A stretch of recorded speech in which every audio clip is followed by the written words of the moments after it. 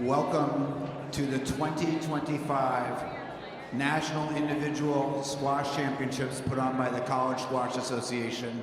We're so glad you're here. I'm your host, Will Carlin. I'm also the chair of the College Squash Association, so I'm particularly pleased to be introducing these players today. Our first player, she's from Egypt. She's a sophomore playing #1 at Princeton University. Please welcome our #4 seed, Zaina Zain.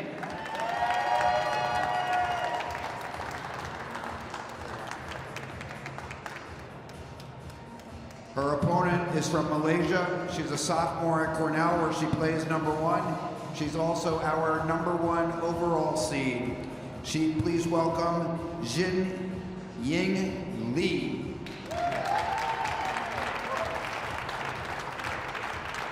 I said it carefully.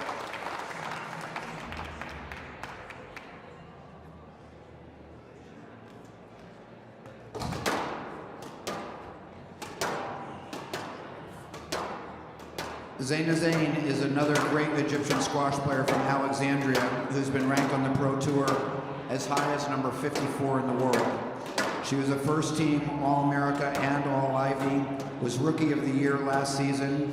She was a member of the 2023 Egyptian Women's Junior Championship team that won the world title, and she was a quarterfinalist in the 2023 World Junior Individual Championships in Australia. In this tournament, she has yet to drop a game, beating Cara Linku from Trinity, Mariana Dardon from Stanford, and Sarah Nieten from Harvard, who was last year's champion. Could you please give another hand for our #4 seed from Princeton, Zaina Zain.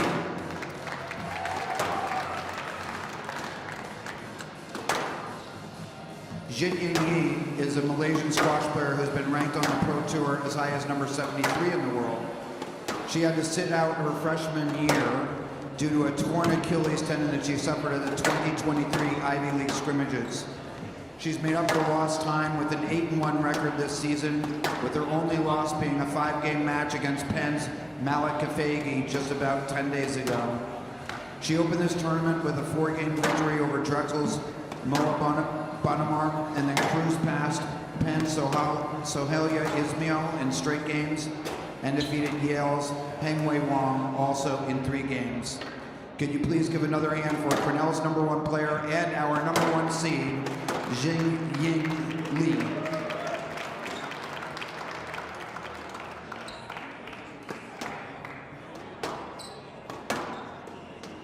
The referee for this match is Hope Prokop.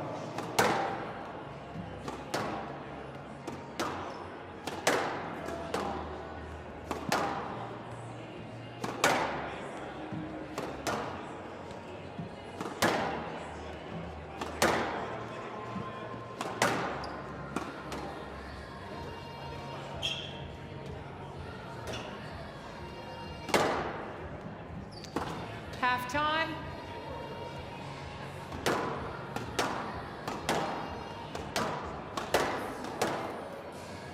Welcome to the CSA College Squash Individual Championships. We're here in the Ramsey Cup. It's the top women's flight.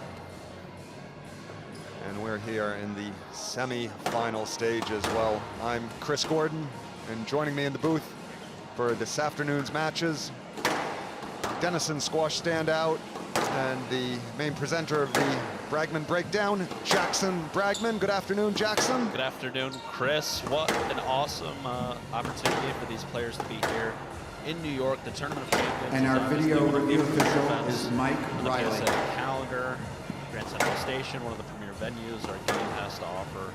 What an awesome opportunity for these college players to play on this stage. Doesn't get any better than this, Chris, in the CSA Individual National Championship semifinals between Princeton #1, Zaina Zain, Cornell #1, Yi Ying, a pair of sophomores doing battle here this afternoon. Late morning, I should say. Well, Yi Jin Ying on the right of your screen in the red. The Cornell #1. She's been as high as 73 in the PSA World Rankings. She overcame yesterday in the quarterfinals Yale's Wang Hengwei in 3 games. Pretty tightly contested. Yeah, 3 she's games. had a great season, Chris.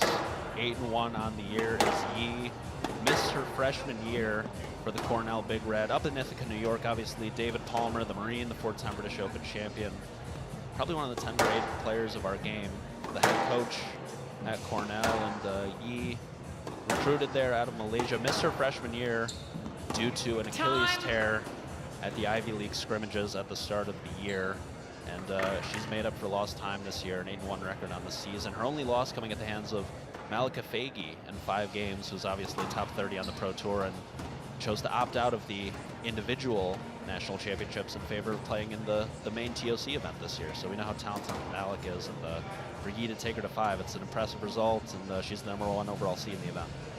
Well, she'll be taking on Zaina Zain there from the University of Pennsylvania, who just exited the court. She was a member of the 2023 Egyptian Women's World Junior Championship team. She was a quarterfinalist in that individual event at the World Juniors. Well, she overcame yesterday Harvard's Sarah Nagim in the quarterfinals. Fairly comfortable 3 games, so a very Play will begin in 30 seconds. solid performance from Zaina Zain of Princeton. Yeah, Chris, there you see David Palmer chopping it up with their player getting ready to go. Yeah, Zaina, former Egyptian national champion. She had an incredible rookie year for the Princeton Tigers, 15 the Ivy seconds. League Rookie of the Year last year, named to the first team All-America last year, and overcoming Saran Nagim in the quarterfinals, as you mentioned. Saran, the defending champion of this event, beat Marina Stefanoni in the finals last year. She actually beat Zaina in a 5-gamer in the semifinals of this event last year. So Zaina extracting some revenge in quick fashion. She is on a roll this event, hasn't dropped a game in the first 3 rounds. Ramsey Cup Well, there we women's have our semifinal match. central referee, Zaina Zain of Princeton to serve. Prokop. Zingying Yi of Cornell to receive. Best of 5 games, love all.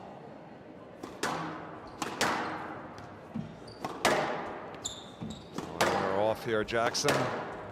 Tell you what. Chris, been down at Open Squash in the financial district for the preliminary rounds of this event, and the quality has been so high over the weekend. Looking forward to seeing how these players handle things on the glass court today. Yeah, it's a bit of an Hand adjustment out, going one love. from Open Squash to this glass court. It must be said, though, Open Squash has that very nice all-blue glass court as well in their financial district facility.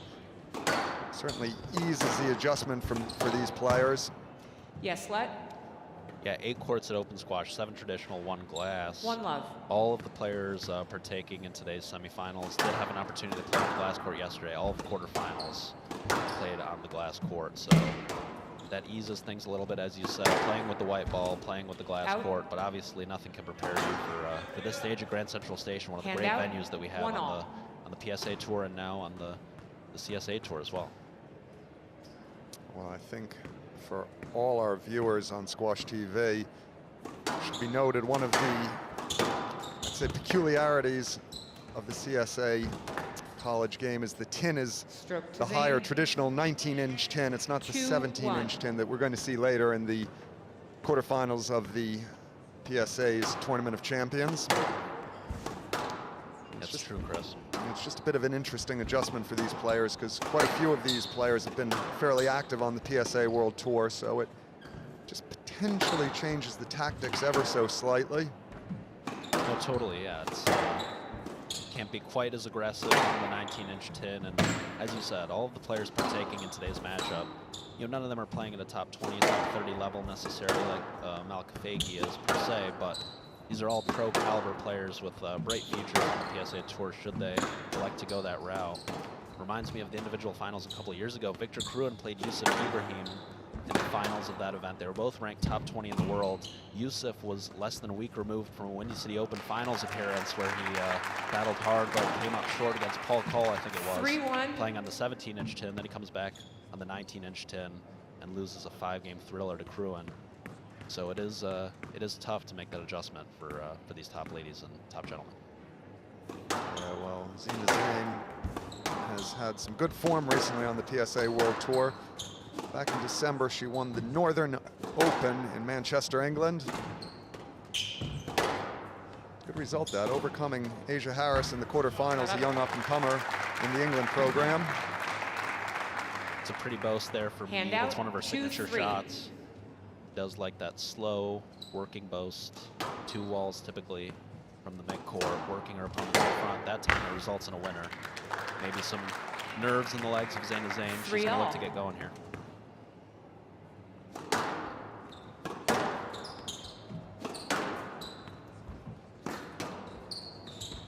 Stroke to Yi. She could not safely take a swing. 4-3 on the right. A stroke and a half, isn't it, Chris? Yeah, well, one of the other things that's a little bit unique about this scenario, Jackson, is there will be video review available to the players. Ball was down. So it will be interesting to see Hand at out. what 4 point all. they get involved with the video referee.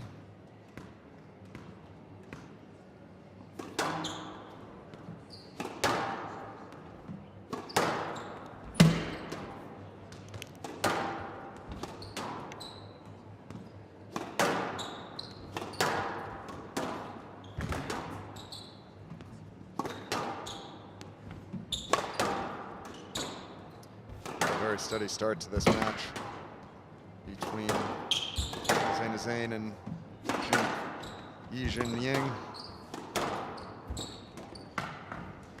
Yeah, it's good angle there though from Zain.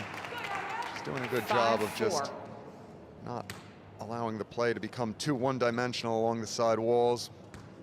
It's a creative shot choice. She has phenomenal technique. She's such a fluid mover.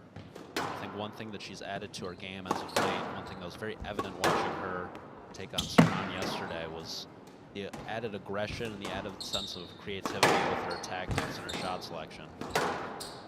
It's vastly improved from last season, and she's turned herself into, without question, one of the top players in the country. Beautiful drop shot. 6-4. Yeah, it's aggressive here from Zain, taking the ball very early.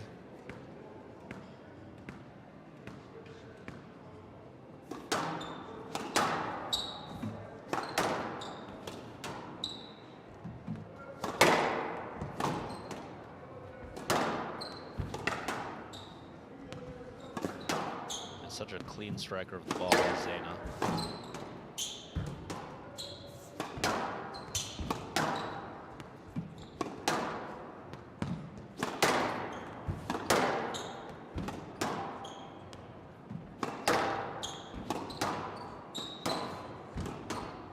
She's been really effective going into those front corners, Zayna Zain.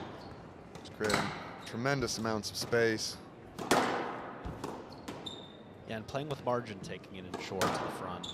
Doesn't have to be an inch above the tin, but it's tight to the side wall and just forcing Yi to make some 7-4. difficult movements in the early going here. Right box.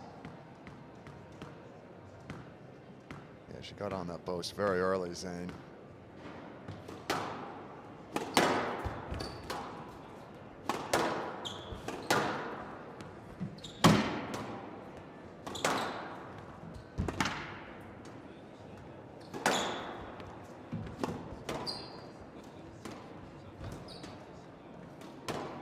Wow.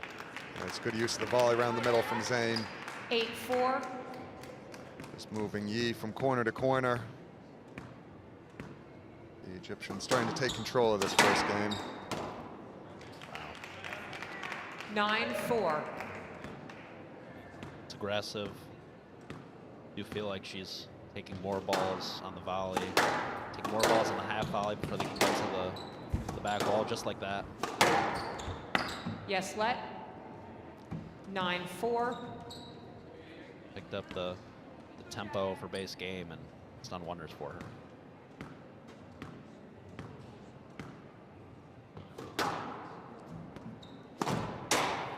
Down. Yeah, it's a bit 10-4. Game of ball. a soft error there from Yi. It's a frustrated error.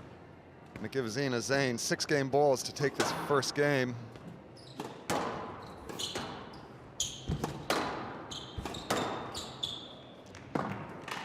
That's accurate. 11-4, Accurate hitting there from game Zane. to Zane. Just hitting into Zane the open leads space. 1 So game to love. Zena Zane takes the first game in 8 minutes, 11-4.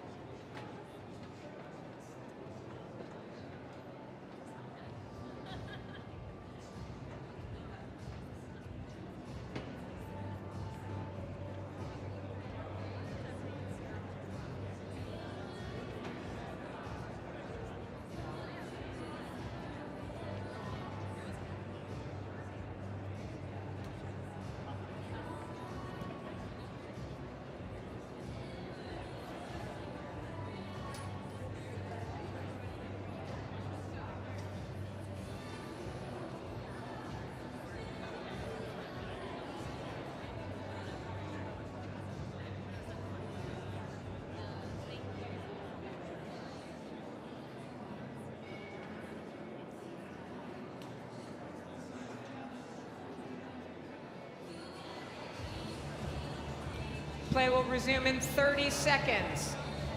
See Gail Ramsey, the longest tenured coach in all of college squash for the Princeton Tiger women's team, talking through things with her 15 player Zena seconds. Zane. Players, please A return dominant to first court. game. The legendary David Palmer talking Yi Ying through some adjustments that she must make if she's to come through in this first semifinal of the day, Chris. Chris, if you're Dave Palmer in this situation, what do you think you would be saying Zane leads to 1 game your to player love.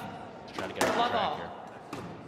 Yeah, here? well, Yijin Ying, she just needs to find the targets in the back corners, get Zena Zane off that central tee position. Zane just in far too much control around the middle. She's dictating the pace of the play. We see there just how early she's taking the ball. 1 love. Just down to too many balls for me, dropping around that service box area.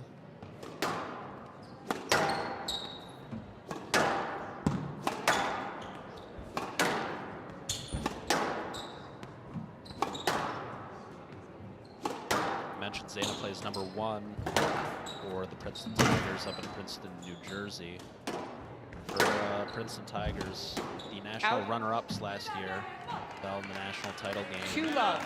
at the hands of the Trinity Bantams, but are off to a 7-0 start as a team this year. And Princeton actually took on Cornell, who's a bit further down in the rankings, but he was able to come through when 3 love. she took on Zena in a tight 4-gamer. So Zena's going to look to bounce back here with a win. Yeah, it's amazing, Jackson, just how much of a difference the results can be when they're in a team setting compared to when they're in an individual event format. Those team settings, it just kind of, there's certain players it really brings the best out of. It's a beautiful drop shot, fading 4 into the love. sidewall at the top of the bounce. And, I mean, yeah, Chris, I think that the college atmosphere is one that is very cool, and had the opportunity to interview and talk to a lot of players and coaches who've talked about how special that is. Even someone like Andrew Douglas, who played #1 at Penn for his 4 years there before having a pretty successful career on the Pro Tour. He's since decided to semi-hang things up, and he's going to law school this year at NYU. But Dougie talks about how he wished he could be an eternal college squash player, how he loved his time in college playing for Gary Lane.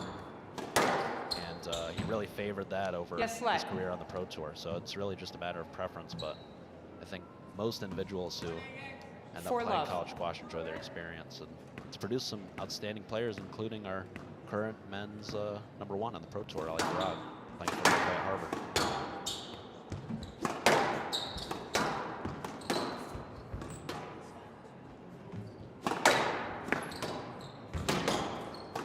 Well, it's been another very productive start to the second game from Zena Zane.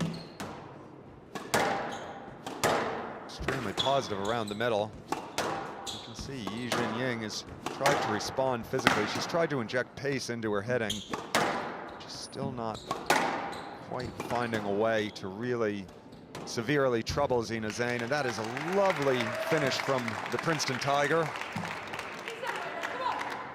Yeah, 5 he love. looks really unsettled, and as you mentioned, Chris, having a lot of trouble getting the ball to the back of the court. She's trying to add a little bit more pace, but I think that the right tactic might be adding some height on the front wall because, yeah, this glass court a lot more dead than what she was accustomed to at open squash yesterday. Zayna has figured it out right away.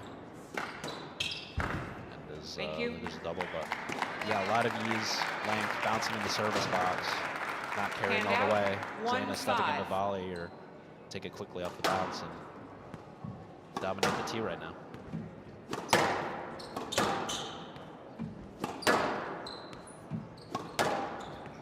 Well, for you, Jackson, this is a bit of an unique scenario. It's the first time we're having the individual championships in the middle of the year. Normally it takes place as the last event of the year after the team event in sort of the middle of March. How difficult is it for these players having to transfer between, you know, playing dual matches against other teams to play this individual event to next week go right into more team squash? I mean, I think even on Thursday or Friday, the day before this event started, Harvard took on Stanford women. They did. Harvard took on Stanford at open squash on Friday in a dual match. Obviously, two of the top women's programs in the nation. Stanford no men's team, so only a women's match. But to answer your question, Chris, it's always tough transitioning between the individual and team events. But I actually think this is favorable to most of the players. I think they enjoy it being in the middle of the season. Obviously, the opportunity to play on this stage at Grand Central Station is awesome. But aside from that, I think that it's pretty tough having the individuals after the team event. Last season, Penn won the national championship on the men's side, Trinity on the women's side on a Sunday in March, and then next Friday, all of the same players that partook in the team nationals were right back at the Arlen Specter Center in Philadelphia playing the individuals. That's great whiff from Zayna, but I think that was a really tough transition for the players on the teams that won, because it's hard to get up for the event the next week. You're coming off this emotional high and the celebration that you're undergoing. Maybe you want to take a little bit of a break. And for the players that have lost, they might be burnt out and not looking to play another event less than a week later. So I think that the team event has to be the crux of what college squash is all about, and it has to be the final event of the season. All the players should be able to feel like they can empty the gas tank for that. So I do like it being in the middle of the season personally. Yeah, no, I agree with you. I do think that team event needs to be basically the sparkling jewel in the college squash season, a little bit like the college football playoff and on the football side of things. You know, the regular season and the conference championship games are all very exciting, but it really is that national championship game that is for all the marbles. Absolutely. Yeah, it's a great comparison. This event, a little bit of a March Madness feel. The brackets came out earlier on in the week. Some of my Denison teammates and I were filling out our brackets, offering our predictions as to who we thought would make the Final Four, would come out victorious. So it is kind of a similar feel, and it's been a lot of fun. This event has. Harry Smith, the CSA commissioner, has done an outstanding job organizing this and making sure everything runs smoothly. And the quality has been so high all week.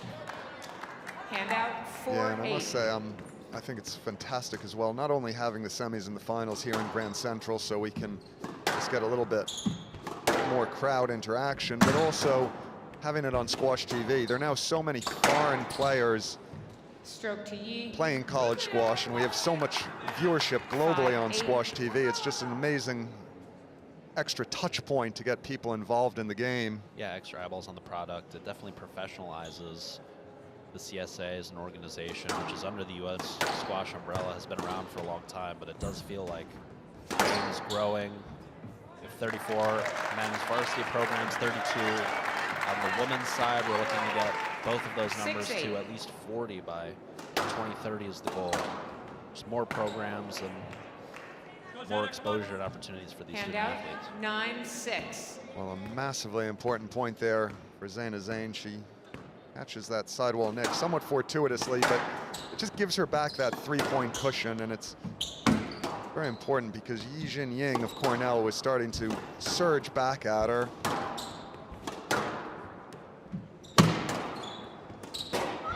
And that's a big error from Yi. It was the right shot to play.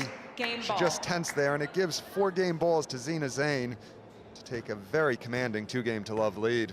Yeah, it's unfortunate. As you said, Chris, a bit of a fortuitous nick for Zaina, and then the error for Yi. 11-6. That erases all the hard work that she did. Well, there it Zain is. leads 2 games Zaina Zain to takes love. that second game, a very commanding performance from For Princeton those of you Zaina who are Zain. seated on the back wall, I would like to invite you to come down into the box seats. If you would like to come down, you should feel free to do that. We may need, it's possible we may need to move you, but I don't think we will. So if you'd like to come down to a closer seat, we would love to have you. The other thing I'd like to just mention is that I see in the crowd that we have a former intercollegiate champion here, Siva Subramaniam. I think that you were there. Would you please stand up from Cornell? There she is. And former intercollegiate champion from Cornell. Thank you for being here today, Siva.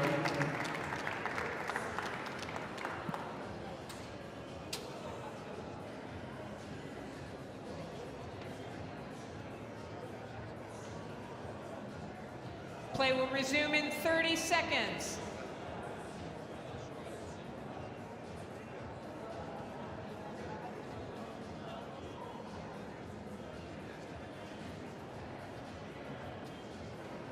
"15 seconds. Players, please Well, he's return got his to work cut court." out for him here. David Palmer trying to get Yi Ying back in order mentally.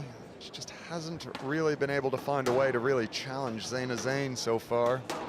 Yeah, she had a nice run in the mid-stage of that second game. Please Got a take little bit your of seats. momentum on her side and was washed away.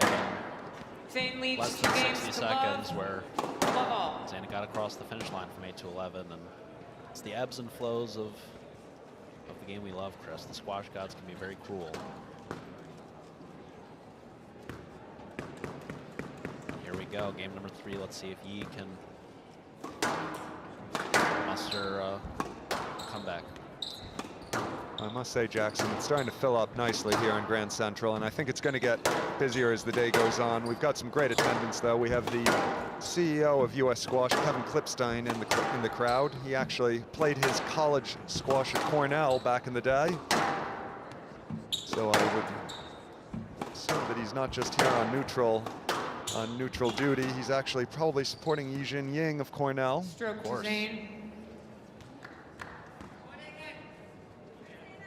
Cheering on 1 love. his alma mater. Heading up things at U.S. Squash, just hired a new national team coach. A busy man. Out. 2 love. We have 3 more outstanding semifinals coming up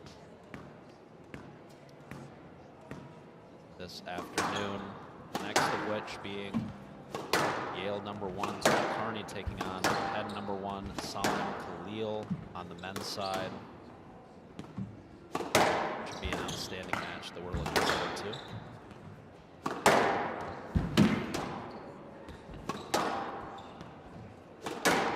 Zaina Zain, who hasn't dropped a game throughout all of these CSA individuals thus far. Cruising thus far against Yi, who she lost to in 4 Yi. games a couple of weeks ago. And there's the first video Player review review of the day, Chris. Zain on the stroke decision. Well, we're going to get a second look at this one, Jackson. Yeah, I don't see this really particularly getting overturned. Just play the ball right back at herself, Zaina Zain. It's a poor shot. Maybe Zaina feels that the ball died before it got to her, but she hasn't cleared, and looks like a stroke to me. Yeah, I don't think he's really milked this too far. They're really getting a good look at it, though. I mean, Yi hasn't particularly gone forward to meet the ball, but she can take the ball at any point in its trajectory. So it stays as a stroke, Jackson. Well, we've had our first review of the day.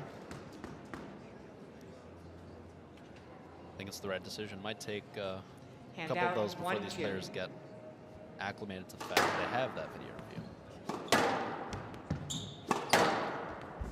Hopefully for Zaina, she will not be on court too much longer and won't have to exhaust any of those opportunities. And just to reiterate for all the college squash fans out there that don't necessarily follow the PSA World Tour particularly closely. The players get 2 reviews throughout the first 4 games, and then if it goes into a 5th game, both players have 1 review, even if they've already used the other reviews. 2 all. Get an extra review. Doesn't carry over though. Correct me if I'm wrong, Chris. Yeah, it doesn't carry over. So it's not like if you hadn't used any reviews, now you have 3 reviews. Right. It's like both are on 1 review.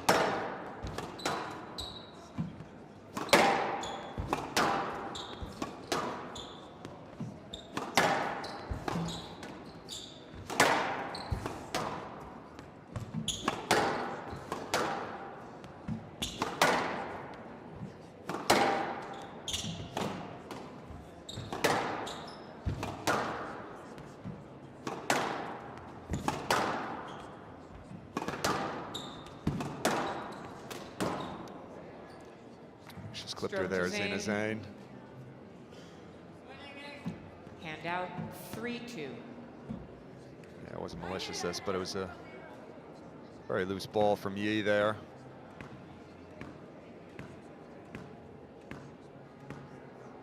She needs to make a move quickly, pretty soon, Yi. Just hasn't been able to find a way to disrupt the movement of Zina Zane. That's, 3 all. to be honest, the first cheap error we've seen from the Princeton player, Jackson. It's true. It looks like Zana is slowing down a little bit.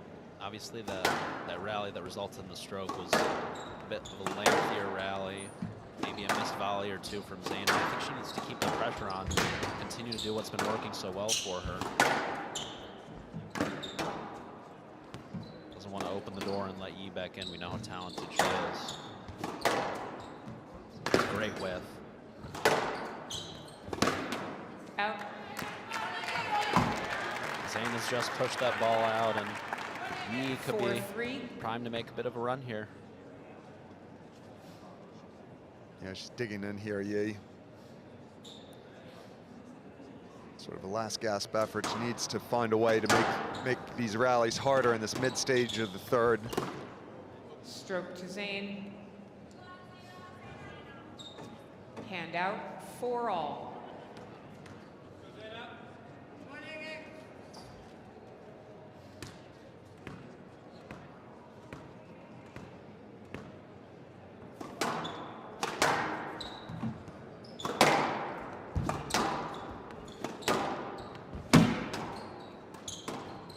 Oh, that's pretty. 5-4. Yeah, it's a great finish from Zane. Just very calmly guiding the ball into that front corner.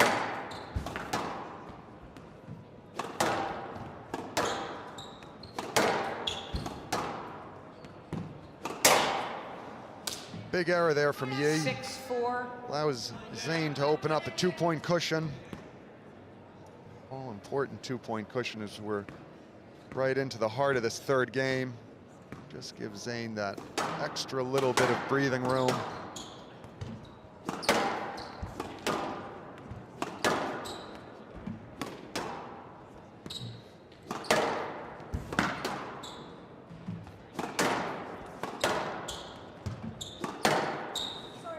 Yes, let. 6-4.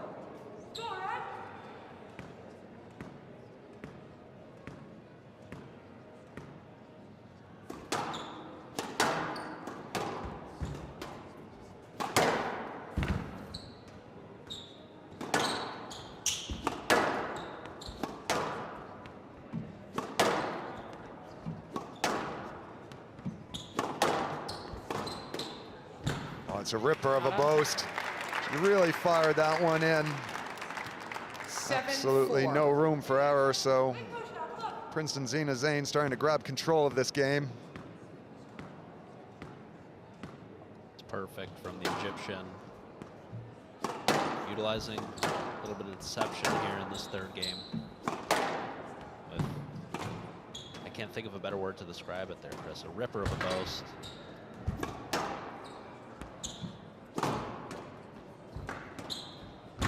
Oh, and that's beautiful movement and counter drop. Great first step onto that 8-4. boast, and punishes Yi for trying to get away with a boast of her own. Well, it's a real dangerous time for Cornell's Yi. Yes, let. This game's starting to run away from her. Player review Yi on the yes, let decision. Be interested to see that back, Chris. This was a tight ball. Definitely some contact in the middle there. Has she taken the wrong line? Should she have gone behind? What do you think? Yeah, it's a pretty cleanly hit ball by Yi. Fading away from Zane. It's perfect, really. It's maybe overturned.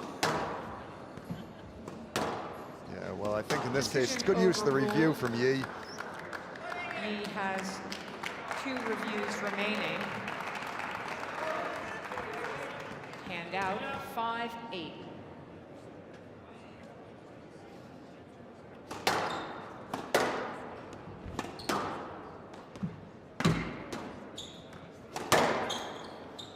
Yes, let. Yeah, it's worth a review, Player this one. review Zane on the yes, let decision. Poor ball from Yi. Bouncing at the edge of the service box. Doesn't have the depth of the court. I don't know how Zane is able to hit that ball. Yeah, and to some degree, he's actually cleared back into the line of Zane. So they didn't need to look at it too long. Official decision, stroke. Overturned to a stroke. Zane has 1 review So remaining. Zane marches on, Hand out 9-5. inching ever closer to a berth in a final spot in this Ramsey Cup.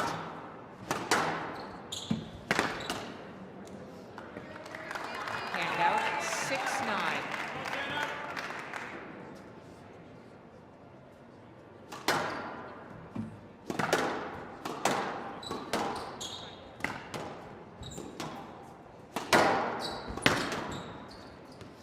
Stroke to Yi. Yeah, it's loose there from Zane. Nice sequence from Yi. She 7-9. has life here in this opening semifinal. Huge rally here.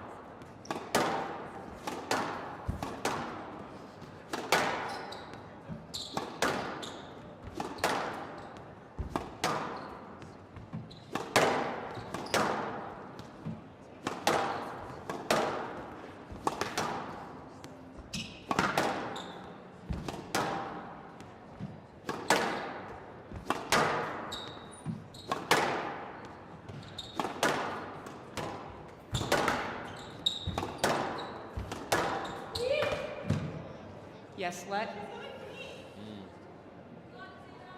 It's quite an aggressive ask there from Zane. Yeah, I think Player that's, review Yi on once the again, yes, it's a let good, decision. it's a good review from Yi. I'm not sure if Zane has stepped across, almost as if to volley that ball, and the ball's way behind. I think she has to go behind and play it at the back there. Oh, Yeah, Yi is lingering a little bit. That's tough. That's a tough one. I don't know. What do you think, Chris? Yeah, it's a little bit. Official decision. It's a little bit yes, awkward. let. The ball was in a He bit of a has no man's land there. 7-9. Yes. Left box. You just get the feeling that Zane ever so slightly tensing up here. Just not quite hitting the ball as cleanly as she was earlier in the game, but that is a fantastic finish and an all-important finish because it gives her 3 match Hand balls out, to 10-7. take herself into the Match finals ball. here at Grand Central. It's a gorgeous shot. Can Zane put the finishing touches on Yi? Extract some revenge from a couple weeks ago.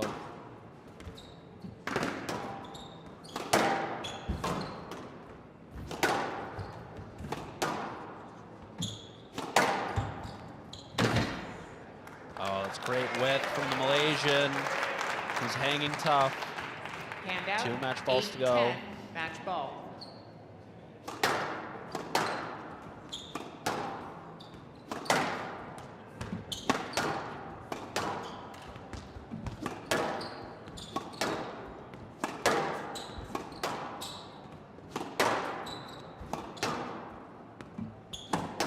It's better hitting here from Yi. She's getting the ball deeper in the corners, but that's trouble. And Zane of Princeton finishes things off. Zane Massive wins 3 fist games to pump. love, And she is through to the finals tomorrow. A big Another game yalla for from Jinyi Li from Cornell. Egyptian Zaina Zain on to the CSA individual national championship finals. The winner of Simi Chan and Ria Navani awaits Zaina. Let's throw it down to Will Carlin. I can see, Zaina, what this means to you from both the yell out there, but also I noticed when we were chatting before you came out that you seemed relaxed and you were excited to be here today. Can you tell me what it means to be first to pull that big upset and second to do it on this court right here? I'm so happy. I played with her like a week ago and I lost in 4, so I came here, like, had a solid game plan, tried my best to stay focused the whole time, even when I have the lead, to like stay consistent. And I feel like my performance has been like getting better and better with each match, so I'm glad it paid off today. Well, we're very excited that you're here and in this venue. Tell me, do you have some Princeton people who are here cheering you on? Yes, of course. My friends over there, and Neil, Sean, and Gail, they're all here as well. Came to support me all the way from Princeton, so happy they're here by my side. Well, you are now in the finals of the Intercollegiate Individual Championships. Tell me what that means to you. Last year, I lost from the semifinals in 5 from Saran. So getting the win yesterday was obviously very important to me. And me reaching the final one step closer to lifting the trophy is awesome. Congratulations, Zaina Zain. We will see you here tomorrow afternoon in the finals.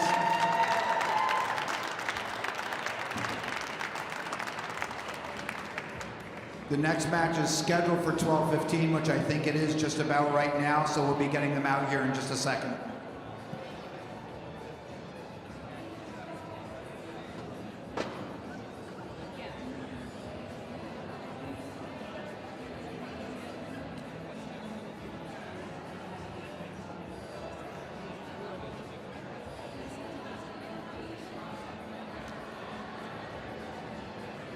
Well, a fabulous performance from Princeton Zaina Zain as she sees off Cornell's Yi Jinying in 3 very convincing games. Please stay with us, because in a couple minutes we will have our first men's semifinal between the University of Pennsylvania's Salman Khalil and Yale's Tad Carney.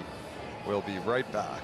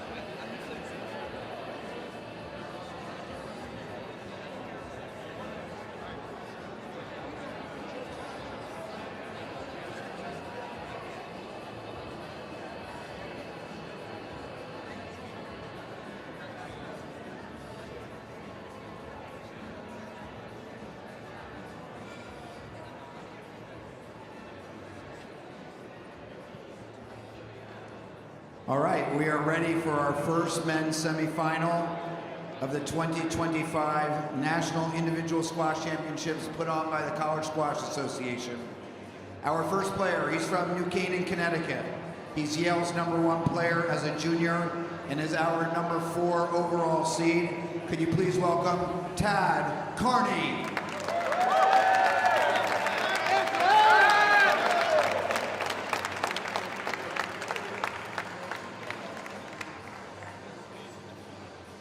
His opponent is from Cairo, Egypt. He's Penn's #1 player as a sophomore and is our #1 overall seed. Please welcome Salman Khalil.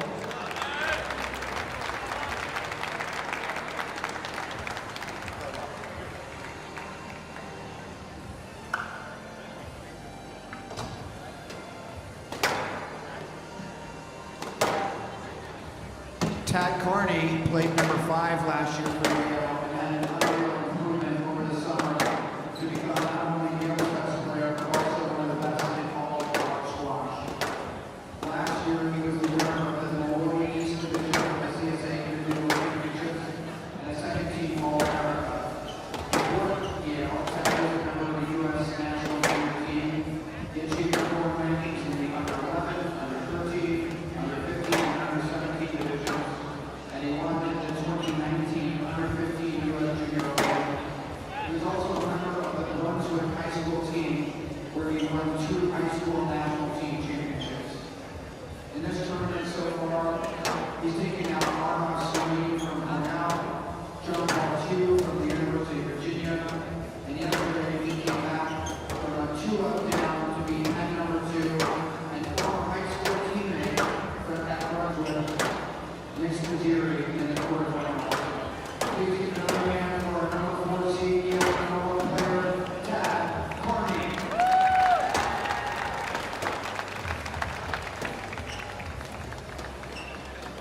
Salman Khalil from Cairo, Egypt, is Penn's #1 player as a sophomore. Last year, he was CSA first-team All-American and All-Ivy. He was the 2024 Ivy League Rookie of the Year. And of course, he was a member of Penn's Potter Cup championship team that won it all last year. That might seem like a hard act to follow, but he's already 11-0 this season.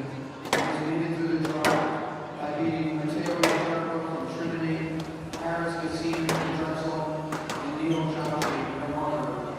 Please welcome Penn's #1 player, overall #1 seed, Salman Khalil.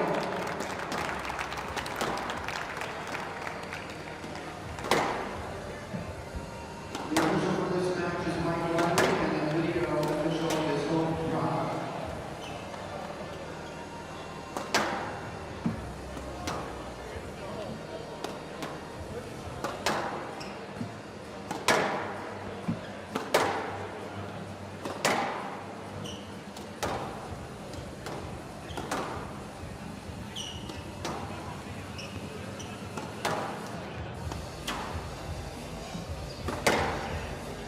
Welcome back to our first men's semifinal here at the CSA College Individual National Championships. It's the pool trophy, the top division on the men's side of things. And we have the University of Pennsylvania's #1 player and top seed of the event, Salman Khalil, taking on Yale University's #1 player, Tad Carney. Well, I'm Chris Gordon, and joining me in the booth yet again for this men's semifinal, Denison University standout, Jackson Bragman. Good afternoon, Jackson. Good afternoon, Chris. I cannot wait for this matchup between Yale's Tad Carney and Penn's Salman Khalil. As you heard from the lovely Mr. Will Carlin, Salman entering his sophomore year with the Quakers. He played #1 in stretches for Penn last year, but he has solidified himself as the #1 guy this year. Bounced around 1 and 2 last year. And, showed some freshman tendencies at times, but has really added a lot of maturity to his game. His fitness is much improved, and I don't know what he did this offseason, but he came back to Philadelphia at the start of this year looking like a man. got those tree trunks for legs, and he's a tank. He has a game similar to that of our current world number 2, Mustafa Sal, I find at least. I encourage viewers to look for similarities in the games of those two players, as we see Penn coach, my podcast co-host, Mr. Gilly Lane, with some final words of wisdom for Mr. Khalil ahead of this semifinal. The number 1 overall seed in this event hasn't lost a match yet this year. He actually played Tad Carney when Yale took on Penn a couple of weeks ago. Came through in a tight 4-gamer. Tad pushed Solomon much further than a lot of Solomon's adversaries over the course of this year. I think this is going to be an outstanding match. Meanwhile, Tad on the Yale side being coached by Lin Leong, a 2-time individual national champion in her own right for the Trinity Bantams. Tad played 5 for Yale last season in his sophomore year. Much improved in his junior season, has picked up some major scalpings at the number 1 spot for the Bulldogs. And he is ready to rock and roll here at Grand Central Station on this 15 seconds. Huge stage. He can't have had envisioned himself here a year ago. What a story is Tad Carney. In yesterday's quarterfinals, knocked off Salman Khalil's Penn teammate Nick Spizzeri, the number 2 for the Quakers. Salman Khalil to receive. Well, there we see the central referee, the all-experienced Mike Riley, taking charge of proceedings.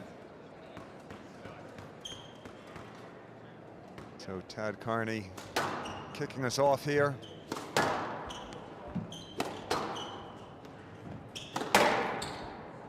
Tad really likes to draw out the first game of his matches, get a sense for his opponent. It was beautiful lift there.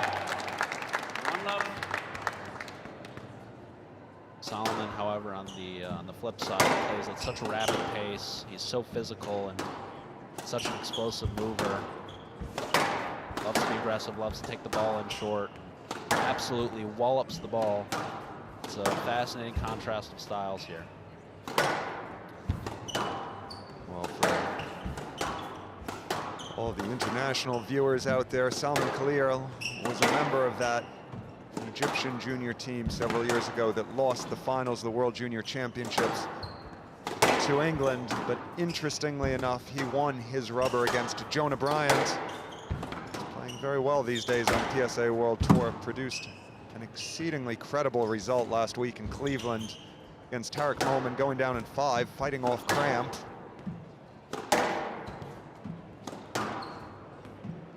And Jonah had a great run in the early rounds of Cleveland last week, I should say. The silly error for Solomon as he turns back to his box. And a bit of a cheeky smile. He won't let that phase him too much. Well, I think in this scenario, all the pressure is on Salman Khalil.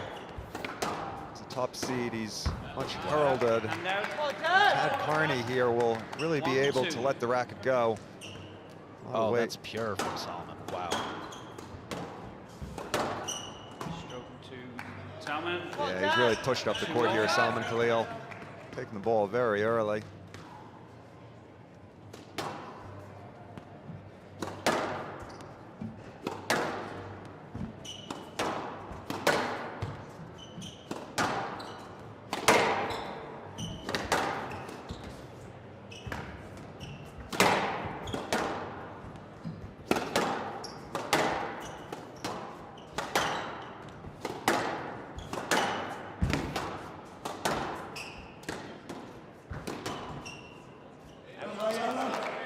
Good squeeze there from Salman Khalil, and he's getting the ball into the danger areas of the court very effectively.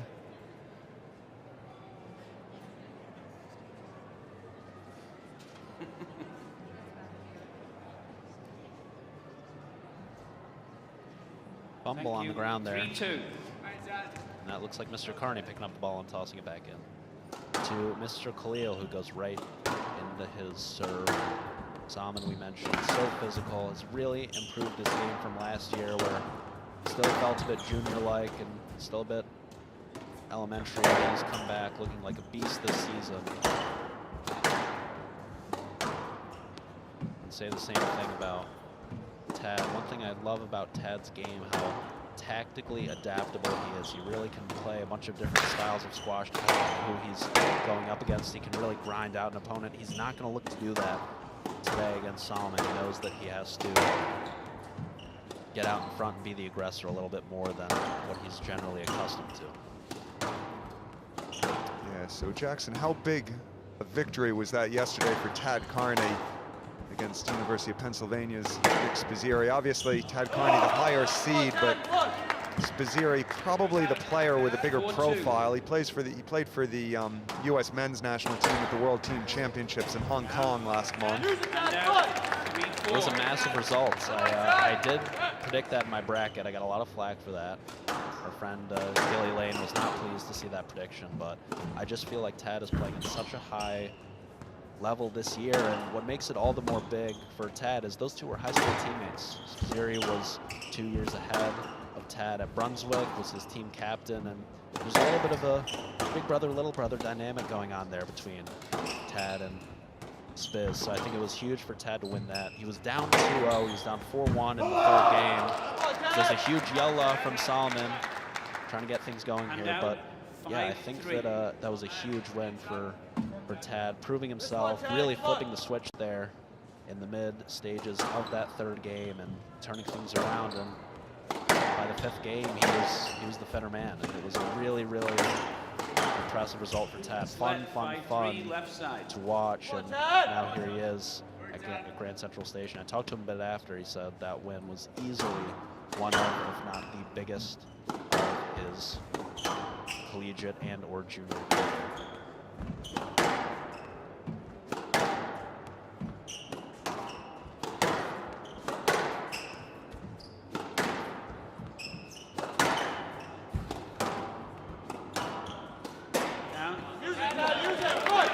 There's a right shot there from Salman Khalil. Just getting the angle wrong. It was aggressive though on the volley.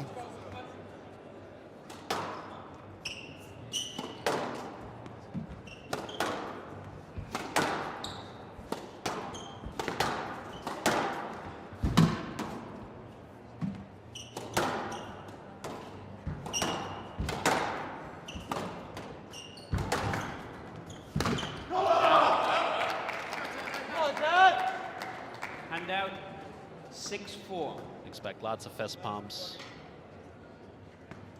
Lots of bursts of energy here from Khalil. He wants to play at this tempo. Slat 6-4 left side. Wants to keep the momentum going in his favor.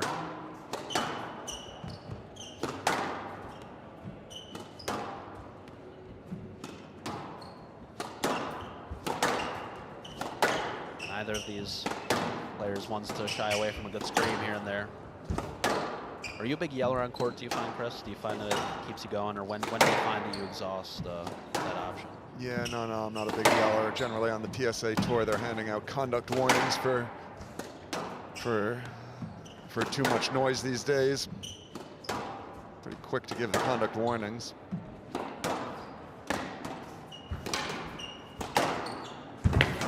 Oh, great dig.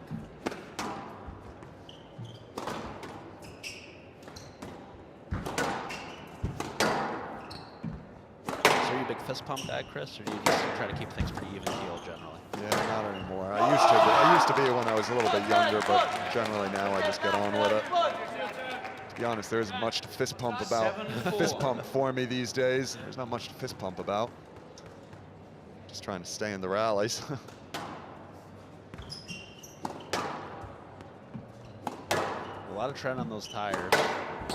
Over 300 events. We were just chopping it up about that a little bit before we got on air. It's an incredibly impressive feat.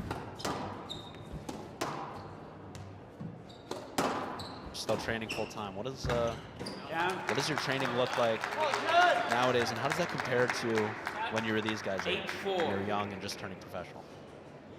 Well, I think probably now in my late 30s, I'll do a little bit more in the gym and a lot more recovery work. Where when I was my early 20s, it would be a lot more hours on court. Now it's really about the quality over the quantity, where back then it was really about getting a lot of reps in, really putting myself in a lot of different situations so I could learn from as many different players as possible. 9-4. Well, that is an absolutely thunderous attack from Salman Khalil. Been pretty faultless in this first game. Kind of really interesting. The players have to put about 10-15% more on all these shots. This is a court that's much better off the front wall than the glass court at Open Squash yesterday. Really have to put just a little bit extra mustard on it to get it to carry to the back, and that is gorgeous from Khalil. He'll have 6 game balls to close out this first game. 10-4. Game ball.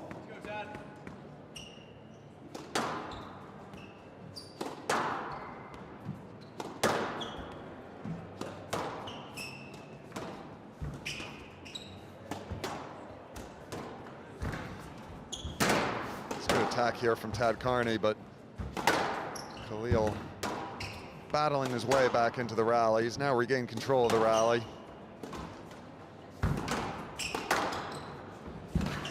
Yeah, it's a real change of direction there from Salman Khalil. Salman leads 1 game Fantastic to love. performance from the Penn Quaker. So Khalil takes the first game, 11-4. Carney trying to hang in that last rally, but a lot of twisting and turning. The Yale Bulldog, he'll have to regroup here. 11-4, Salman Khalil of Penn. Up 1 game to love.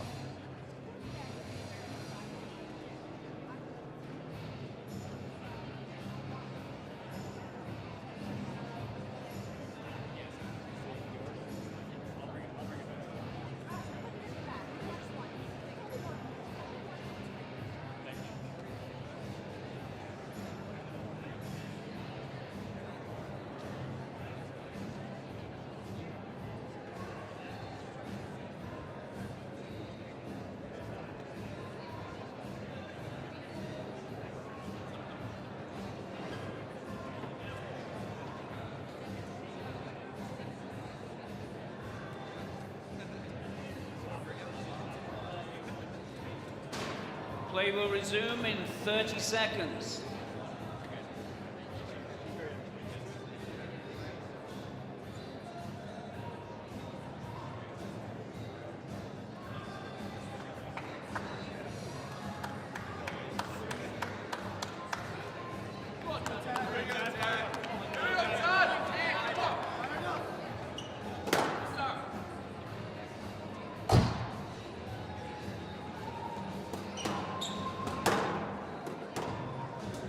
Time. Salman leads 1 game to love. Love all.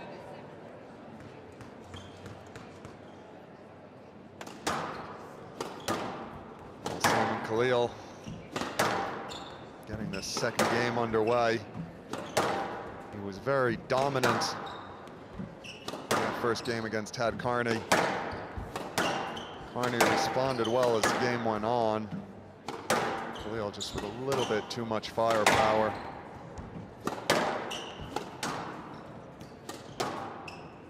Yeah, firepower is a good word to describe Salman's game, Chris.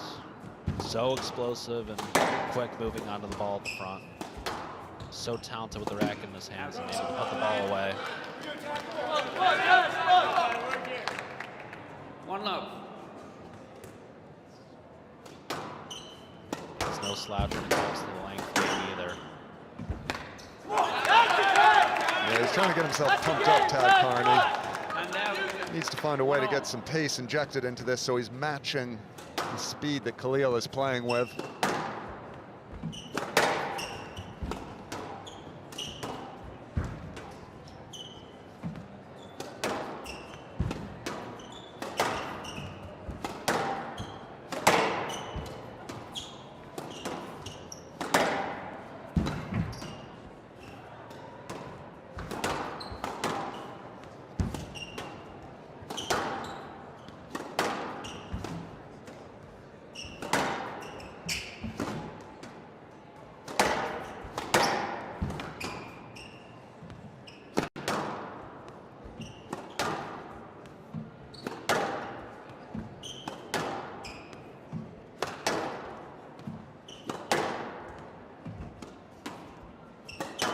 longest rallies we've seen yet. This is really Tad's bread and butter. Just jockeying for position here. Problem is it's tough for him to get into these sorts of rallies because there's the error from Khalil. A lot of times Solomon is able to flick a cross court at 150 miles an hour, and Thank you. the opponent doesn't know what just hit him. 2-1. It's very unsettling to play against someone of that size, someone so physical. Tad's going for the forehand serve there. Little body serve action. Just trying to throw the Egyptian off his game. Yeah, this is much better from Tad Carney. He's straightened things up. He's being a lot more patient here. So the thing with Salman Khalil is you don't need to have that much anxiety to go in short, because you know he's going to take it in short with these powerful kills and stuff. So you can take your time and build the rally.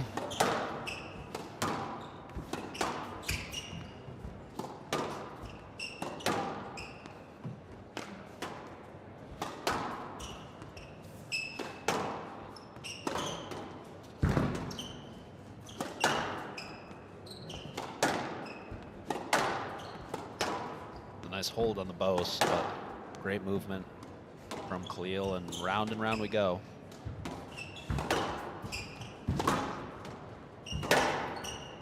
Game time for this second game going to be much higher number than it was in the first. There's another error, and Carney's building a bit of a lead here.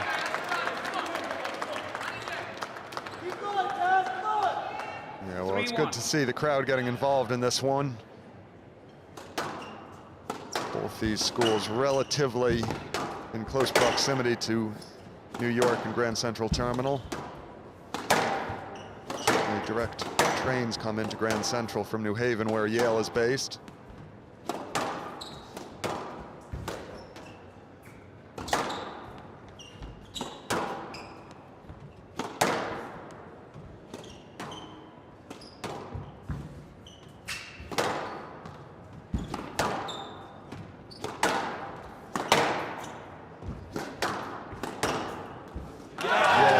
Two punch there from Carney.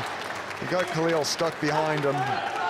Much more aggressive on the movement here, stepping out, taking the ball on the volley. 4-1. There you see the top of the heads of Tad's teammates sitting in the front row on the left side of your screen there, willing him on.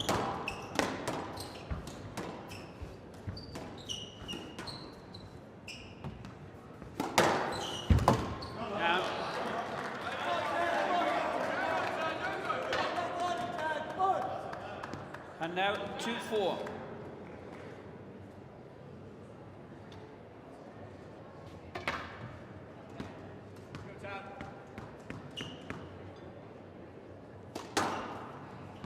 That Carney from New Canaan, Connecticut, not too far from New Haven, staying close to home for college.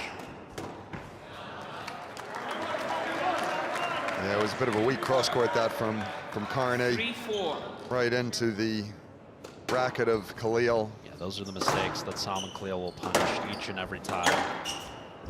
I do think that Tad's found a bit more success when he's kept the ball straight. There, he's opened it up again on the cross.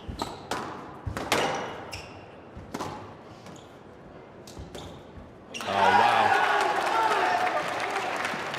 Excellent piece of touch from Mr. Carney. 5-3. Back out to a 2-point cushion.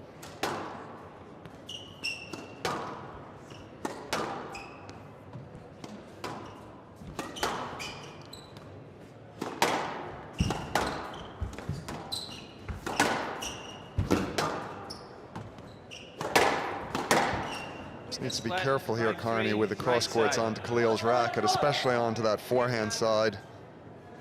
Khalil's so aggressive in his movement across the middle of the court.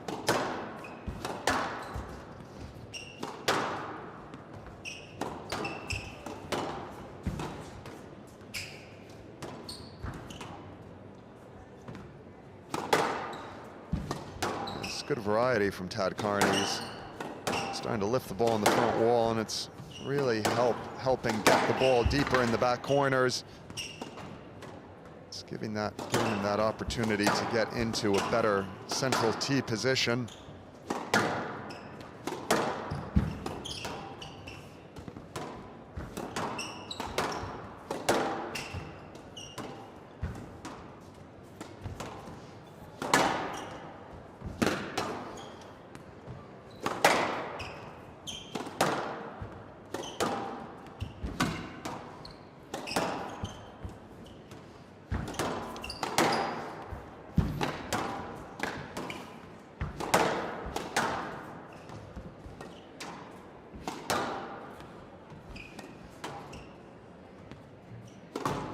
Really starting to find his length here is Tad. Pinning Khalil in the back corners. Hand out. Yeah, he's pumped up there, Khalil. It's perfect length here, just fading into the back wall. 4-5.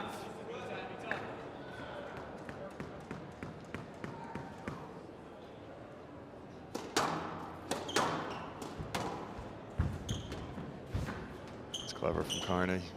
Good use of height as well. He's had a much better variety to his game this second game, Tad Carney. To Tad. Play review. Salmon on the stroke decision. Well, we got our first video review of the day on the men's side of things. I don't really see this getting overturned, Jackson. No, it's unfortunately cracked out into the middle. Stroke. It's a pretty average shot from Salman Khalil. Salmon has one review remaining. 6-4.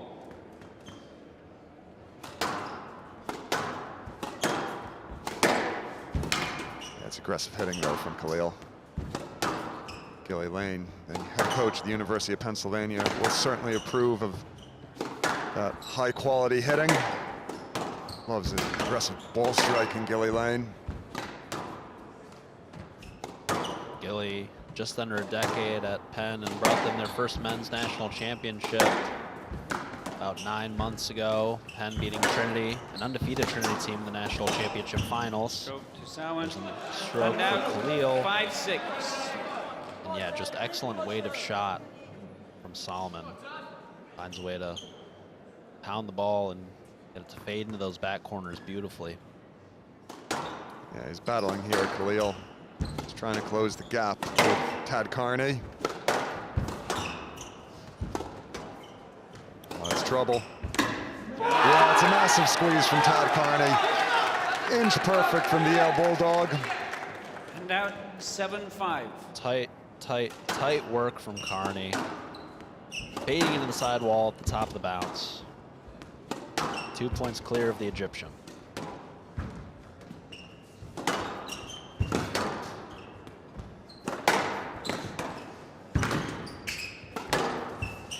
No let.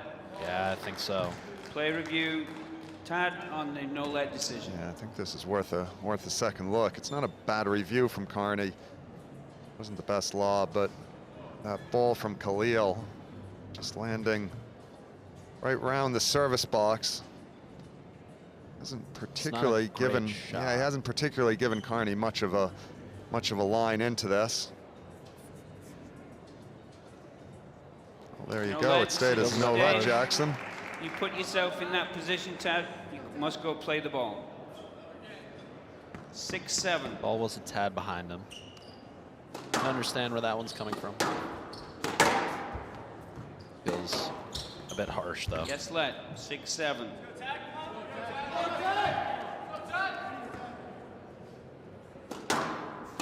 Mike Riley, of course, one of the most experienced squash refs there is on the call.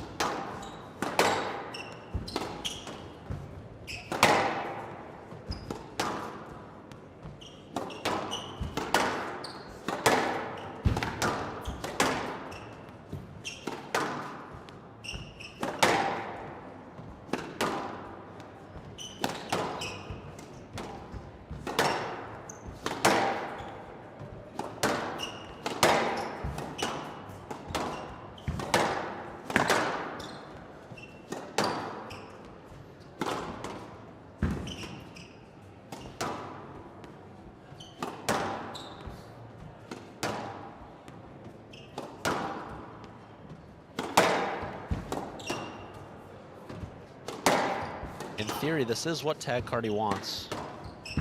Wants to build the rallies and jockey for a position down the sidewall and put in his combinations, but a player as talented and as explosive as Khalil,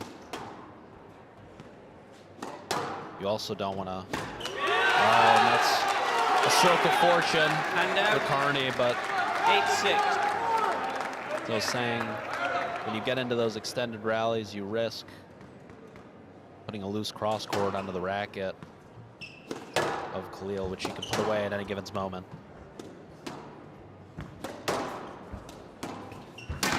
It's a big squeeze there from Khalil along the side wall. And out 7-8. I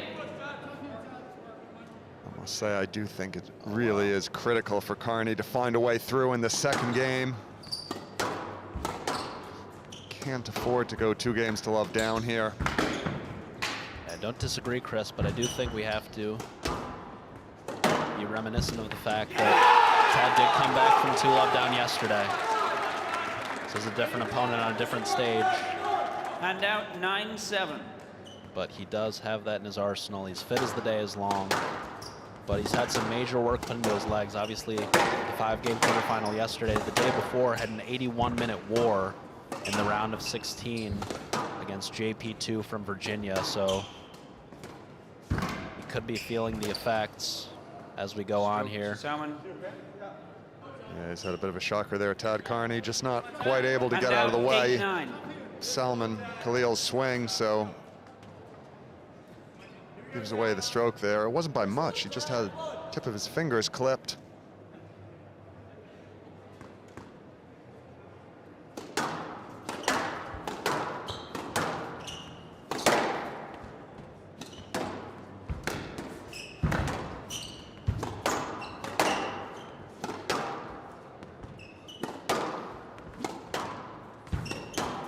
Carney seems a lot more settled in over the course of the second game. There's a stroke.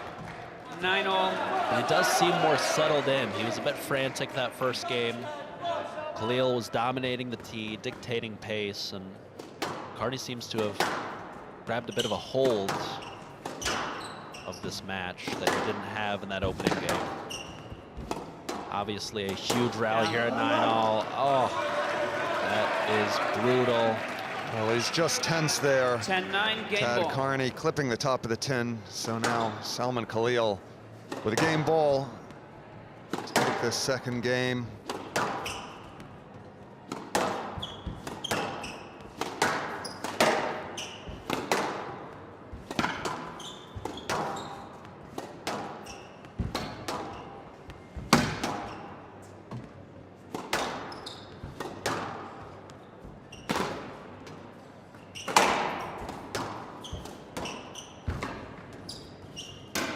Oh, it's a massive squeeze from Salman Khalil. He's come through on the big points there, so 7-9. University of Pennsylvania's Salman Khalil 2 games to love. now leads Yale's Tad Carney 2 games to love.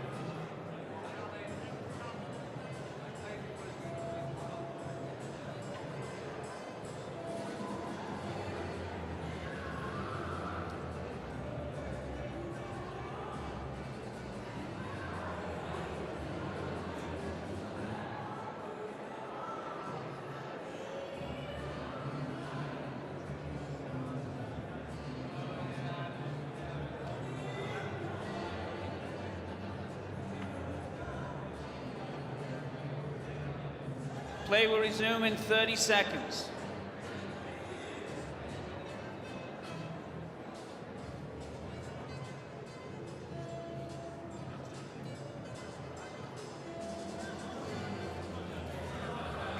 "15 seconds to the court, boys." Well, was a fantastic performance by Yale's Tad Carney there in the second game. It just came up short on the big points right there at the business end of things. Salmon leads 2 games to He'd love. adjusted the tactics Love all. marvelously, just slowing things down, finding better angles into the back corners. Just when it came down to crunch time, he just wasn't quite able to find the target areas in the front corners. Yeah, as we talked about a little bit earlier, Tad's so good at adapting, changing his tactics, feeling out his opponent, and that game ball rally, honestly, fantastic quality from both players.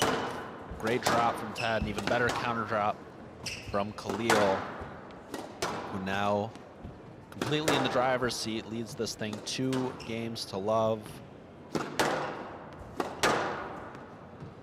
Tad's going to want to get out to a quick start here, doesn't want this thing to get away from him early.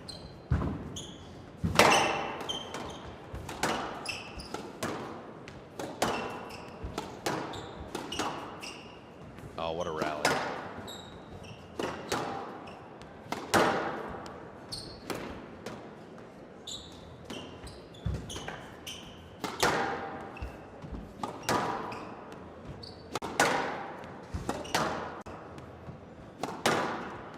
Tad's so fit, never wanted to shy away from a lob at the front of the court, just reset the rally.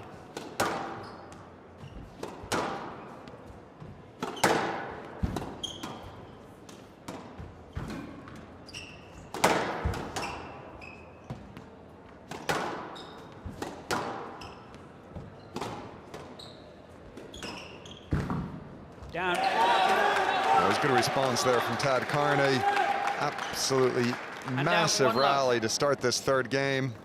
You just get the feeling, though, Salman Khalil is starting to feel really settled. Yeah, it was a massive rally. Should be a huge vote of confidence for Tad. That's a tight squeeze. As your colleague might say, Chris, that was tight from Tad Carney. That elicits a bit of a chuckle from you, I'm glad.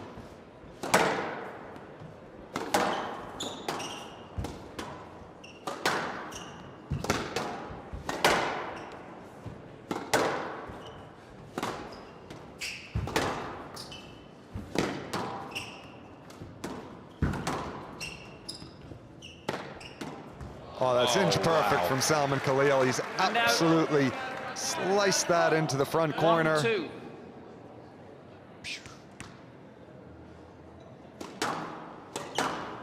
Starting to find his range here, Khalil.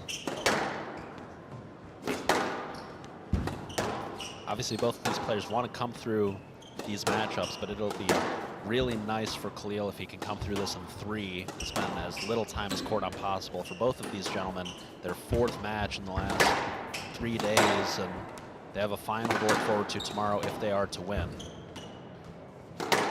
So, obviously, in the case of Khalil, wants to spend as little time as on court as possible, and in the case of Carney, he's looking to extend this to his 3rd 5-gamer in a row.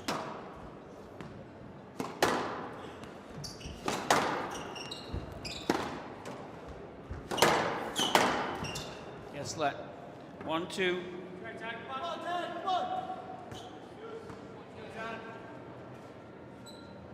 One thing we do know about these 2 players is they will stay out here as long as it takes.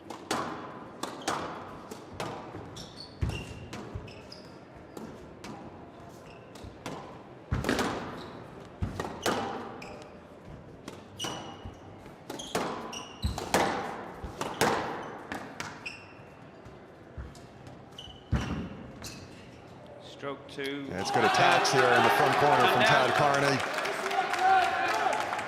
Just manages to handcuff Khalil in that front corner. So a good start here from Carney. One thing that has impressed me about Tad once again today, and that has always impressed me about Tad all season long, is in the later stages of these matches, when he is behind. When he played Khalil the first time they played and Khalil won a close 4-game encounter, Tad's ability to be consistent. A lot of times you'll see players start shooting and and their shots start to clip the top of the tin because Khalil's movement has been so good and so explosive. He's on the ball so early. A lot of players may feel like they have to start aiming lower and lower, and that's when the errors creep in. Tad sticks to his game plan, is so consistent, plays with margin, and hangs in always. So mentally tough. Not out. Yeah, no, he's really not backing down here, Tad Carney. And now Just 2-4. needs to be a little bit careful with the balls around the middle because Salman Khalil just so effective in his attacks.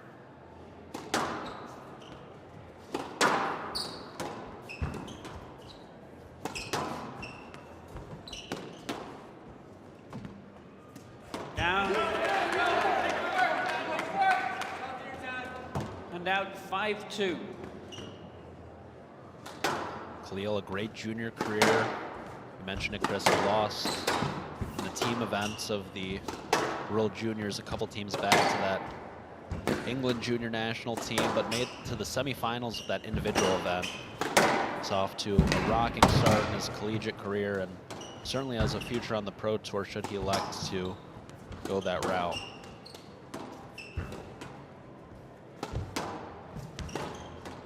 Yeah, no, he's looking impressive here, Salman Khalil. Certainly would cause all kinds of problems at any Down. Challenger Tour event. And out.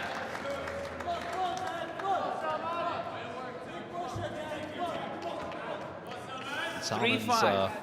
Penn teammate, who we're going to see later this afternoon, Omar Hafez, the number 3 for the Penn Quakers in the semifinals, taking on Joachim Chua later.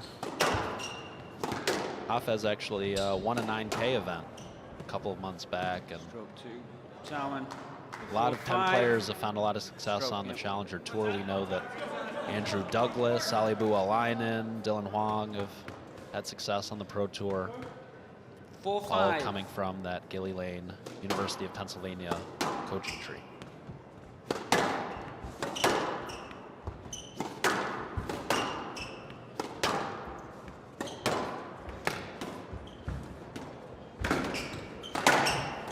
Yeah, it's really aggressive here from Carney.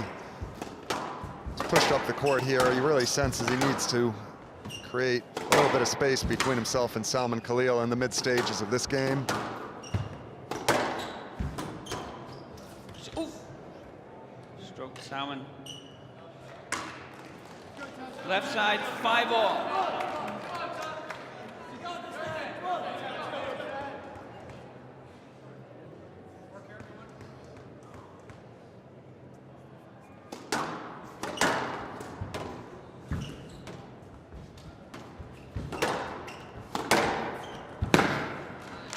Yeah, it's a great line there from Salman Khalil.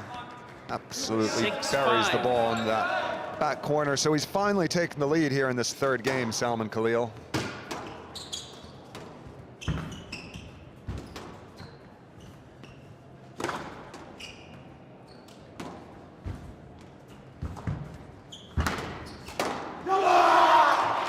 Yeah, he's pumped up, Salman Khalil. It's all kinds of pressure, Jackson. He's really starting to take the 7-5. ball very early. Yeah, like you said, nothing to lose for Carney. He's already exceeded expectations. Solomon, the #1 overall seed in this event.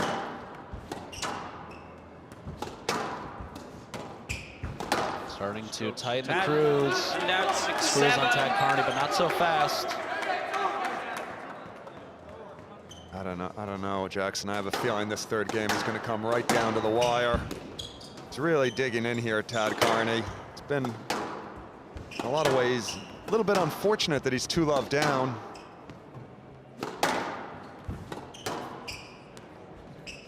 Totally agree. I think would be in for a real cracker if... Oh, wow! Yeah, he's really pumped that one right in there. Lovely ball control from the Bulldog. Roll it on 7-all. home, Tad. Tie things up, 7-all. Game to 4 for Carney to hang in here Next play. in one of the biggest matches of his career.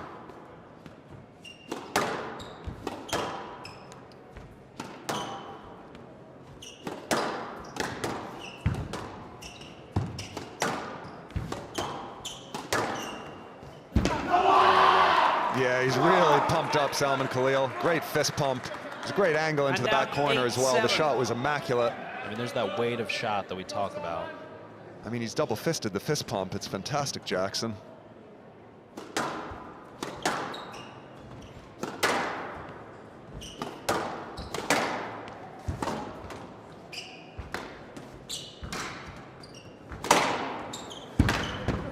Oh, what a dig. Hanging in tough.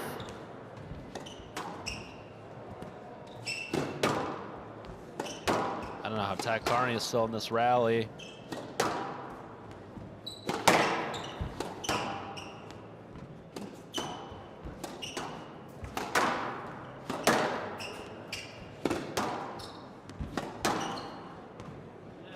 Oh, this is a rally and a half. This will be a huge vote of confidence for whoever comes out on top here. Carney needs this desperately. No let. Oh, no.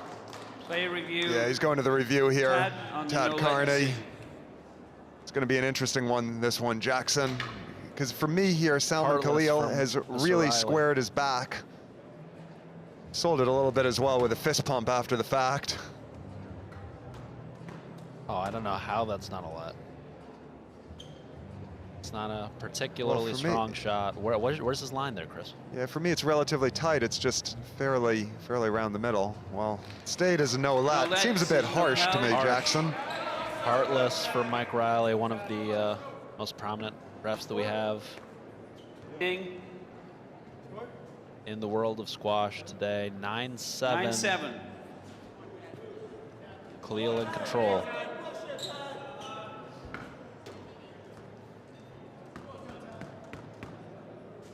Yeah, so Jackson, one of my personal favorite angles is this front camera angle looking at the players. How do you feel about this angle with the action coming right at you? It's a pretty cool look, Chris. Yeah, obviously we're not accustomed to this in the college ranks. Pretty traditional one-camera system generally. Last year, Team Nationals, we had the 3-camera setup.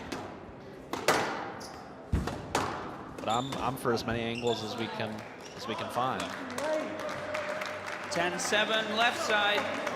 Match My ball. all-time favorite will always be that camera sitting in the backhand corner, as we can see the players rally up the backhand side up close. Those that are righties, at least. In case of Tad Carney, it would be his forehand. Well, Salman Khalil now with 3 match balls to book his spot in tomorrow's final here in Grand Central. It's been a really dominant performance. He's withstood a huge test from Carney so far. This match far from over, though.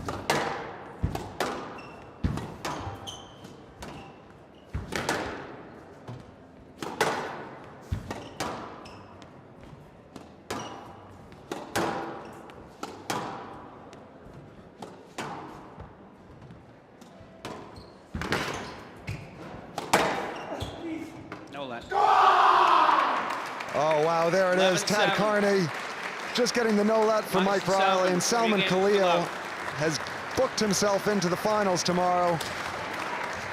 He's really excited. Fantastic Another hand performance for Tad from Carney of the Yale, Pennsylvania please. Quaker. Tad Carney. It's well officiated by Mike Riley. 3 no-lets in a row to end things off, but a valiant fight from Tad Carney. Not enough to take down Salman Khalil, though, into the finals tomorrow.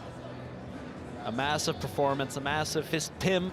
Tad for Mr. is Khalil. a very good retriever and defensive player, and you had to be on your mettle to take him out in 3 games. Tell me what it means to you to actually get out of here in 3 games and make the intercollegiate final. Well, of course, I don't want to say it doesn't mean a lot because I didn't come here to. Sorry, Omar, but I didn't come here like to reach the final. I came here to win. Just making the final is just another step. But I wouldn't say it means much to me unless I win tomorrow. And yeah, of course, I'm happy to get through in 3, saving more energy for tomorrow. And yeah, that's all. Well, so your stated goal is you came here to win, but having a 3-love semifinal, that's on the step to pathway to win. Yes? No?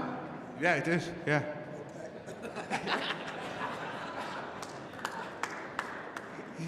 Okay, so tell me what it means to have your Penn team supporting you here. Well, I don't know. It means everything. That's all I'm gonna remember. Just me and Omar maybe competing for the same title, but at the same time, I think he wants me to win more than I wanted myself to win. Like the way he supports me every match. Sometimes he doesn't even warm up just to watch me play and coach me between games. And of course, that's all, I don't know. I'm stuttering so much. That's the definition of a team. It's my first speech. I wouldn't expect much more. You're doing great. You're doing great. Tell me about just playing on this court, and then I'll let you get ready and celebrate with your teammates. I'm very bad with speeches. I don't know. Feels good. Of course. I don't know. That's all. Maybe I'll be playing here one day with the top guys, PSA, without goggles. I hope CSA makes us play without goggles. I don't know. It's just I don't want to click with it. And one more thing, I just want to thank Rudy, coming all the way from Philly just to watch us. Gilly and Jack, always supporting me, and of course my family watching from home. And that's all. Yeah, and the goggles thing. Congratulations, Salman. You're in the finals. We're looking forward to seeing you play again tomorrow. Okay. Salman Khalil, everybody. Salman Khalil. Salman Khalil with a wonderful speech, of course, speaking The to the next universal match was struggle scheduled to of begin a couple minutes ago, so we're goggles going to in just the take 1 or 2 junior minutes, and we collegiate will have them right back out here. I would like to invite the people who are on the side Well, wall. an If you want to absolutely come back and fabulous sit performance behind sees on University of this part, you can do so. Pennsylvania's Salman There's a Khalil small chance overturn somebody may ask Yale's you Tat to Carney, 3 games to leave. love. But stay with us. We have our second women's semifinal coming up in just a couple of minutes between Ria Navani of Stanford and Columbia's Chan Sun-yuk.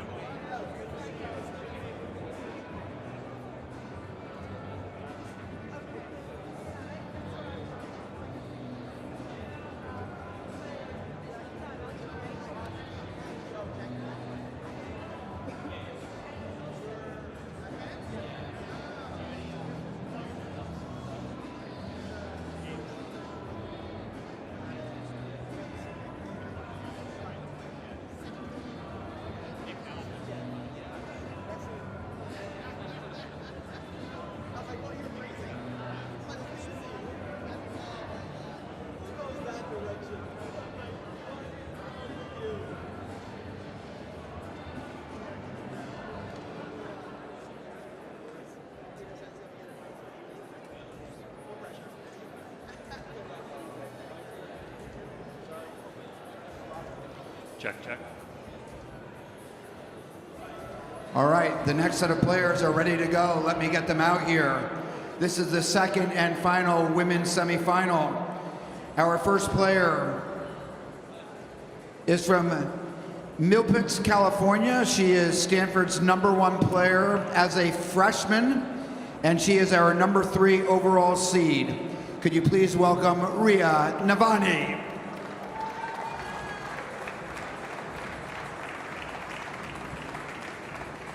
Her opponent is from Hong Kong. She's a senior and Columbia's #1 player. She is our #2 overall seed.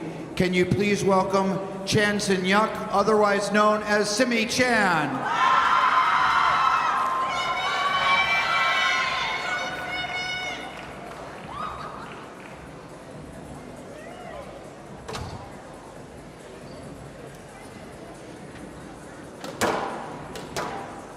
Ria Navani from Milpitas, California is Stanford's #1 player as a freshman. She's already been ranked as high as number 79 in the world. And as a junior squash player, she was a 2-time U.S. Junior National Champion in 2021 and 2022. She was a 4-time U.S. Squash All-American, 4-time U.S. Junior Open finalist, and she was a member of Team USA, the silver medalist team for the 2024 World Championships that just happened last month. In this tournament, she's taken out Lavanya Coogan from Colby, Noah Romero from Trinity, and she got a default from Caroline Fouts from Harvard due to Caroline's injury. So please welcome Stanford's #1 player, our overall #3 seed, Ria Navani.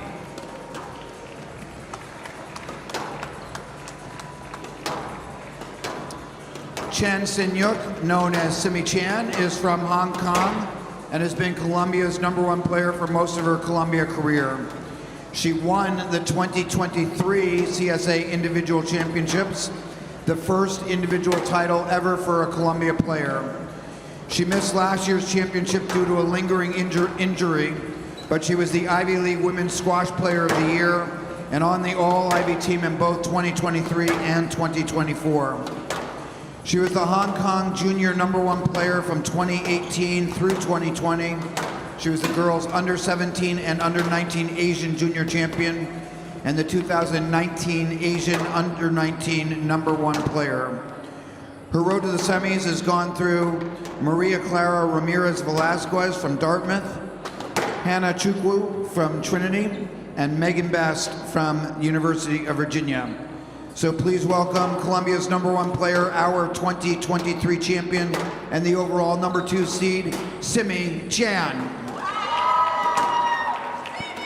Halftime. Curtis.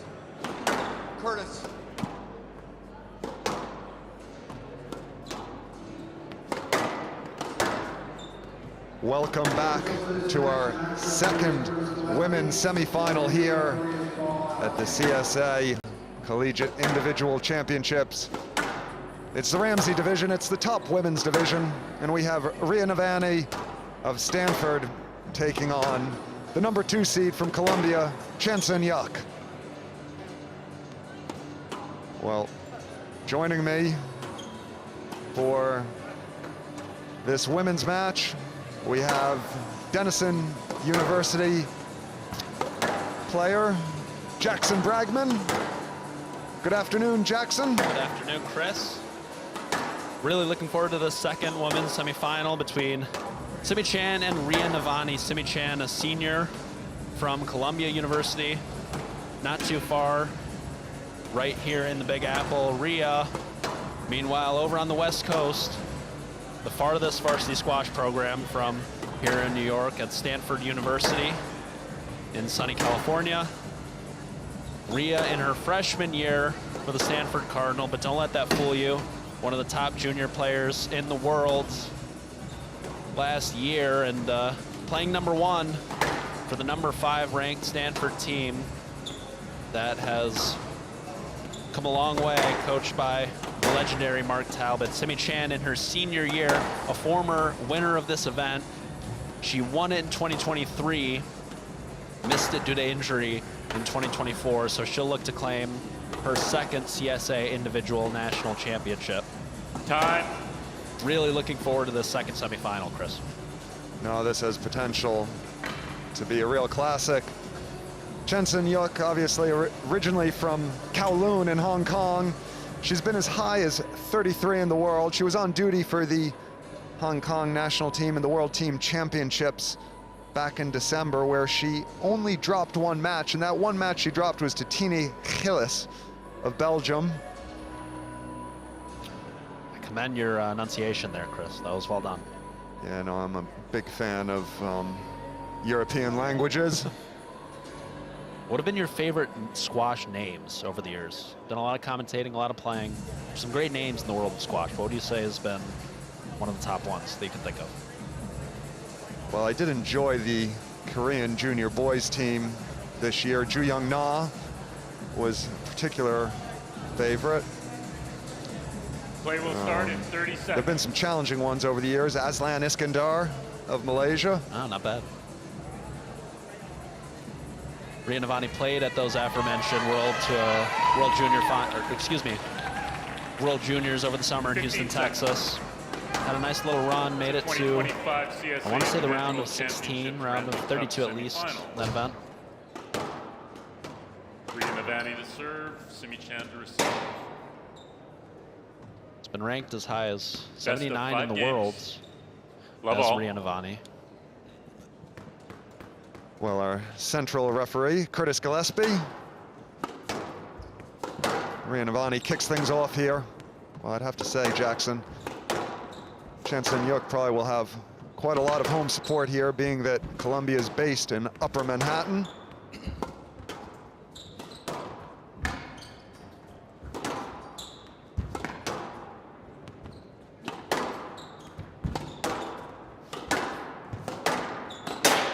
Down. 1-love.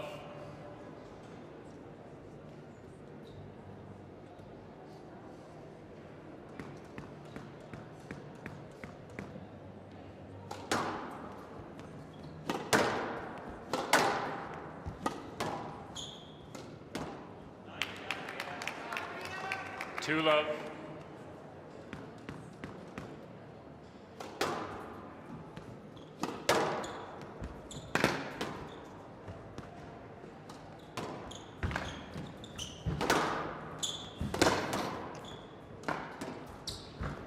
Well, it's a good start here from Stanford's Ria Navani.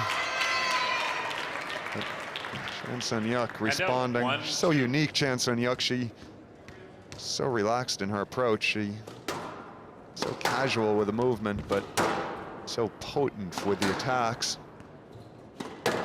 Very methodical, withstood a great test from University of Virginia. Fifth year Megan Best in yesterday's quarterfinals. Megan, an incredibly explosive and attacking player. Super physical. And incredible talent in her own right. And took the first game with relative ease. Lots of fist pumps, 3-2. lots of energy from Megan. And Simi came right back the next 3 games and started to find the length, started to find some more tightness to the side wall. And in the second half of that fourth game, Megan 4-2. Best was completely out of gas, and Simi was bouncing around the tee, plenty of energy, and she's fit as the day is long.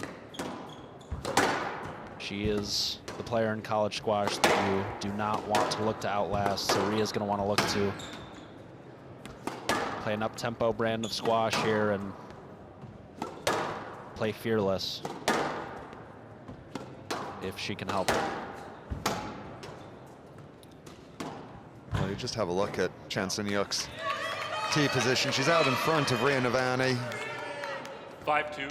And it's really important that, because it just means any loose ball from Navani, Chan Sung-yuk is going to absolutely gobble up.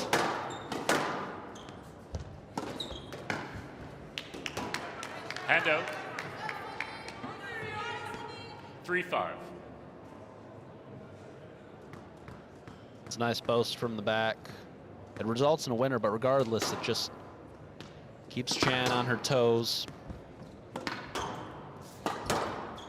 Upsets the rhythm of the rotating rails at the back there. And there's the error from Chan. Ria Navani 4-5. looking to go up 1-love here. Stringing together a couple of nice rallies.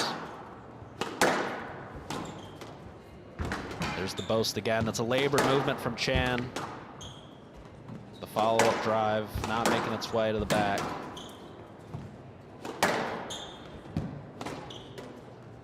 But she seems to have the tactics right for now, does Ria Navani. Oh, absolutely. When she gets things right, Ria Navani, she can be really dangerous. We saw back in October, she was the wild card for the Silicon Valley Open just outside of San Francisco, and she produced a lovely performance in the first round against Nadine Shaheen. 6-4. Losing out in 5 games, but really pushing Shaheen the full distance. Yeah, Chris, did you have an opportunity to call any of her matches over in Houston over the summer at the World Juniors? Certainly did. I can't really remember, though. I went a little bit cross-eyed there. I did over 100 matches in 2 weeks, so 7-4. it was a real buffet of squash. For all the purists out there, it was really a best-case scenario. I'm tired just thinking about that. Yeah, a lovely event put on by Jahanza Masood at the Houston Squash Club. They have the gold event for the men and the women coming up on the 5-7. PSA World Tour calendar in a couple of weeks in mid-February. It's another good name there, Chris. Which, Jahanza Masood? Oh, yeah. Yeah, he's done big-time promoter, really. Promoted a lot of squash in Houston, and obviously does a few exhibition events now and again in Pakistan. Another error from Chan, and Ria's gonna take a moment to towel off. She's gonna need a huge push here. She would love, love, love to start out 1 love up and play from ahead against a player as talented and experienced as Chan is.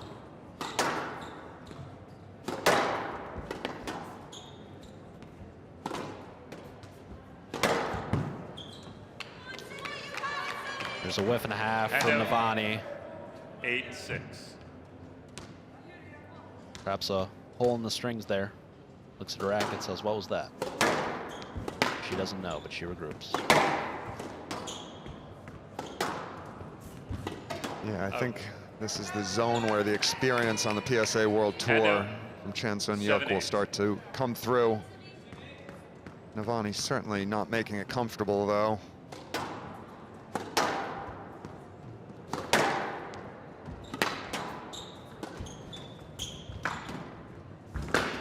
Yeah, we know how talented Ria is, but in the later stages of these games, curious to see if he's able to play the big points well. Down. There's another error from Chan. It's uncharacteristic from her in this game. 8-all. The result, we're all knotted up at 8 apiece in game number 1.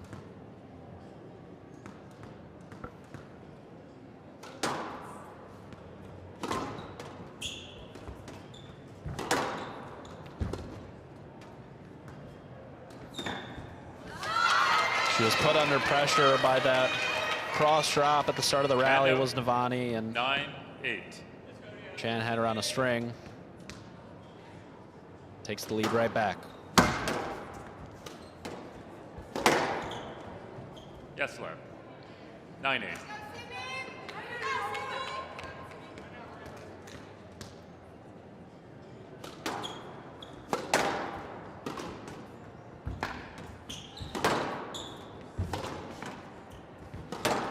Stroke to Navani. Hand out. 9-all. Well, she's really surging here, Ria Navani. Not allowing Chan Sun-Yuk to control this first game. Yeah, there it is, the Leisure Center boast. It's one of PJ's favorites. So with that, Navani 10-9, game ball. out to a 10-9 lead and has a game ball now. Just channeling her inner 55-year-old country club member on that shot. Straight from the Leisure Center. We call that the Wapow boast back at Denison. Yeah, well, it's the most popular shot in France this week after Gregoire Marsh played it to so much success in his last 16 match here in TOC.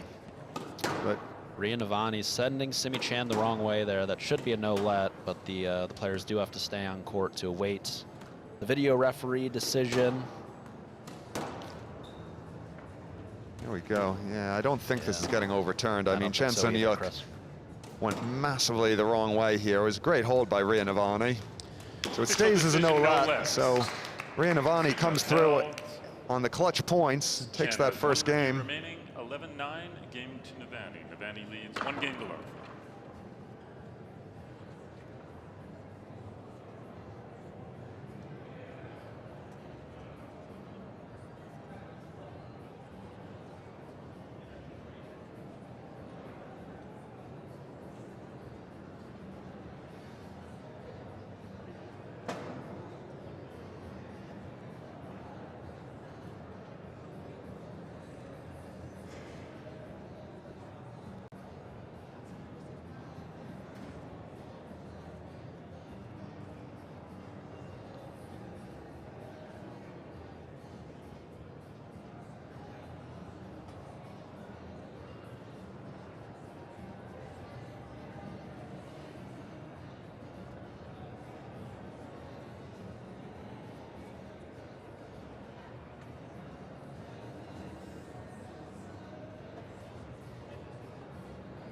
There's Chris Sackvey in the corner coaching her pupil, Play will resume in 30 seconds. Simi Chan. Sackvey, a great college squash career for the Cornell Big Red.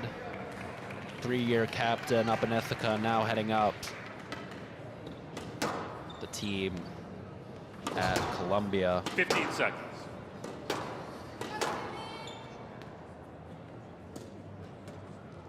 Don't want to have her player regroup here in game number 2. Remember, she did drop the Navani first leads 1 game game to yesterday against Megan Best in the Love all. quarterfinals. Did Simi Chan and bounced back in style. We'll see if she can repeat that result here this afternoon at Grand Central. Now, Yeah, it's an edgy start One from love. Chen Senyuk. Just planting the ball very early into the 10. Has to be a little bit careful here. Well, it's a mixed bag there. She's whipped in the post. Yeah, it's a risky Wow. shot after making the error early in that first rally, but it pays off for her. Well, I tell you what, Jackson, we've had our research team here at SquashTV do some work, and we've actually found the most challenging name I've had to pronounce on SquashTV over the years. It actually happened this summer at the World Team Championships. It was the Malaysian junior boys team number 3. We'll do our best to get the pronunciation right. Nikoleswar Mogan Sundharam. I think handout, that 2 was all. pretty good, Chris. Yeah, Nikoleswar Mogan Sundharam. Well, it didn't get better the second time. Yeah, we've, You're gonna have to keep workshopping it, but for first effort, I'll give you a thumbs up. yeah, well, we can book a flight out to Kuala Lumpur, Yes, go Lord. for a Two few all. meals at the India Gate restaurant, a couple tallies, and that'll help get me in the mood. Yeah, I know you're a big hopefully foodie, my Chris. pronunciation improves.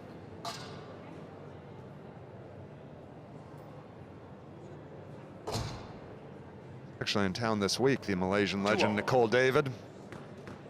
She was here to speak at the Tournament of Champions women's luncheon a couple of days ago.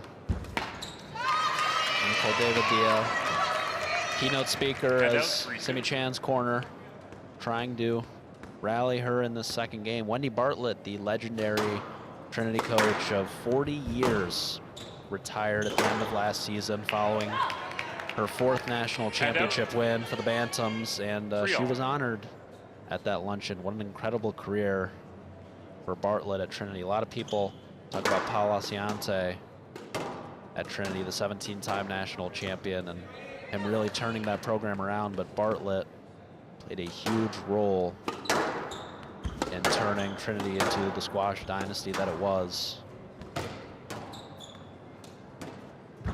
Yeah, massively. A couple women's national championship teams sprinkled in there. 4-3.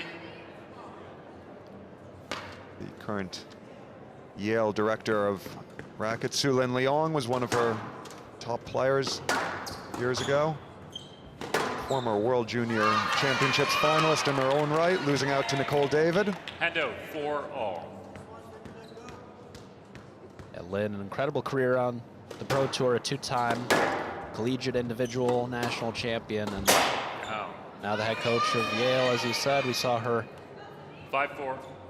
coaching Tad Carney in that last match, and it's really done wonders for that Yale squash program, coaching both the men and the women.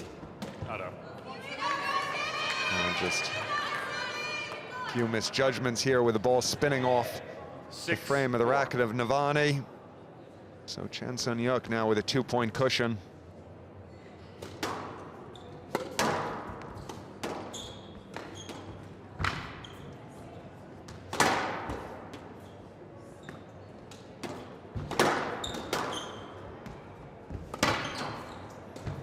Down. Oh, Left block, 7-4. Barely the top of the 10 there. It was great idea there from Rhea Navani. She just couldn't quite control the ball above the height of the 10. just by a hair. It would have been a winner if it was an inch higher instead of 5-6 clawing back.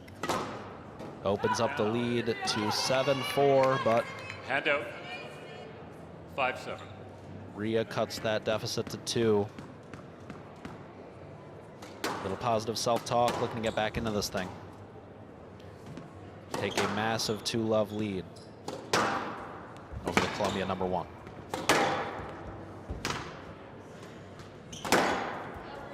Oh, that's line and a half.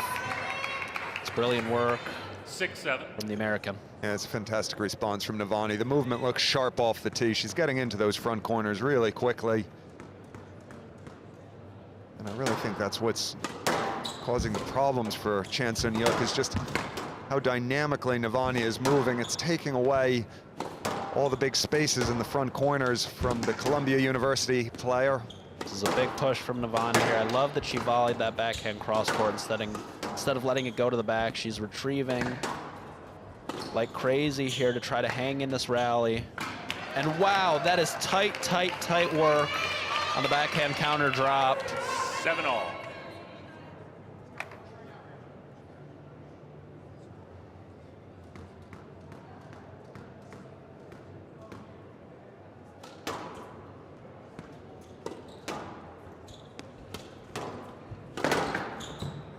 Oh, and she's gone for another drop there.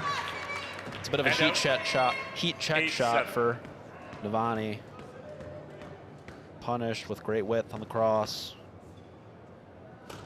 This game is going to come down to the wire. It's a massive one. Down. That is a big error from Chan Sung-yuk. She was And out. in a good position there, completely 8-all. misjudging the angle. So Navani leveling things out as we settle into the business end of the game.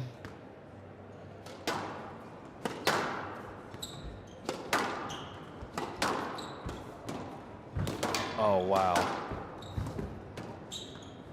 She's having a battle here, Chan Sung-yuk. great Navani, retrieving. yeah, Navani has her up against the caution. Oh, wow. Way to turn that around from Simi Chan. It was a brilliant out. drop in the front right 9-8. corner from Navani. She could have put Chan away. She just had a little bit more width on that cross, but Simi hanging in, and finally turns it around with that brilliant cross court. And there's a boast. It's been working well for her. And out. 9-all. A couple trickle boasts, couple leisure center boasts mixed in, and Navani really using all the angles here.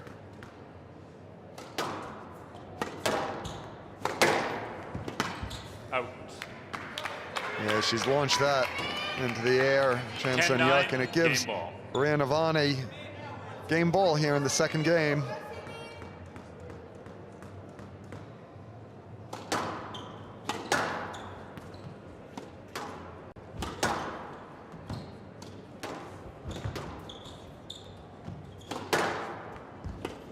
What a dig in that front left corner.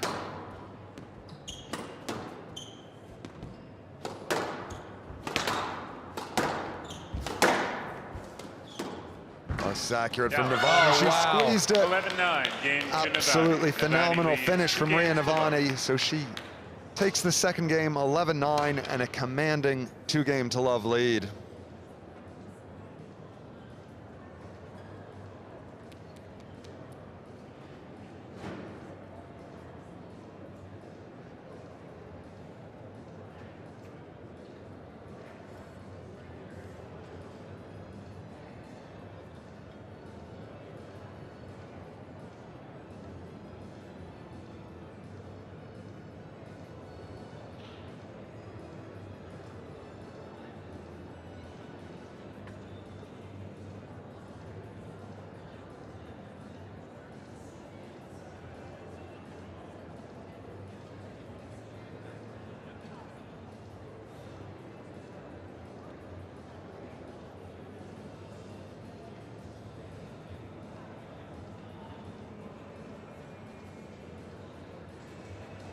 Play will resume in 30 seconds.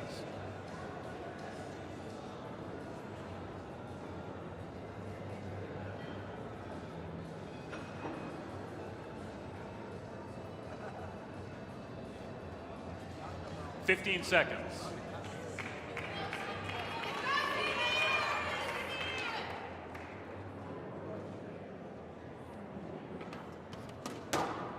There you hear the Columbia Lion faithful trying to will on Simi Chan. She has a tall task ahead of her.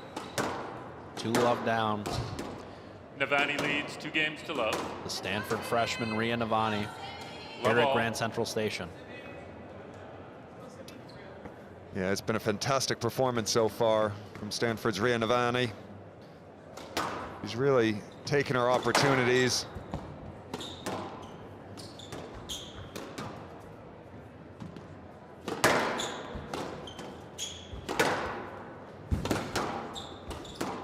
Oh, that is aggressive from Chan Sun-yuk. It's better movement from the Columbia Lion. Very aggressive across the middle of the court, Jackson. Yeah, overhead. Punching that ball straight short, right into the neck. And there's a beautiful shot from Navani. 1-0. Finding a nick of her own.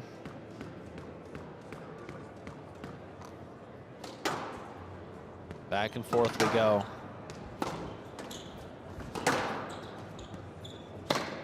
Down. She's gone for it as Navani. Both these And out, players coming out 2-1. firing in the early going of game number 3.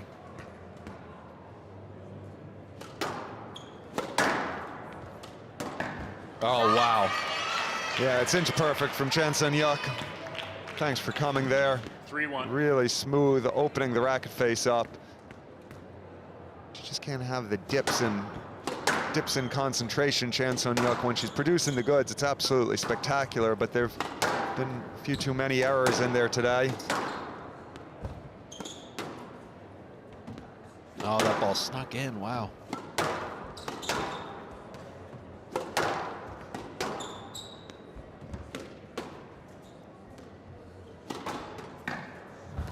Not her. Yeah, she's made Clever the choice. Yeah, she's made the court really big there. It's a clever boast here. Just, The last shot Navani was expecting. yeah, it's dragging her all the way across the front face of the court. Just like that, 4-1. Down. Make it 5, Simi Chan. 5-1. Building a 5-1. nice cushion on pace to extend this to our first 4+ gamer of the day, Chris. Down. Yeah, I just have a feeling if Chan Sun-yuk can find a way to get this third game, this 6-1. could find up. This goes the distance.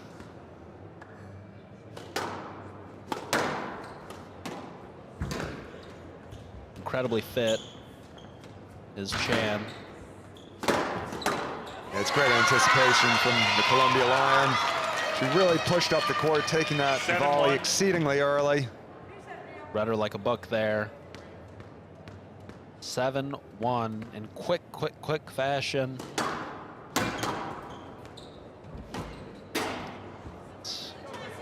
Down. Hand out. 2-7.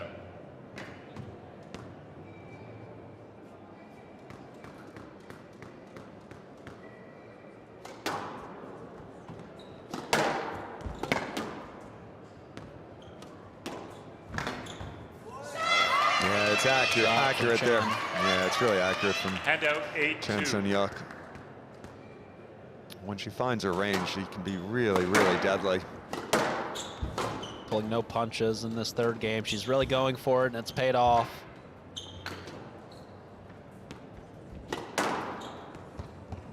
Great width.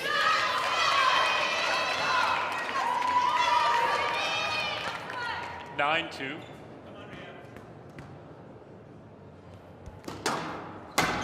Not out. Yeah, massive miscalculation 10-2 there game from ball. Ria Navani. So Chan Sun-yuk now with 8 game balls to pull a game back.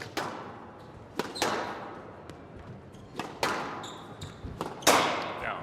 Yeah, she's 11-2 thundered that one game into the Chan. tin. So Chan Navani Sun-yuk leads takes this 2-1. third game, but Ria Navani leads Columbia's Chan Sun-yuk 2-1.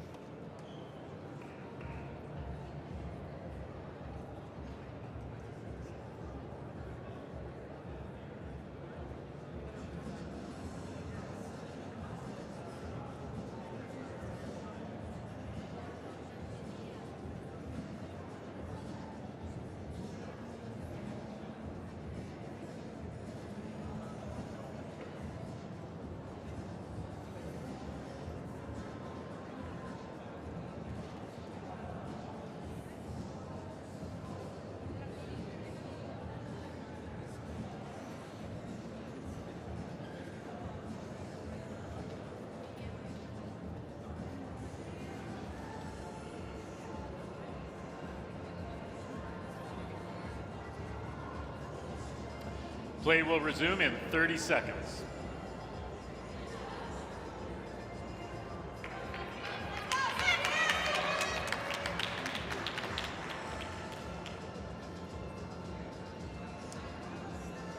Fifteen seconds.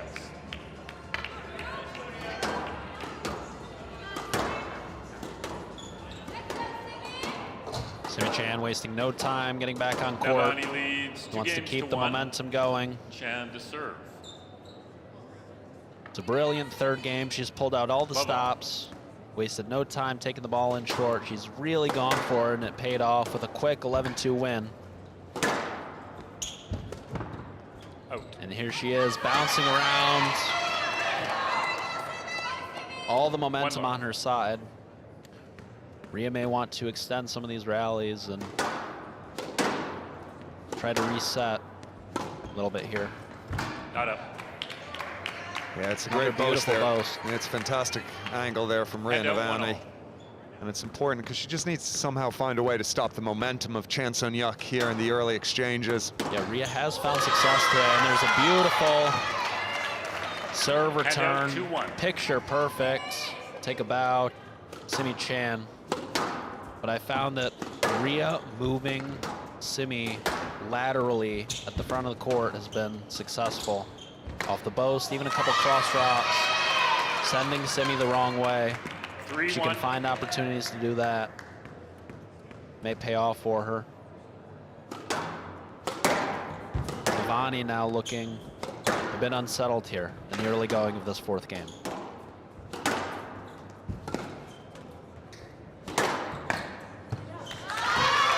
Yeah, it's a great angle there from Chan Sung-yuk.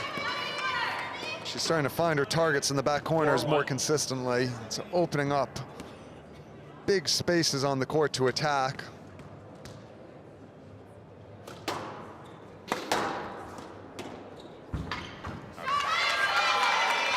And she's starting to run away with this fourth game, Chan Sung-yuk. 5-1.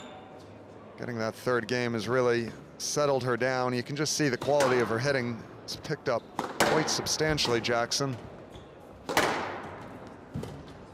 Yeah, a little bit more pace injected into the ball on her length, and Down.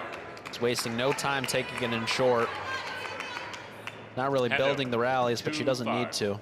So talented with the racket in her hands, and has found a lot of success, really shooting from the back of the court, taking the ball early on the volley. And Navani, legs looking maybe a bit heavy.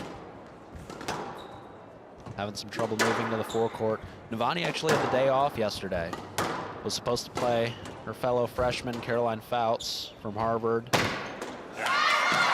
Fouts, much like Nick Spazieria, representing Team USA at the World Teams a couple And out months ago. 6-2.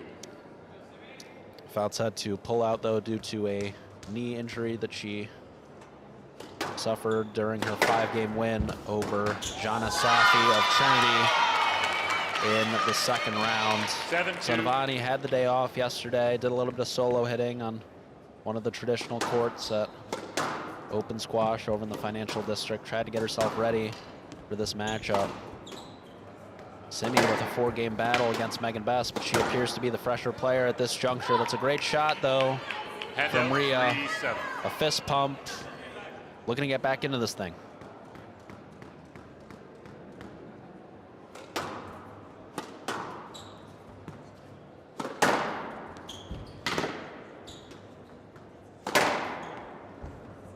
Yeah, it's a great line there from Rhea Navani. 4-7. Just trying to respond here. Just get Chan Sung-yuk off that central tee area. She's won a couple points here, and she's taken a few extra seconds before serving the ball, trying to slow the pace down, get her composure back a little bit. Simi really keeping the tempo up, wasting no time getting back to the service box to keep the momentum going. And Rhea starting to find some quality, but that is tight work. Yeah, it's a real quality rally And here out from 8-4. Colombia's Chan Sung-yuk. She put tremendous pressure on Rhea Navani. And all these hard rallies are important. It just takes the sting out of Navani's legs. We see her 9-4. with yet another error there off the service. She's struggling to see the ball clearly off that side wall. It's not the first time she's slightly whiffed the old service, Jackson. No.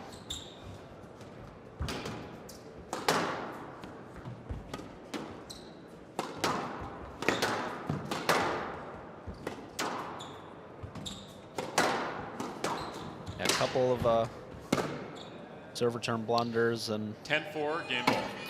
it's unfortunate there. Trips over the foot of Simi Chan, tries to get up and play the ball. Doesn't even look back to the referee. She knows that she's tried to go through and play it. Can't get a let there. Well, Chen Sun-yuk of Columbia University now with 6 game balls to take us to a pivotal 5th game, and she's done 2 it games all. first time. So Chen Sun-yuk of Columbia University has come roaring back here with all the home support in New York.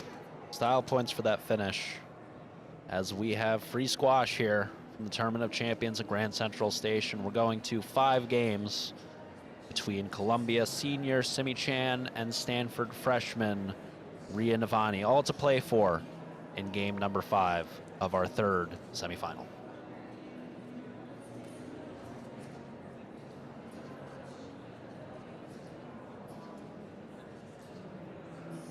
Hands have been firing for Simi Chan here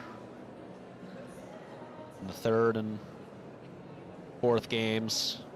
Very aggressive, wasting no time, putting the ball in short. It seems like Simi's initial game plan was to try to outlast Ria Navani. She knows that she perhaps has the fitness and experience Play edge, will but resume in dropped the 30 first 2 seconds. games, and after that has really woken up here.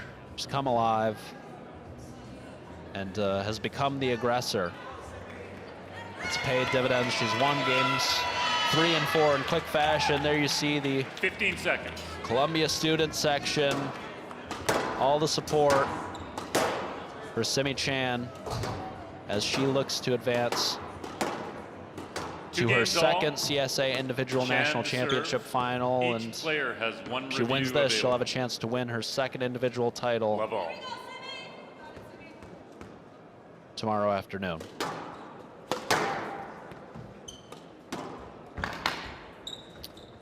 Well, I must say, Jackson, now that Chen Sun-yuk has started to find her range, I think it's going to be One pretty love. tough here for Ria Navani. She's going to have a massive response here at the start of the 5th game. All the momentum now on the Columbia Lion player. Hand out 1-all. There's an error. Sometimes it takes an unforced error like that for the opposing player to regarner some And out. composure, but 2-1. Navani wasting no time, putting the next ball into the tin. Handing a little bit of momentum back to the Columbia number 1.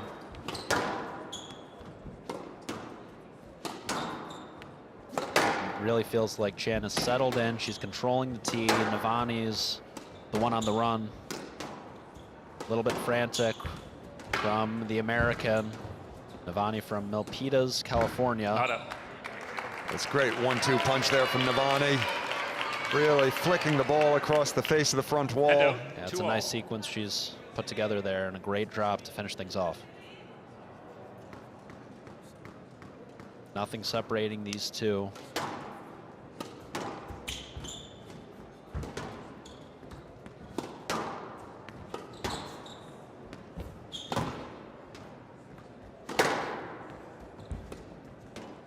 She's in a good position here, Chen Sun-yuk. She's getting the ball wide into the side wall. Just having Navani do tremendous amounts of work here. Oh, it's brilliant there from Ria Navani, though. She did the hard yards and eventually turned the tables on Chen Sun-yuk. Left side, 3-2. Simi Chan is going to dig in here. Ria's going to need a lot more rallies like that one. It's not going to come easy. She can do it. Tough as nails is the Stanford freshman.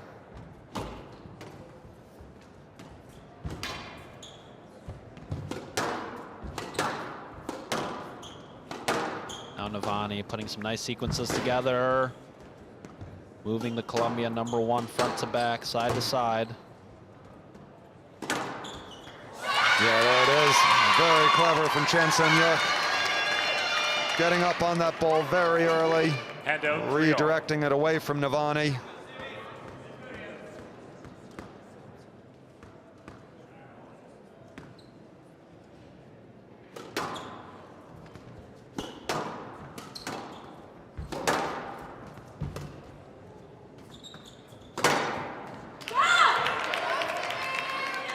It's a nice piece of deception Hand out. from 4-3. Navani.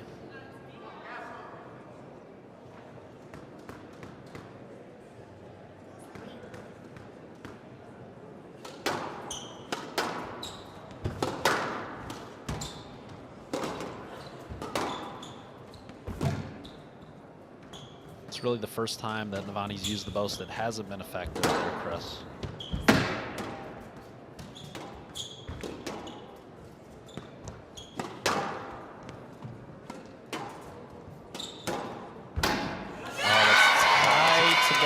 Great squeeze from Chen Sen-yuk. So it can't get much closer than this, Jackson. Feels like a heavyweight boxing fight. These two going back and forth. I mean, absolutely. I mean, I feel punch drunk here. It's just so dynamic. Out of.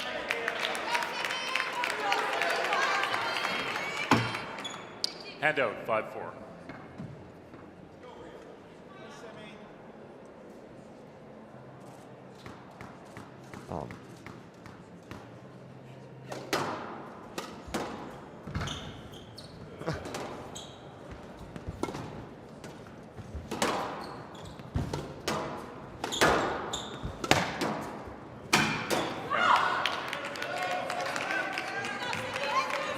Navani showing some emotion now. 6-4. Trying to keep things going. It looked like things were all Simi Chan heading into this 5th game, but Navani fighting hard. It's a 2-point cushion here in the 5th, 5 points away from booking her spot in tomorrow's final. Yeah, it's gentle there from Chen Sen-yuk. I'll tell you what, Jackson, this is one of the best things about college squash, just the crowd support. They're really getting into it, these 5-6. Columbia students. You hear it louder than we've heard it all day here in this 5th game in our 2nd ladies semifinal. The Columbia faithful Hand out. 7-5. willing on their senior.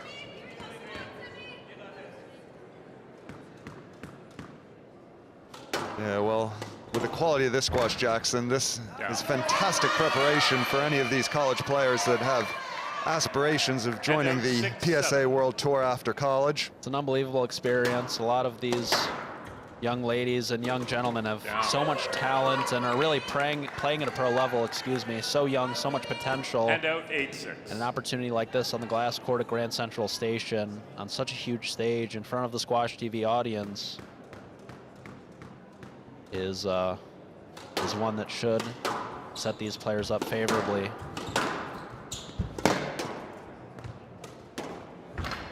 Out of. That's coming down, right down to the wire here. Chen Sen-yuk just fighting to close the Hand gap. out. 7-8.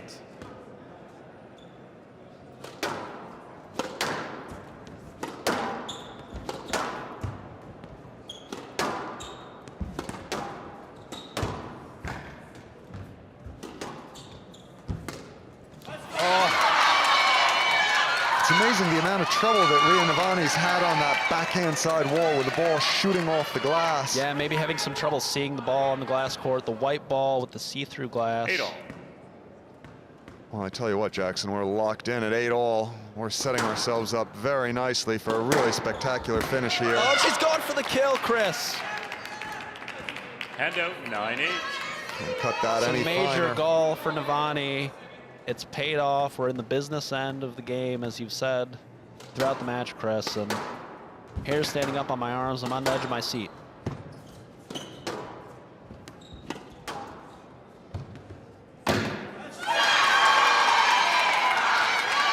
Excellent width on the high cross. Hand out. 9-all.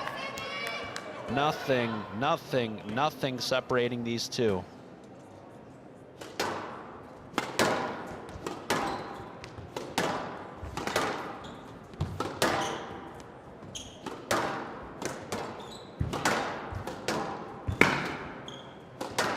Well, it's a little bit loose here from Chan Sun-yuk, and Navani's taking full advantage. She's getting really aggressive on the volley. Oh, that is gorgeous! Oh, I tell you what, I don't think we can review 10-9. the 10s in the match front ball. corner. No, So we can't, you're Navani right. now has her first match ball to get herself into tomorrow's final. Well, I tell you what, mean, what a Jackson, they're bounce looking back. very edgy, the Columbia fans. Here it is. Oh, it was a heavy drop. Counter, No the let. appeal. The no let is given the review. Chan on the no let decision. Yeah, I don't see this getting overturned, Jackson, but let's get another look at it. It was a very, very edgy drop from Chan Sun-yuk. It was an edgy drop, a brilliant counter from Navani. Oh, and the line is to the left. That should stand.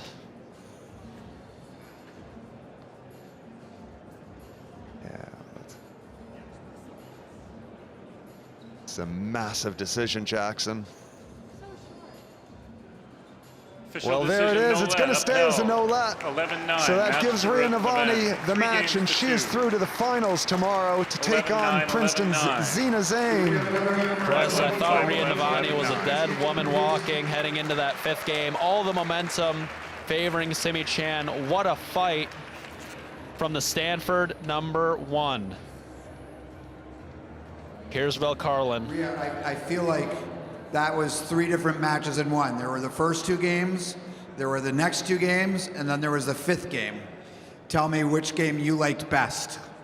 I mean, it's hard to pick between the first 2 and the last one because the last one I enjoyed the winning feeling, but then the first 2 I played a lot better. So, honestly, I'm just like happy that I was able to come back in the 5th game. I think it's hard when someone as experienced as Simi is like coming back at you and honestly beating me as bad as she did in the 3rd and 4th. So I'm just happy to have won the 5th. Did you have a change of strategy when you were talking with your coaches, or was it more just about attitude and making sure that you put it all into the 5th? Yeah, I mean, I think it was more about just digging deep. I mean, how many times are you going to find yourself in a national championship semifinal? And so I knew this opportunity might never come again, so I just wanted to make the best of it. And here you are in the National Intercollegiate Individual Finals. Tell me what that means to you. It means the world. I mean, playing for Stanford is a new experience for me, and I'm so proud to represent such an amazing school with such an amazing team cheering for me back home. So shout out to everybody watching from California. And I mean, yeah, just to be here, I'm just enjoying the moment. I mean, it's just amazing, yeah. Did you watch Zina Zane play earlier today, or you know that that's your opponent in the finals? I'm aware that she's won, but I was too locked in for my match. So yeah, I mean, yeah. Any thoughts about playing her? Yeah, I mean, she's a great player. I think I don't think we've ever played each other, but yeah, I mean, I know her from World Juniors and all those tournaments. So I mean, I'm pretty familiar with her. So yeah, I'll be ready. Penn versus Stanford tomorrow, everybody. Congratulations to Rhea Navani getting into the intercollegiate as a freshman, everybody, as a freshman. Yeah, Will Carlin said it. Freshman year for the Stanford Cardinal, the agony from the Columbia student section. Rhea said that she dug deep. She didn't know if she would ever have another opportunity to play in an individual semifinal such as this. Chris, as a freshman at Stanford, how talented Rhea is, how promising of a future she has. I have a feeling that this will not be her first individual semifinal, and tomorrow she has a chance to play for her first individual championship, taking down the 2023 individual national champion, Simi Chan, 3 games to 2. Well, there she is, Rhea Navani of Stanford, soaking in the victory with all the Stanford supporters. A massive result for her, taking down the top seed, Chan Sun-yuk of Columbia University.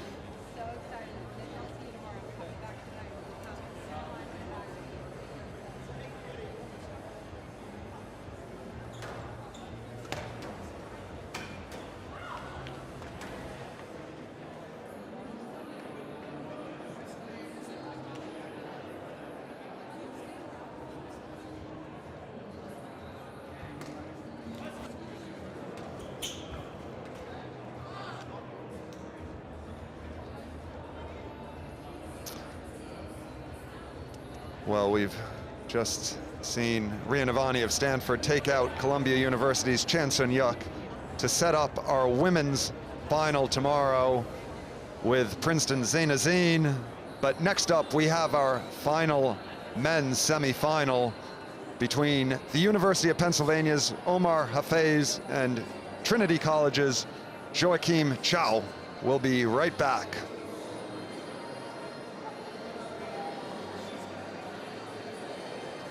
All right, the players are ready. Let me get them out here. Our first player, he's a junior and he is Penn's #3 player and our #6 overall seed. But he's earned his way here and we're excited to have him. Please welcome Omar Hafez.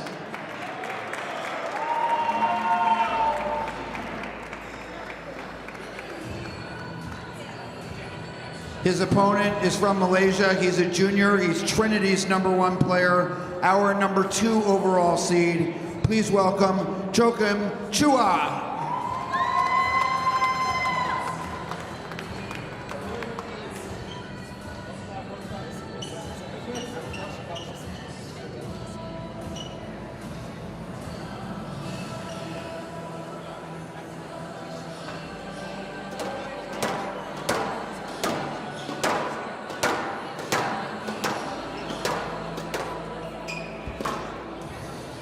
Omar Hafez from Alexandria, Egypt. He plays #3 for Penn, but he was the 2023 Ivy League Rookie of the Year, a first-team All-Ivy and All-America last season, and of course he too was a member of Penn's Potter Cup National Championship team last season. He's made it to the semifinals by beating Inwood Lee from Colby, Dennis Jalewski from Harvard, and Lachlan Sutton from Yale.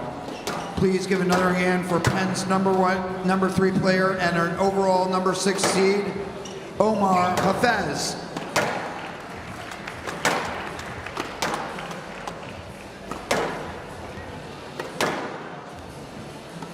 Joachim Chua is from Shah Alam, Malaysia, and he's a junior at and Trinity's #1 player.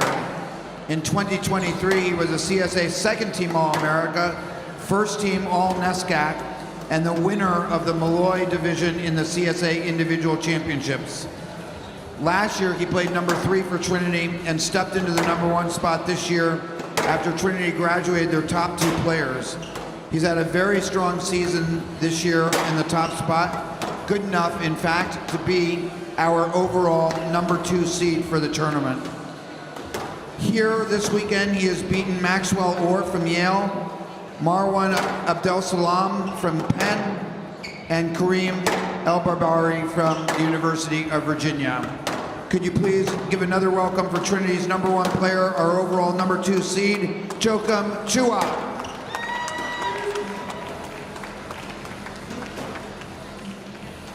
The officials of this match, the match referee is Paul Alexander, and the video referee is Curtis Gillespie.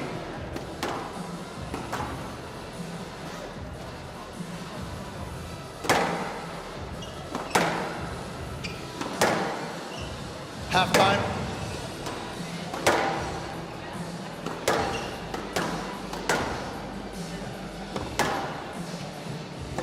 Welcome back to our second men's semifinal here at the CSA College Individual Nationals. We've got an absolutely cracking match for you. It's the University of Pennsylvania's #3, Omar Hafez, taking on the Trinity College #1, Joachim Chow. Well, joining me for this final men's semifinal, Denison University standout Jackson Bragman. Good afternoon, Jackson. Good afternoon, Chris. Our final semifinal of the day, perhaps my most anticipated match of the day. Two incredibly entertaining players to watch. This one's going to be fun. It's Penn's Omar Hafez. It's Joachim Chua from Trinity College. Hafez standing at 5'7", Chua at 5'4". Two little guys. They buzz around the court, incredibly quick, incredibly explosive, incredibly attacking playing styles. Fascinated to see how these two match up this afternoon. Hafez, #3 for the Penn Quakers this year. the #1 ranked nationally Penn Quakers, but don't let that fool you. He's, without question, one of the best players in the nation. Totally deserves to be in this spot on this stage at Grand Central. Meanwhile, Joachim Chua, the #1 for Trinity. You heard Will Carlin talk about it a little bit. Trinity graduating their #1, 2, and 4 from last season. Mo Sharaf, who made it to the individual finals last year, gone. Ali El Toki, gone. Abdul Rahman Nassar, gone. So Chua, who was #3 last year as a sophomore, now playing #1 in his junior year, and has really picked up some major scalpings. His only loss on the season was to Penn's Salman Khalil, who he will meet in the finals tomorrow, should he come through this one against Omar Hafez. But he has been playing some lights out squash this year, and he has looked absolutely outstanding in the early rounds of this event. There you see Mr. Francis Gilpin Bartlett Lane giving some final words of wisdom to his player. And there's Moose Hamada, the new Trinity College head men's squash coach, taking over for the legendary Paul Asiante after 29 years of service for the Bantams. This one's gonna be fun, Chris. I can't wait.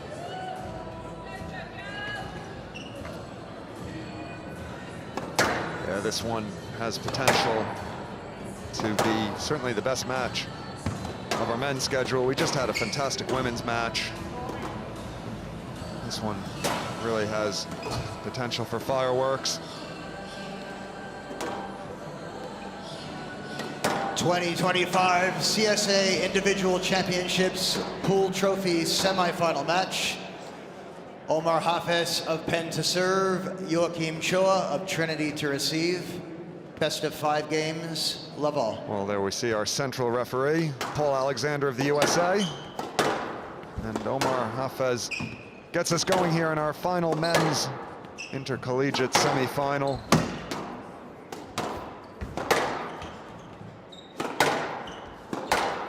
What I just love about Hafez's game is the pace at which he plays whilst maintaining such high quality. There's never a dip in accuracy. Absolutely wallops the ball. So talented with the racket in his hand, so quick to the forecourt. Chua, meanwhile, such a brilliant job of using height on the front wall and varying the speed, varying the height of his length, and is an incredibly creative player. And he's a total machine. Outlasted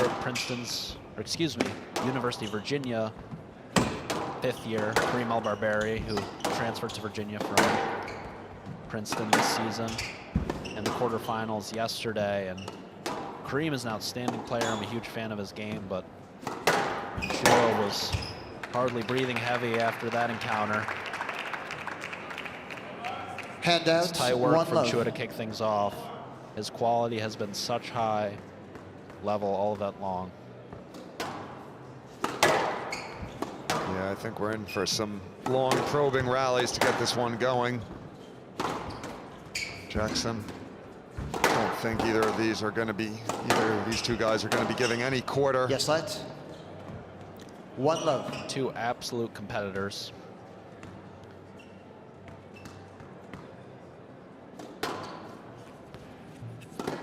Hafez has had a great season, great stretch of late, past month or two. Beat Lachlan Sutton, the Yale #3, in a tight 3-game encounter in yesterday's quarterfinals. Down. Handouts, 1-all.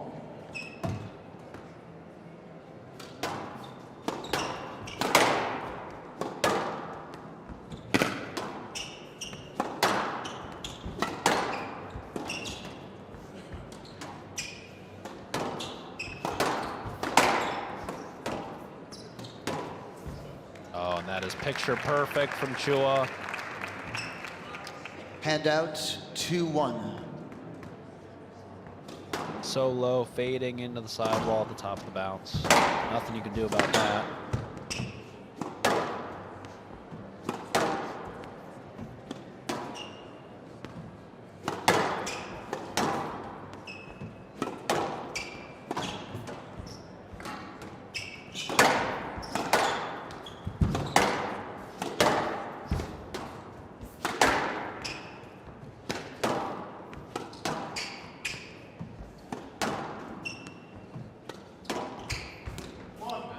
tight work from Hafez. Drawing even in the early going of this first game. Handouts, 2-all.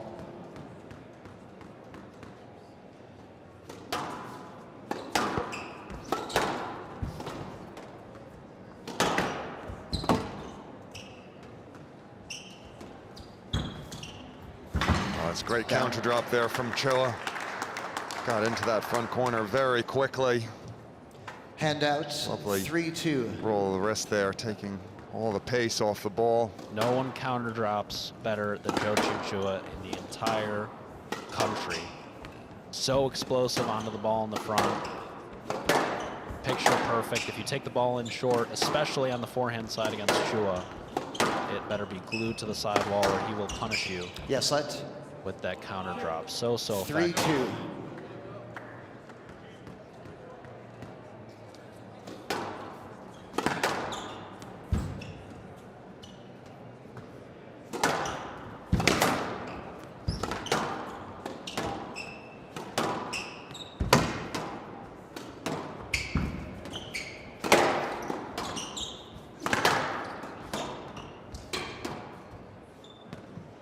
That front-facing angle again, Chris can really appreciate the quality from these two.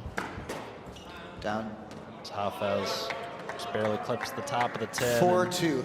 Chua has a 2-point cushion here in the first. Yeah, he's been patient here, Chua. Hasn't necessarily done a tremendous amount with the ball, but he's just worked it around. Just waited for Hafez to either make errors or get into scenarios where he's just playing slightly loose.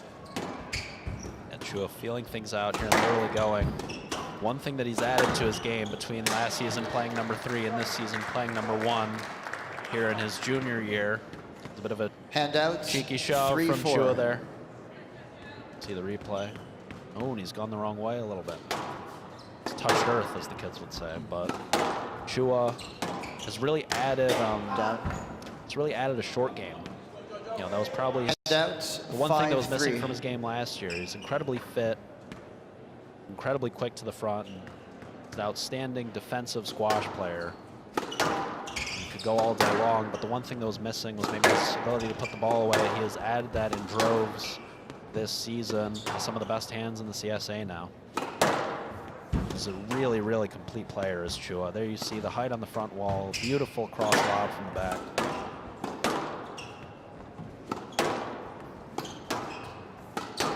So look for Chua to feel things out here in the early going and then open things up. Pushing the ball to the front in the later stages of this first game. Handouts, 4-5. Yeah, he's being positive with the ball here, Omar Hafez. Taking more risks than Chua. He's out in front. He's up higher up on the court as well, so it just means when Chua's having to go in to retrieve these balls, it's much longer distance.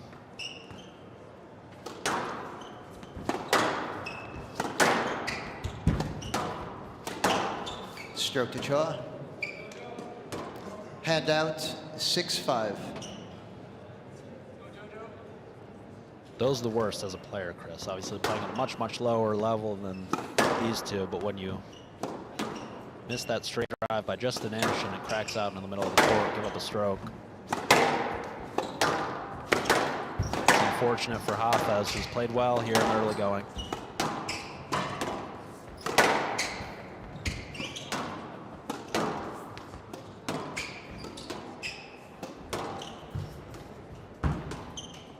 It's good use of height here from Chua. Slowing things down. Making Hafez think about it a little.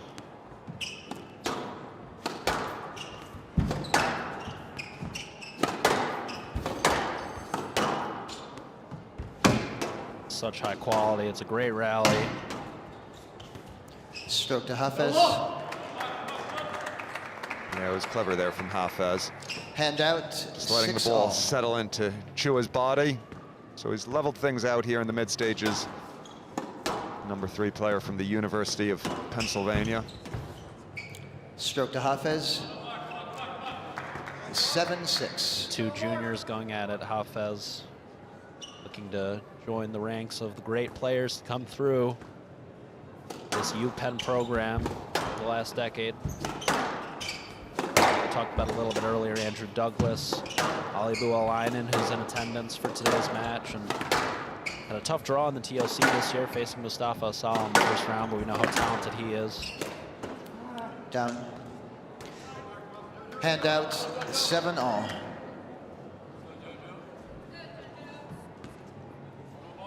Yeah, Leinen certainly one of the players to watch the next couple months on the PSA Squash Tour. Had a lovely result back in October at the US Open, reaching the semifinals, backing up a semifinal performance at the Silicon Valley Open as well. Yeah, someone I feel is really playing at a top 10 level, Chris. I don't know if you'd agree with that, but I'm always super impressed with Ali's game. Yeah, well, he's certainly getting very close to that top 10 zone.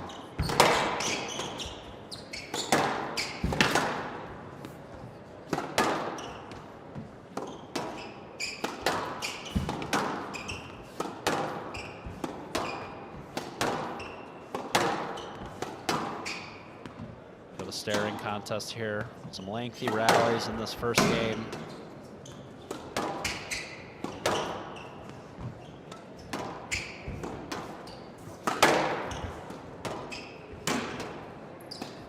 Oh, and he's clipped the top of the tin, Chua. The shot was on.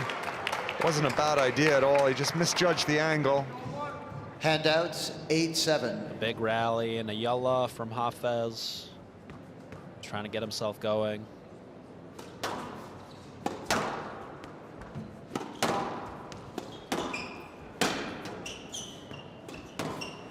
Oh, has he gotten that? Wow. Oh, this is excellent retrieval from Hafez. Can he turn it around? It's a dive. And that's a brilliant lob. Oh, this is a rally and a half, Chris. That's massive retrievals there from Hafez. That's a very good rally from Joachim Chua. Yeah, put a lot of work in, for maintaining his composure there. Yeah, he's put a lot of work into the legs of Hafez. Handouts, 8-all. Made the court really big for the University of Pennsylvania player. You'll see how Hafez follows that rally up. He still has enough juice to carry him through the later stages of this first game. Omar's certainly happy to get off court after only 3 games in the quarterfinals yesterday. Down. That is a massive error from Hafez. The shot was 9-8. on. He's just misjudged it, and it very well could be down to that massive rally and all the work that Chu has put into his legs.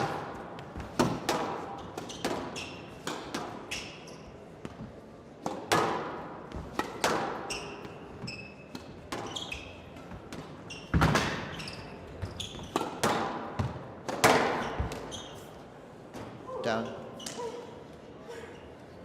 He's just ever so slightly misjudged 10-8, game ball. Hafez, so Joachim Chua of Trinity manages to squeeze out 2 game balls here.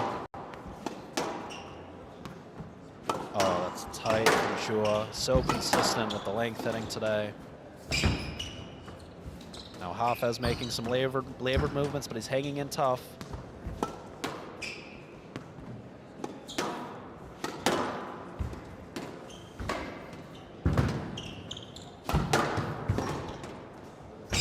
Yes, great court coverage from Hafez.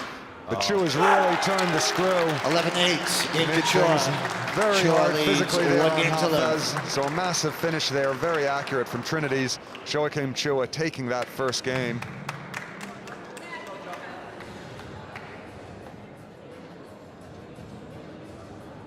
Yeah, Chua impressive with the length hitting, the consistency, the mixing of speeds, the height on the front wall, and finishing things in the forecourt. Some brilliant movement and defensive play from Hafez there. But Joachim Chua takes game number 1 of our final semifinal. He leads 1 game to love.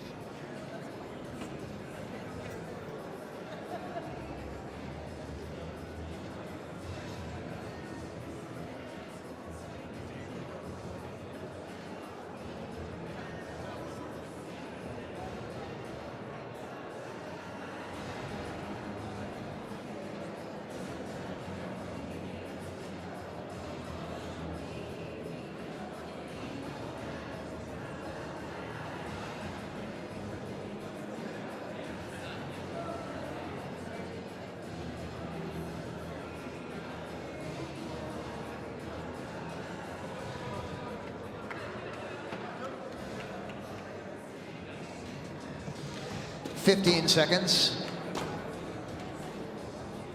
You just saw Salman Khalil, Hafez's Penn teammate,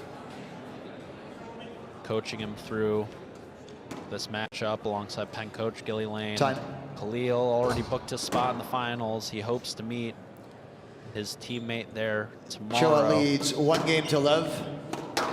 Joachim Chua quick Love all. back on court. Wants to keep the momentum going.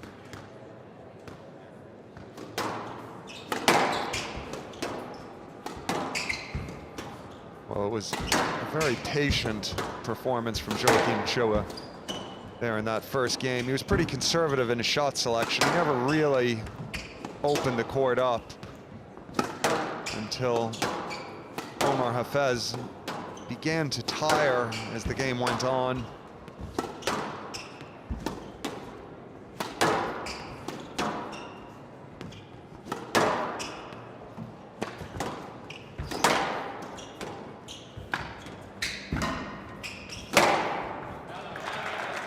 Yeah, it's aggressive hitting there from Hafez. He's gotten into that front corner much quicker. Handouts, 1 love. Trying to be a little bit more proactive in his movement. Yeah, it's a great combination. Really tight on that initial backhand drop shot, not allowing Chua to offer a strong counter, and really dragged him up to the front left. 2 love. Great weight of shot on the cross court. And now off to a 2-love start.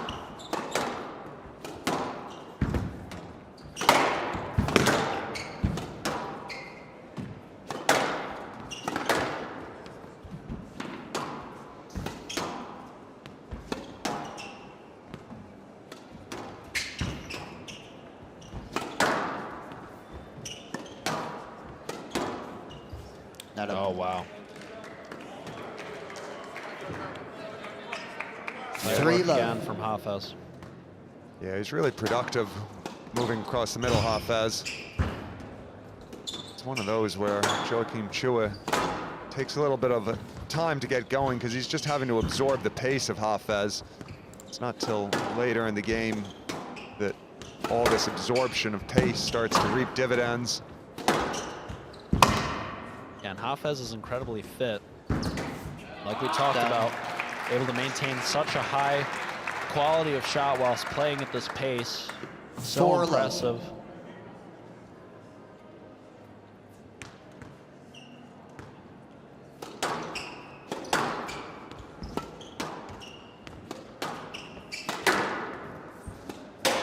Down. It's a massive error there from Joachim Chua. 5 love. Shot wasn't particularly on. It was slightly early in the rally, so Hafez is trying to run away with his second game. There you see Hafez quick to serve. Wants to keep the momentum going. Wants to keep the tempo up.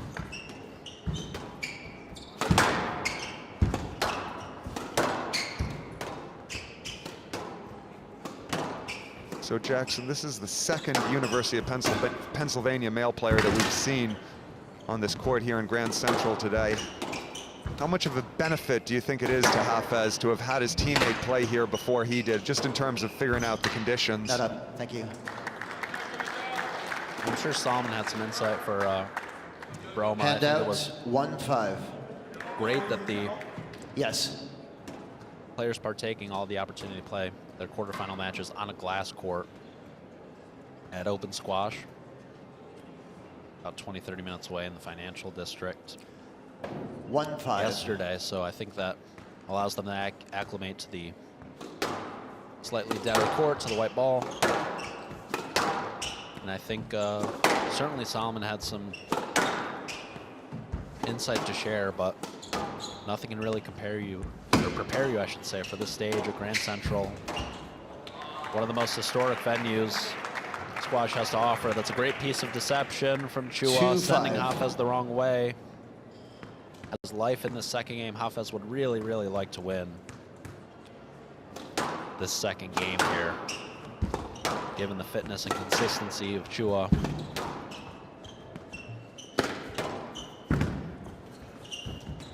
He's played brilliantly thus far.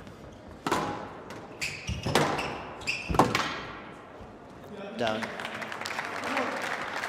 And that's where the absorption and pace from Joachim Chua is so effective. Looked like Hafez was in control of that rally, and just Chua managed to find a way to just stay involved in the rally long enough to turn the tables on Hafez.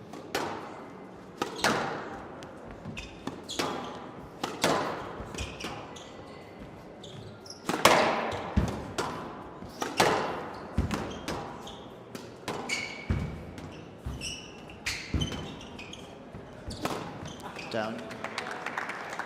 Yeah, pretty incredible for Penn to have 2 men in the semifinals. 4-5. A lot of people thought they would have 3 men in the semifinals before Tag Carney upset Nick Spazzieri in the quarterfinals yesterday.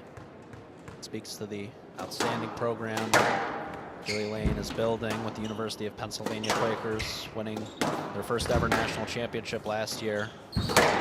Certainly can be the first of many. Down. They're the heavy favorites to go back-to-back this year. Handout 6-4. Yeah, so for all our international viewers, Jackson, when do those team championships take place? Those will be a couple months from now. Mid-March. I couldn't give you the exact weekend. But yeah, we're about 7-8 weeks away from that event. Down. You're liking what you see 7-4. here this afternoon. And tune in to some college squash. We have a plethora of dual matches going on every single weekend, sometimes throughout the week. A little shameless plug for the Squash University podcast hosted by Gilly Lane and myself, catching you up and keeping you posted on all the happenings going on within college squash, doing interviews with players, coaches, whomever. So check that out wherever you get your podcasts. But it's a wonderful product, and yeah, these teams are going to do battle. Team nationals, that's a great boast. Hafez creating some separation here. 9-4. And that's 3 or 4 times that he sent Chua the wrong way this game. Been incredibly deceptive, and he's bounced back in style here in the second. Down. Very easily could have been a stroke. He's done a great job clearing off that ball. Yeah, he's coming off the air. He's come off the boil here, Joachim Chua. Omar Hafez now with 6 game balls to take the second game. No lets. He's gone the wrong way there, Chris. Handout 5-10 game ball. Still with plenty of game balls, so not worth reviewing.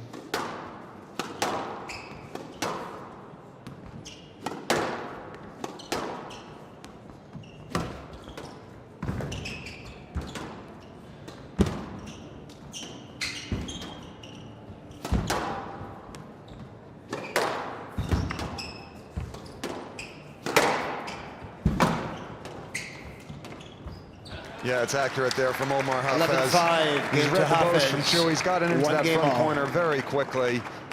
So now Omar Hafez takes that second game 11-5, and we're deadlocked at 1 game apiece.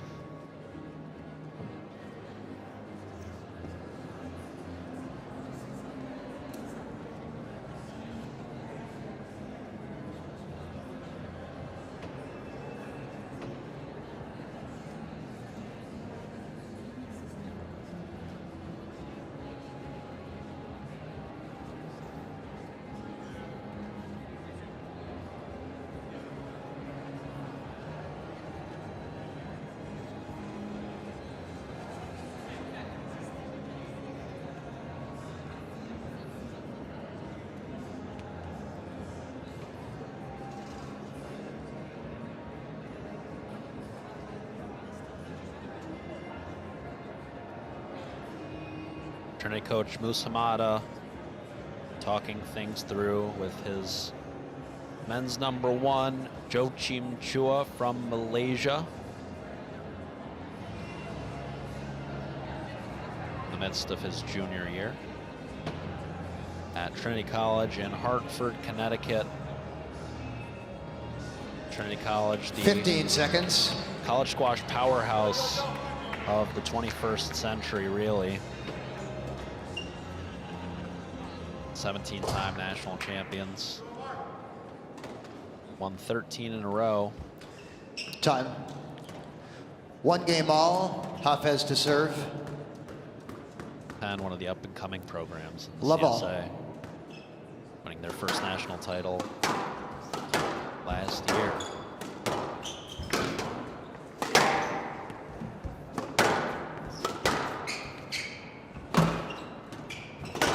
The University of Pennsylvania starting to really churn out the players.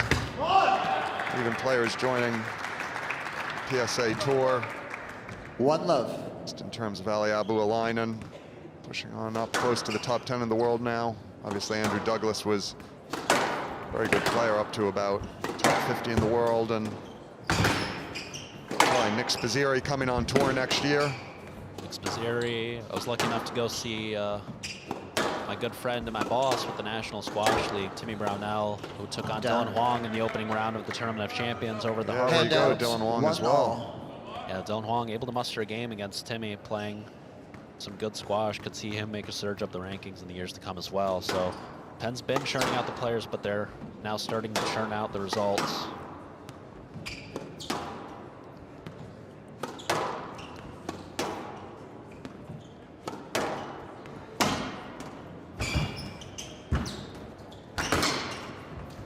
Down. Oh, that is a big error from Joachim Chow. Handouts. The ball was right in his 2-1. wheelhouse. Just get the feeling that Chow's starting to become increasingly frustrated with the pace of Hafez. It's unsettling to play against, Down. especially with the lack of errors, and may have jinxed Handouts, Omar there 2-all. before I even said anything, but the quality is so high at that pace. He's able to consistently get the ball to carry the back, walloping the ball really halfway between the 10 and the service line, and just has this phenomenal weight of shot. He's able to chip it once in a while if he needs to, like he did there, but generally that's his chosen pace, and it really works for him. One thing about Hafez is when he gets that drop from the back going, it really is so consistent, where you didn't see it there, but generally speaking, it is bounce, fade into the sidewall perfectly every single time. It's a great working drop from the back that Hafez has. He is such a fun player to watch. We mentioned it at the top. 2 smaller guys, 5'7" is Hafez, 5'4" is Chua. Not too much interference in the early going of this contest. Sure, on the court well, Chris. No, it's been good. It's been good. It's been really free flowing. Hasn't been a tremendous amount of rhythm though, and that's Handouts. certainly 3-2. helped the cause of Omar Hafez. Joachim Chua needs the longer, steadier rallies to build the rhythm, to find areas to attack, while Hafez just trying to up the pace, trying to take things really early. Great. No rhythm situation.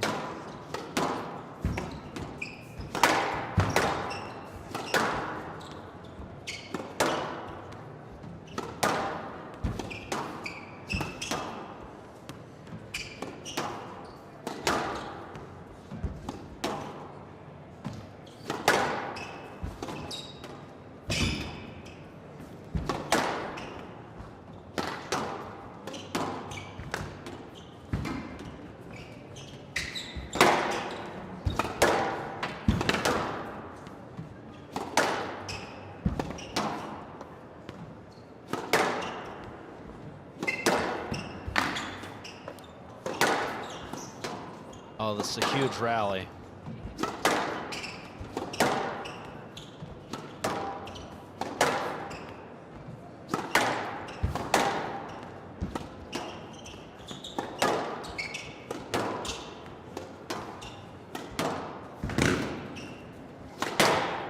Oh, style points for Hafez there. He's absolutely walloped it into the neck to cap off a brilliant rally. Oh, thanks for coming.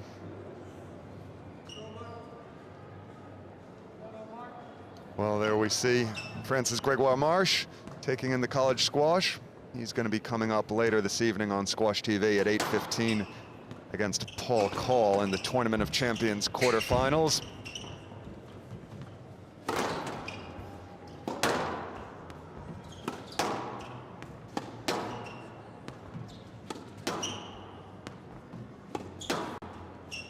been a couple good collegiate French players over the years. Mary Stephan, she played at University of Pennsylvania. Yeah.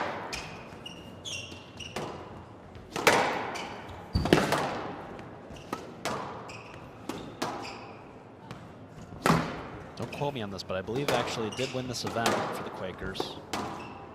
Penn has not had a men's individual winner since 1977, however. And that was Ned Edwards, wasn't it? Oh, that's a great shout, Chris. Yeah, to be fair, I cheated there. I heard I heard someone ask that question the other day. Yeah, so Penn with 2 of the 3 left in this men's draw. They've got a good chance to do it this year. They could guarantee that if Hafez is able to come through this final semifinal. 5-2.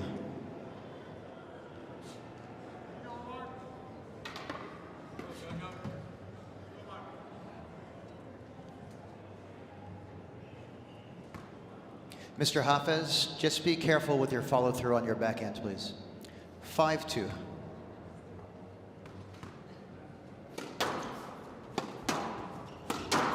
Well, he's starting to look really sharp here. Oh my, Hafez. Really controlling the central area of the court.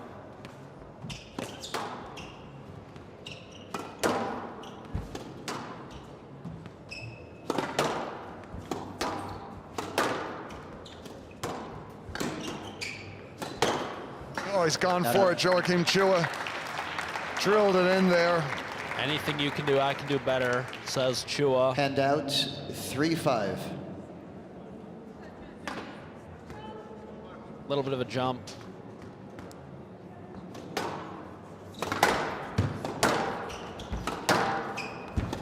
Gets the angle just right, does Chua.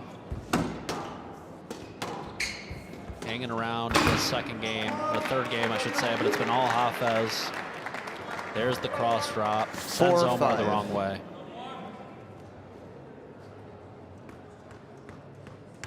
Well, he's battling here, Chua. Just trying to get himself back into this third game.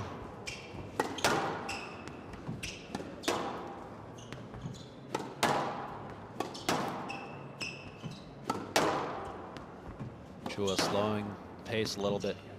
Gorgeous technique on the backhand side.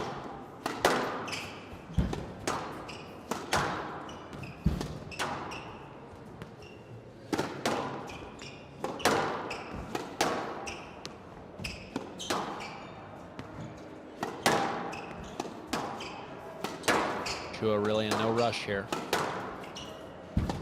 Just jockeying.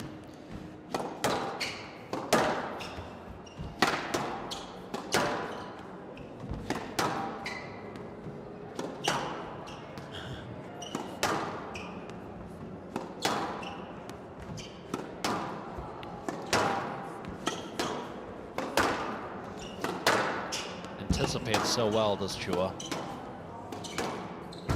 Oh, and there's a dive. Here we go. Oh, it's a huge rally. Hafez comes out on top. The dive elicits an error, and here's Celebrity Row at Grand Central. There's Gilly talking to his former player, Ali Abu Alainen. Nur El Sherbini watches on. Jack Wyatt in the corner of your screen, the Penn women's coach. 6-4. And look at that dive, Chris.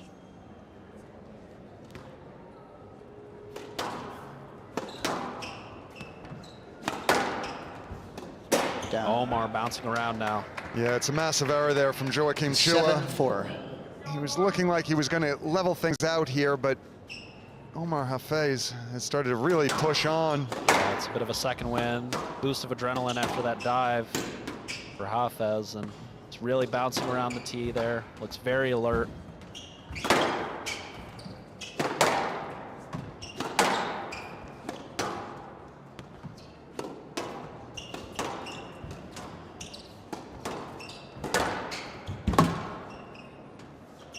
He's looking sharp here, Hafez. He's really far up the court. Oh, but that's a big squeeze from Joachim Chua. Just sliding around the side of this ball, taking all the pace off it. It's so gentle. Yeah, a lot of cut on that forehand counter drop. It's his signature shot. Not give him anything loose in that front right corner. Oh, that's tight, and he's gone for the cross up the middle. Clever, but it doesn't work that time for Hafez. Did one of those yesterday in a crucial rally against Yale's Lachlan Sutton in the quarterfinals. Working to great avail. Oh, it's tight. This is really squash of the highest order, Chris. That's a fantastic rally, this one. There's a little bit of everything. The attacks, changes in pace. Down. Oof. Yeah, it's an edgy error there from Hafez. He'd done the hard yards there. Just couldn't quite find a way. 6-7. Matthias Knudsen in the crowd, and the red hoodie there watches on. One of the fastest rising stars on the pro squash scene. Played for 5 years at Drexel under John White, the former world #1.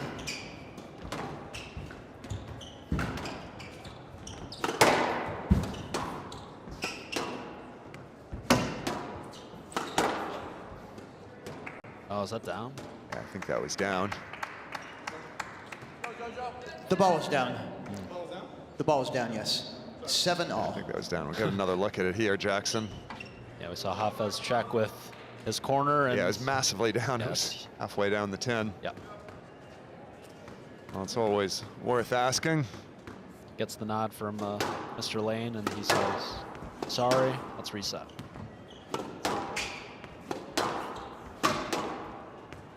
These two class acts, always Yes, clean lads. squash. 7-all. As you said, very free-flowing between these two. 7-all, 1-all, nothing separating these two. A couple huge rallies coming up.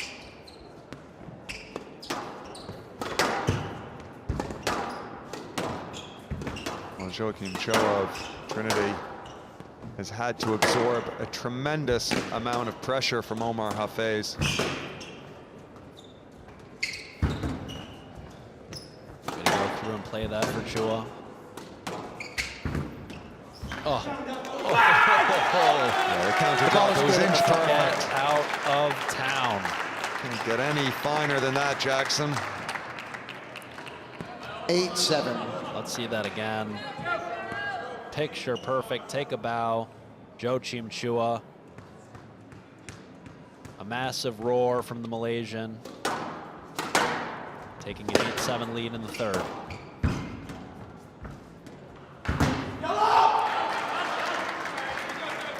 Yeah, he's looking a little bit edgy there. Gilly Lane. Billy Lane. Handouts. And he needs 8-all. a stick or two of gum there. Just something to chew on to take the edge off it. Yeah, he loves the AirPods when he's coaching. I'm not sure if he has one in the opposite ear. We couldn't see from that angle, but Mr. Choa, if you're not ready to serve, please be clear. Thank you. 8-all.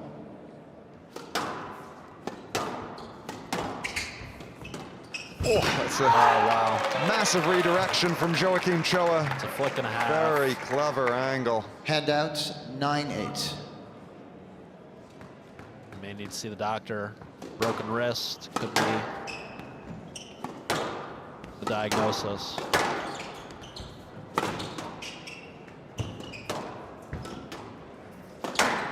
The pace has really picked up here. It's a bit frantic.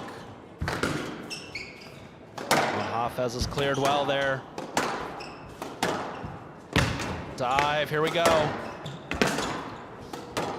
He's off to the races here, Choa. Gonna be plenty of content for the folks at SquashTV to clip from this match, and it's a brilliant dying length. The dive has paid off. Well, Joachim Choa. Joachim Chua putting on a show for the fans here in New York City. 10-8. Game ball. Oh, look at that. So much pace absorbed here from the Trinity Bantam. Eat your heart out, Mr. Chua. So now Joachim Choa with 2 game balls to take this third game. Great get once again. Hafez hanging in tough. It's a great comeback from Yes, let's- Chua. Oh, that ball is just a little bit out Left of box. reach. 10-8. Game ball. Hafez will want stroke there, but I think the yes let's the right decision.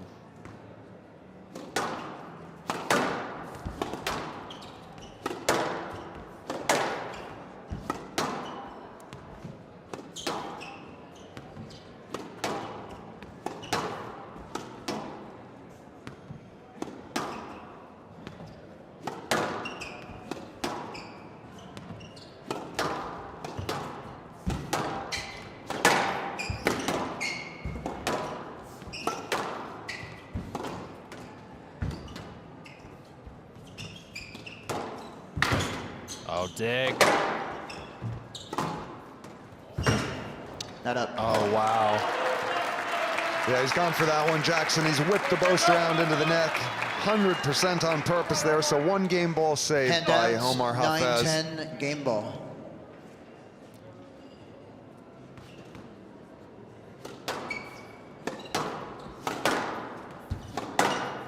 Cut the tension with a knife, Chris. It's a massive rally.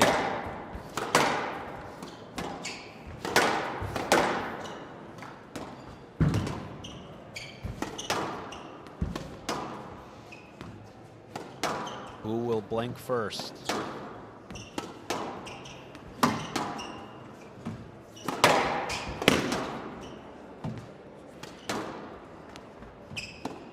I think in this zone, Joachim Cho is just going to go very defensive, absorbing a lot of pace. Just waiting for an opportunity to counter. Doesn't get tighter than that. Yes, let's. Oh, Player here comes the review, review. Hafez, on the yes, let decision. Let's wait for the review, please. Well, we're getting review here, Jackson. This is a big Wait one. for the review. Yeah, I think Hafez it wants just to has, offer an explanation. yeah, it just has to do with the exaggerated backswing of Hafez. It was there to be played, really. So Yeah, he can play whenever he wants, Chris. That's tough. Video referee is Yeah, going to have a it's- really difficult decision to make. That is close as can be. I feel that may just be a stroke. yeah, it Yes, stays let as, is given. Yes, stays as let's. allowed. It was, Decision upheld. Hafez has to one be honest, review it was remaining. probably fortunate there, Hafez. There was a Hafez case from that the could have been a right. no lap. 9-10 game ball. I feel he could have taken it early, Chris, but he's waited on it, and that's tough.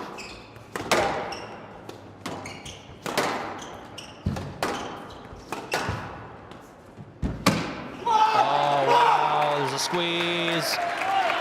And he's maintained his composure. He was 2 game balls down. 10 all. He A led player in the must middle win by stage of 2 the game. points. Survives a run from the Malaysian, and now we are knotted up at 10 all, win by 2 in the third.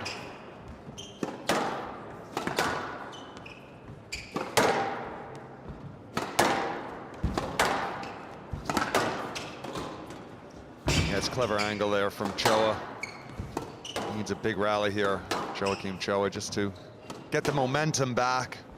All the air has gone out of his sails after losing those 2 game balls.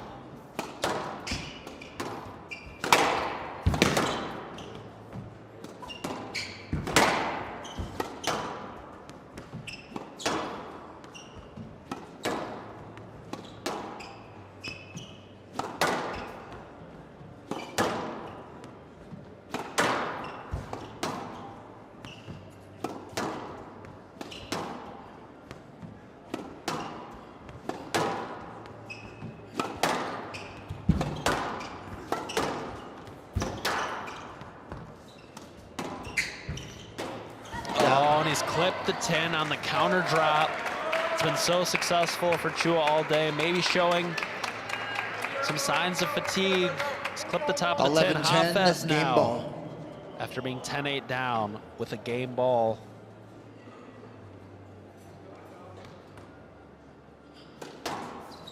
I have a feeling this is going to be another long, long rally.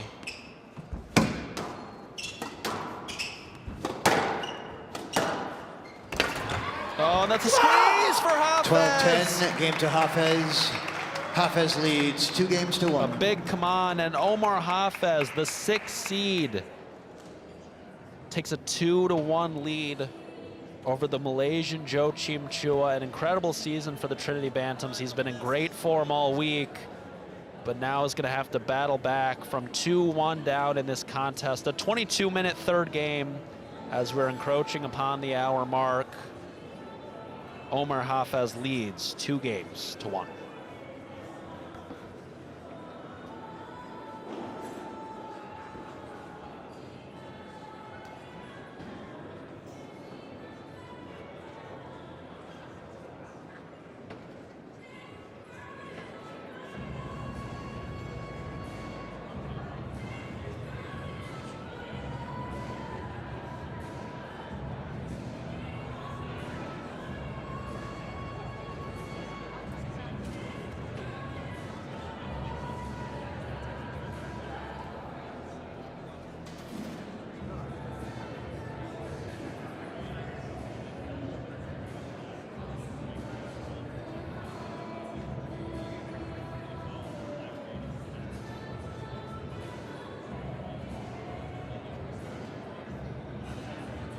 15 seconds. What a game, Chris. 22 minutes. It's probably the best game of squash we've seen all day long. And Omar Hafez, number 3 for the University of Pennsylvania Quakers. Time. Junior out of Alexandria, Egypt. Hafez leads 2 games to 1. He's on the Hafez to serve. precipice of advancing to the Love all. individual national championship finals. Lost out last year in the quarterfinals to Cornell's Vierchotrani, who went on to win the whole event. And he'll hope to meet his teammate Salman Khalil in the finals if he can win one of the next 2 games. Joachim Chua starting things off. Handout, It's a 1 nice love. piece of deception, some acknowledgement from Hafez. And here we go. Well, he's certainly been the more positive of the two. Omar Hafez really trying to push the pace.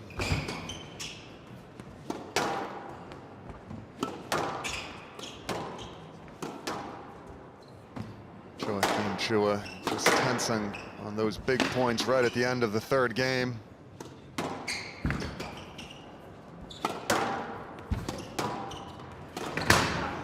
Oh. 2 love.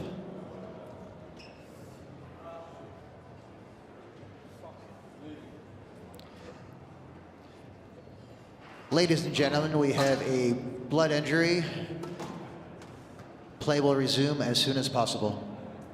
Well, Joachim Chua just slipping there in the middle of the court and cutting the knee, so he's going to get time to just solve the bleeding. There's Princeton Ibrahim representing with his Princeton gear, of course, alumni of Princeton University. Yeah, he just caught the back end of Hafez's heel coming out here. Chua just slipping. Banging that knee quite hard on the ground there. Ibrahim congratulating fellow Princeton Tiger, Zaina Zain, on her big win in our opening semifinal of the day. Had a 5-game war against Joel Macon, player who he's developed a bit of a rivalry with over last year or 2.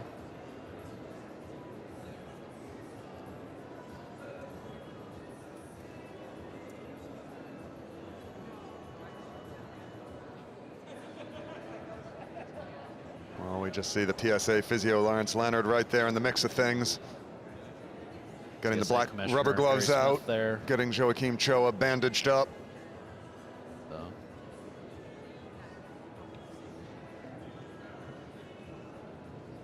Musabata giving his player some space. Joachim is tough as nails. He's not going to let this stop him.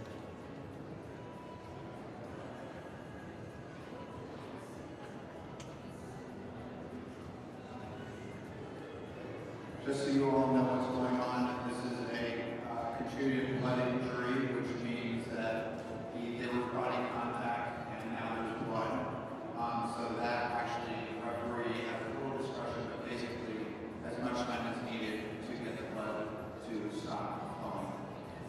So breaking will probably be a few minutes. It looks like he cut his knee when he hit the floor on his knee. So it looks like he may reopen it. So I think they will get it under control relatively quickly. Thanks for bearing with us. Thank you for being here today. It's our first time having the semifinals of the NFL Leaders in Grand Rapids Station.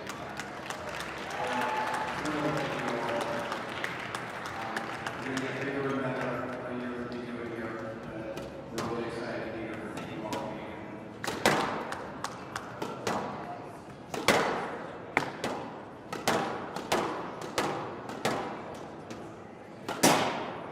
Omar Hafez back on court trying to stay warm. He's 10 points away for booking a spot in the individual national championship finals.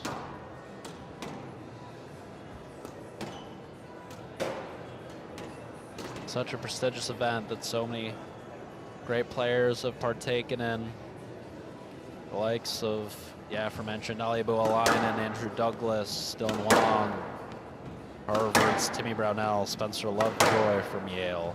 Of course, Ali Farag from Harvard, as well as Amanda Sobey, who's a 4-time individual national champion. Sabrina Sobey. And here's once again where the injury occurred.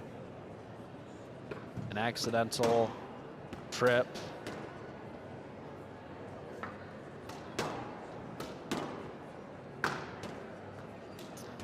Well, it's good to see we're really going to the next level. We've got the fire department in there just assisting Lawrence.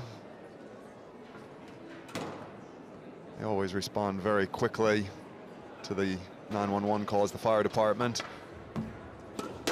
So just in case Lawrence didn't have it under control, they've come to just help bandage up Joachim Choa's knee.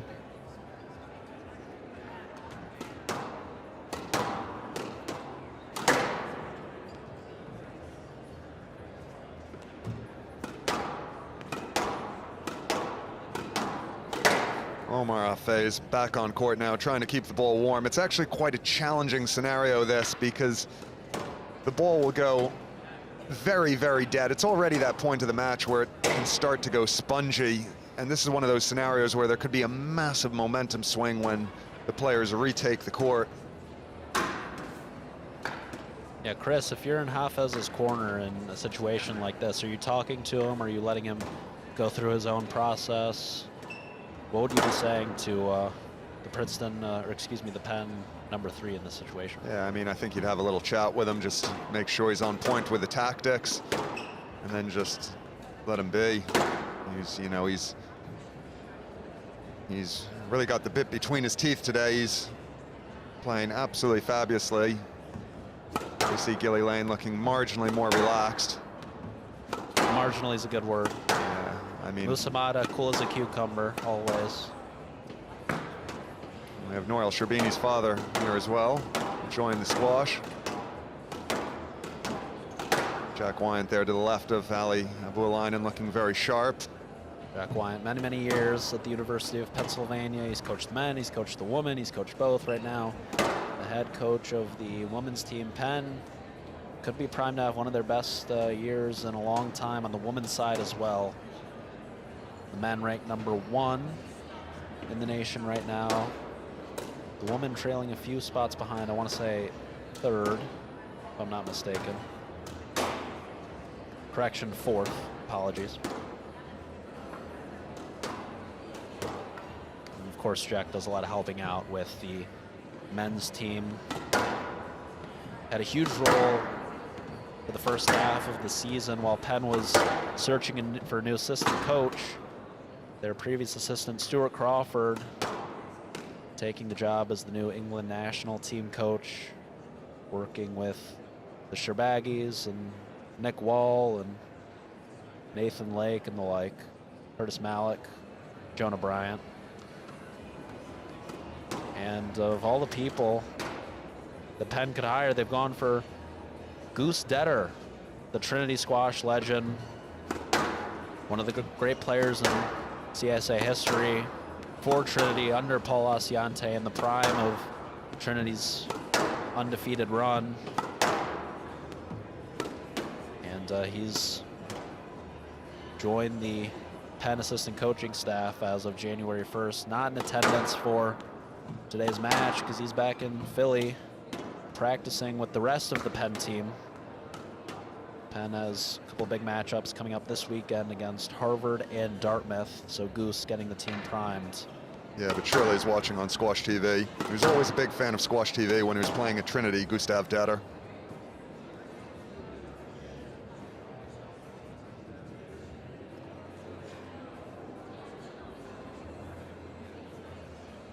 Chris, if you had any crazy stoppages in your career, whether it was you being hurt or an opponent being hurt, or any stories surrounding unexpected stoppages in play?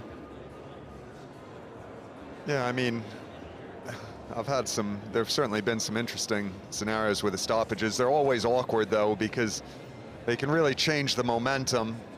it's, to be honest, now with the way the blood rules changed on the PSA Squash Tour, it's a little bit more generous where as long as it's not flowing, you play on. It used to be really quite aggressive, the rule where if the blood showed through the bandage, it was like you were sent off. So you get players almost trying to get you sent off with, you know, just a speck of red coming through white tape, and you're having to black it out with ink and stuff to make sure no one could see it. So it's become a little bit more sensible now, which I think is good, and it's forcing the players to play through some of these scenarios if they're not too bad. I mean, got a full bandage there for Chua. Hafez coming over to have a look at what's going on in the Trinity corner. He's chomping at the bit to get back on court here. Yeah, I think this scenario, though, with Chua is he's reopened an old cut that was healing over, and those can be a little bit tricky. So it's not like he has just a little nick in the knee. There was making sure that the bandage or leg, which you'll see in a second, is going to stay, and we should be getting back away.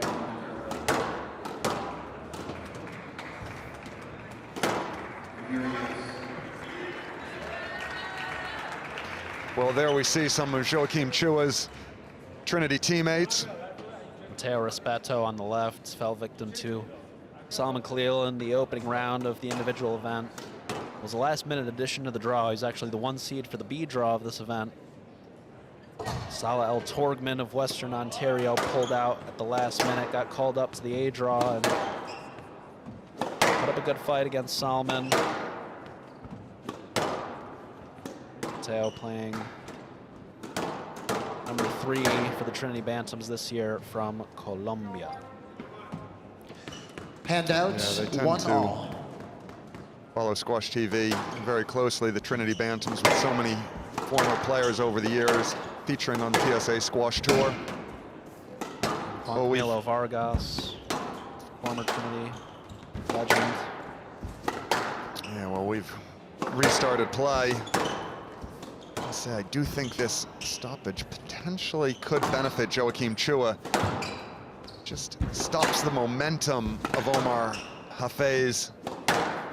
Obviously with Chua being so defensive-minded, just absorbing the pace. His movement does look a twinge slow here. We'll see if that's just him warming back up, getting back into the swing of things, but Hafez not rushing anything. He's pinning Chua in the back corners, testing the waters to see if Chua's struggling with his movement. That's a beautiful kill, and Hafez with a massive fist pump. He's trying to stay locked in here. It's a tall task for the Egyptian. He's weathering the storm.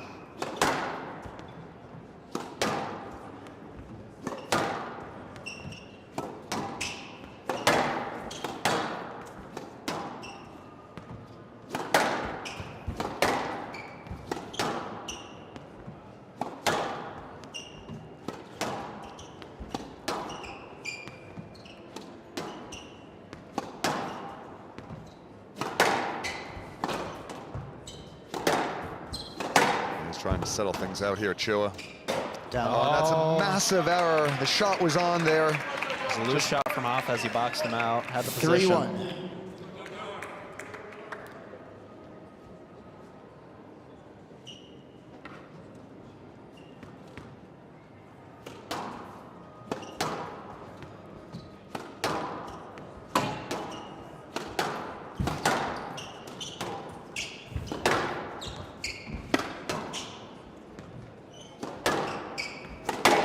Does seem like the hands have gone a little bit for both these players. Trying to get their rhythm back.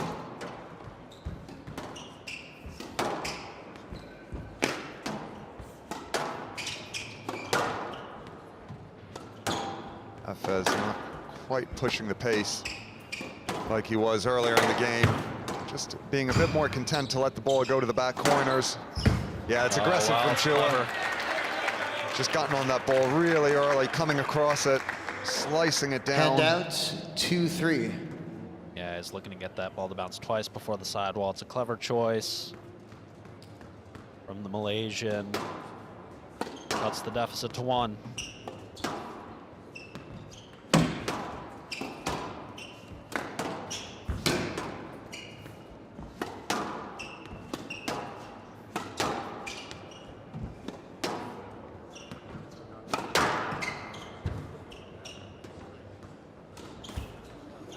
Yeah, it's clever angle there from Hafez. He's gotten on the ball really early, whipping in the trickle boast. 4-2. Important point there. It just takes him back to that 2-point cushion. Those cushions are important for Hafez because they allow him to just be a little bit more relaxed in his attacking.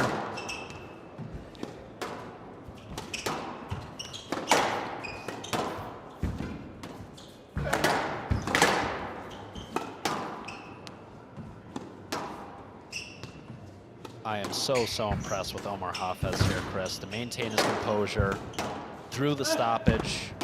He's the underdog in this contest, and he has played at an outrageous level. The consistency has been fantastic. He's kept the ball above the tin, and he's really dominating the tee at this juncture in the match.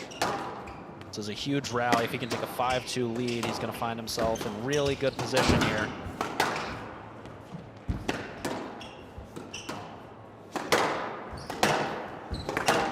It's a huge rally.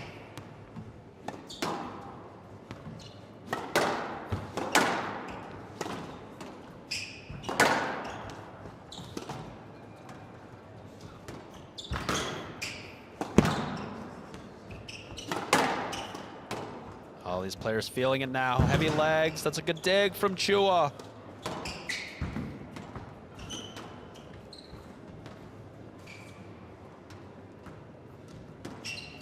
Oh my goodness. Oh, it's great reaction from Chua. He's snatched at it. He's found a way to get it to the opposite side of the court. Yeah, the Trinity boys like that one. Hands from Chua, these two gladiators. Handouts, 3-4. Will not say die. We had a 22-minute third game. We had a stoppage at 1-all.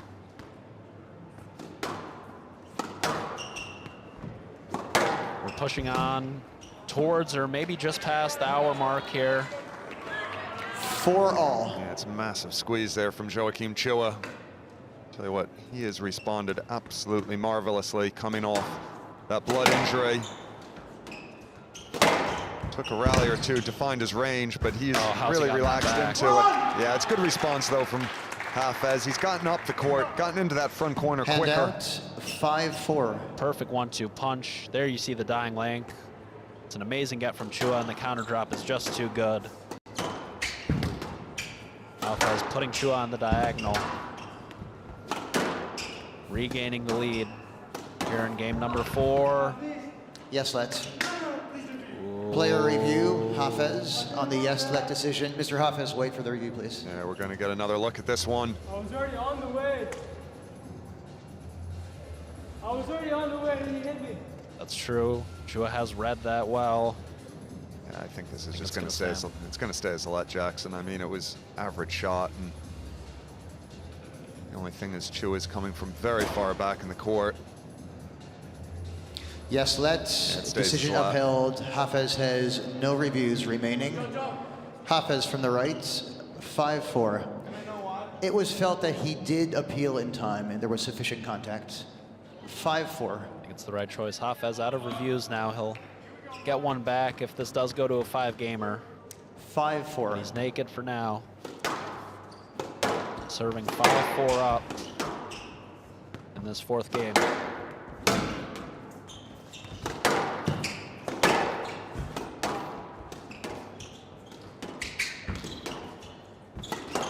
Oh. Down. Yeah, he's absolutely misjudged that one. He's trying to do way too much with the ball. Yeah. Handout, 5-all. Spanked that one into the floor. It's really the first silly tactical choice we've seen from Omar all day. That was not the time to go for that shot. He's been so sound with his shot selection.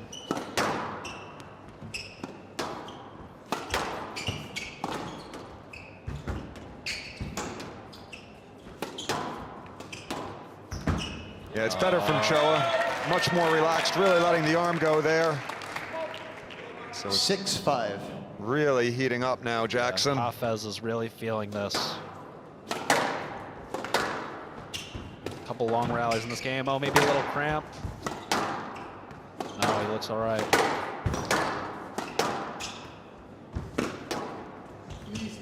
Stroke to Hafez. Yeah, just a poor line there from Chua. Handouts, 6-all. Game to 5 here for Hafez. Can he close this out? Oh, that's that beautiful Stroke to working Hafez. drop from the back that we talked about. It elicits the loose 7-6. shot from Chua, a stroke. 4 more points for Hafez, rather.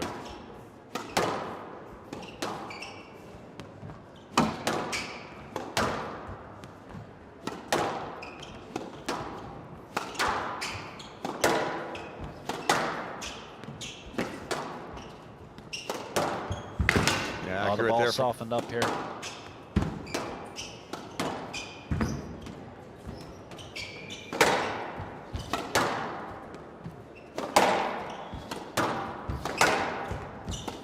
Players probably putting an extra 20% on these shots. The ball is really softened up.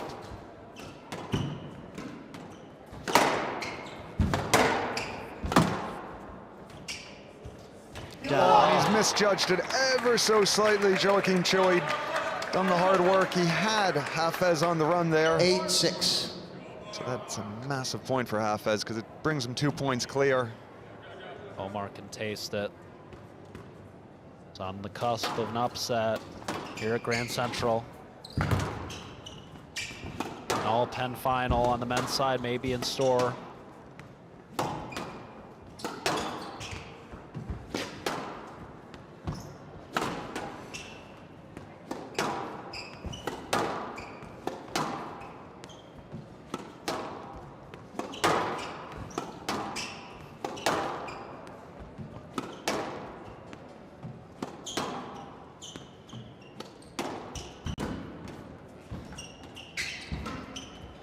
It's tight.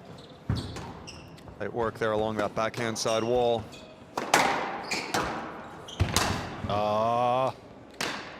Yes, let's. Can you have court service, please? Court service, please. It's fine. It's fine. It's fine. A court service back right really quickly. Hafez wants to play on here. Is there Excuse a me, Chua fallen wants to object play in the on front here. left?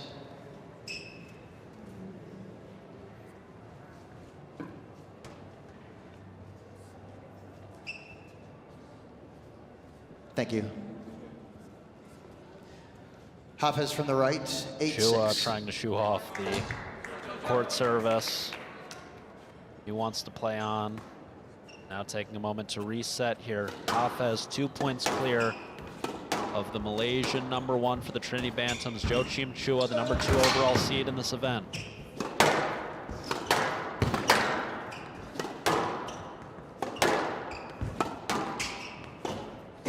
Down. Yeah, it's a bit of a lackluster error there from Joakim Chua. Starting to run out of ideas. 9-6. So Omar Hafez of the University of Pennsylvania pushing on. Cracks in the foundation for Chua. Hafez can smell it. There, it's coming, it's coming. Yeah, he was going for the big finish there. Couldn't quite pull it off, Hafez. No, let's. Oh! Yeah, it's a little bit of inexperience there from Handout, Omar Hafez, and he 7-9. doesn't have a review No to be able to reviews. review it. It's one of those where, yeah, there was plenty of room to play this ball.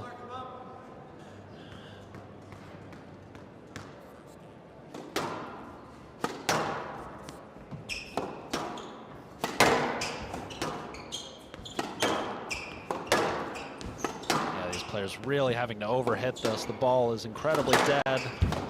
Surely there'll be a ball change after this game if we get there. Yes, let's. 7-9. Well, very fine margin here for Joakim Chua.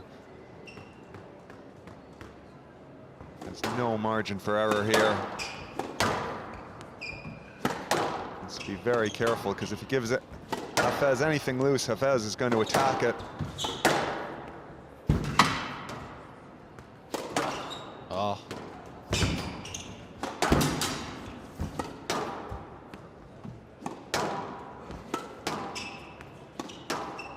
Hafez went for the cross fading kill there, but completely misjudged it. The ball has thrown everything out of sorts here.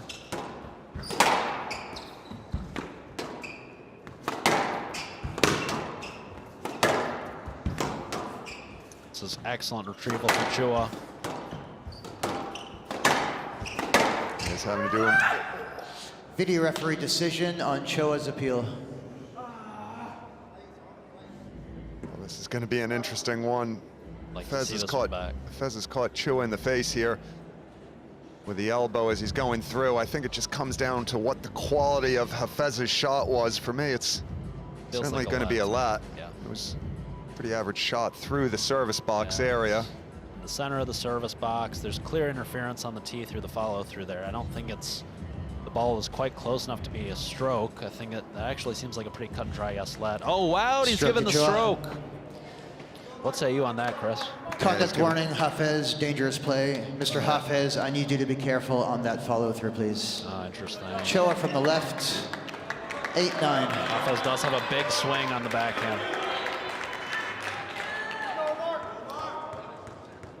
Oh, we see Noel Sherbini there looking on rather perplexed with a decision. This is such Didn't seem to be a huge grab, fan. Chris.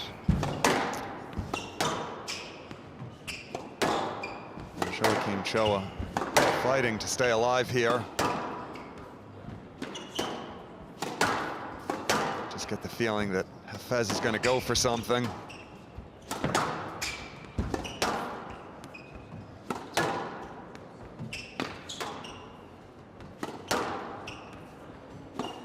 Very patient from both parties.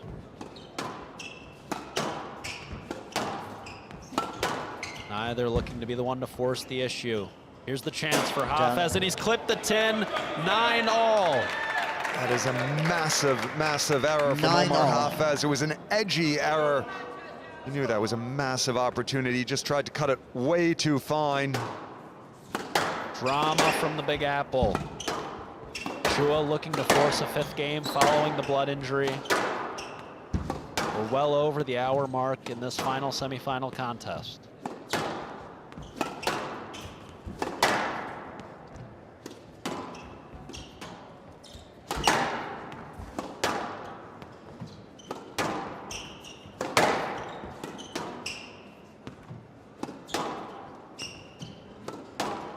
Steady rally here from Trinity's Chua. Very patient. Great discipline on display from both players. Oh, wow, and he's dug that back. Oh, wow. It's a squeeze and a half from the Egyptian.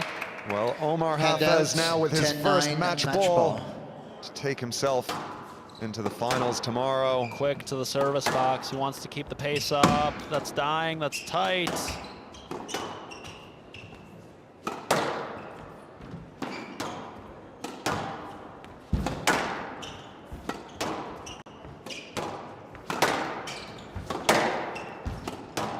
Billy Lane on the edge of his seat. Shirley.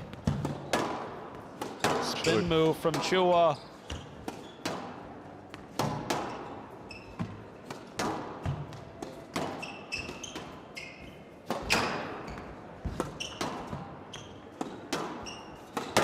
It's good play here from Hafez, keeping it tight along the side walls. Another lengthy rally. Oh, and that's tight, and we play on, Chris. Well, Joaquim Choa saving a match ball. Handout, 10-all. So A he's player gonna must win by Saquon 2 Barkley of points. the Philadelphia Eagles with that spin move. Well, he's pushed on here into a tiebreak. Joaquim Choa been very patient. Trinity Bantam just needs to make sure he doesn't leave anything loose around the middle, because anything around that service box area, Hafez is going to attack mercilessly. Yes, let's. Oh, Yeah, it's just the loose. slightly 10-all. exaggerated ask from Omar Hafez. He's just pushing Chua into that ball, trying to sell it. That's experienced refereeing.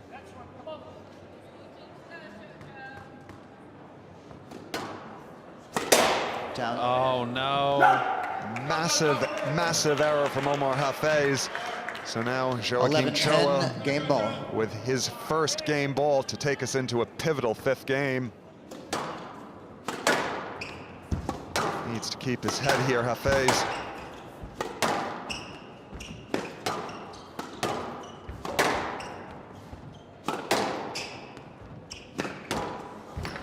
Oh, it's a great day. Yes, let's. Boy, he's lucky there. He's lucky there, Chua. Player review. Could Choa easily be a on the no yes lad. let I wouldn't be reviewing this, to be honest. He could very potentially stitch himself up here. Gonna get another look at this. Yeah, this is a dangerous one to review. That ball has come back. This could easily get overturned to a no I lad. don't know if there's enough there to overturn it, Chris. That ball has come back. It is loose. It's a great piece of retrieving. Hafez has done his best to clear. I don't know if he can play that ball. Yeah. Yes, gonna stay as a lad. decision upheld. Choa has one review remaining. 11-10 game ball. I think Chua's thought process there was he's going to get another review if it goes into a 5th game. So he might as well use it, but it's a dangerous one to use in that scenario.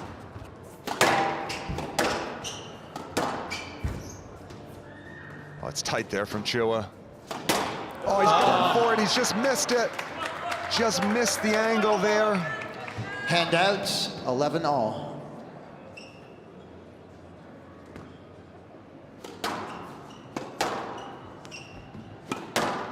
You don't love this. You don't love college squash. This has lived up to all the hype and then some. The quality has been incredibly high for both players. They both deserve a spot in the finals, but only one can make it there. Joachim Chua looking to force a 5th game. Omar Hafez looking to put the Malaysian away.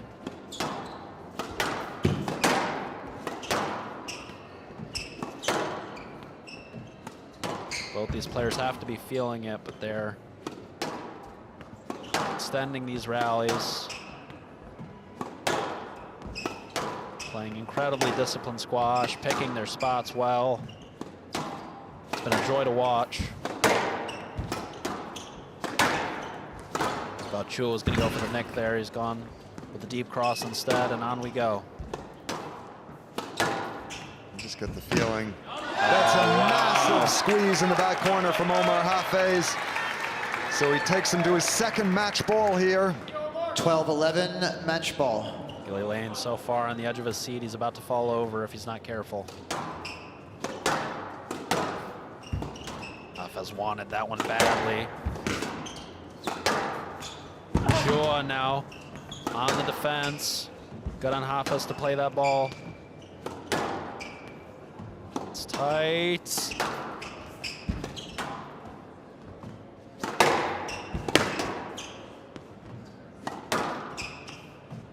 Oh, Hafez in control.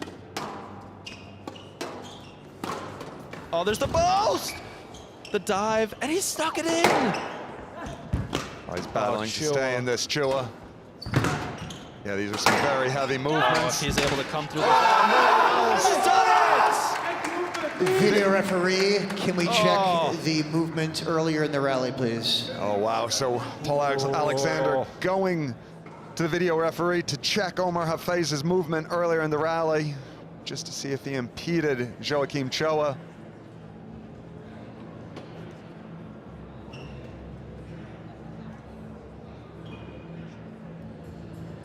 Drama from the Grand Central Terminal. Both players looking to the review screen. Chua doubled over a rare sight.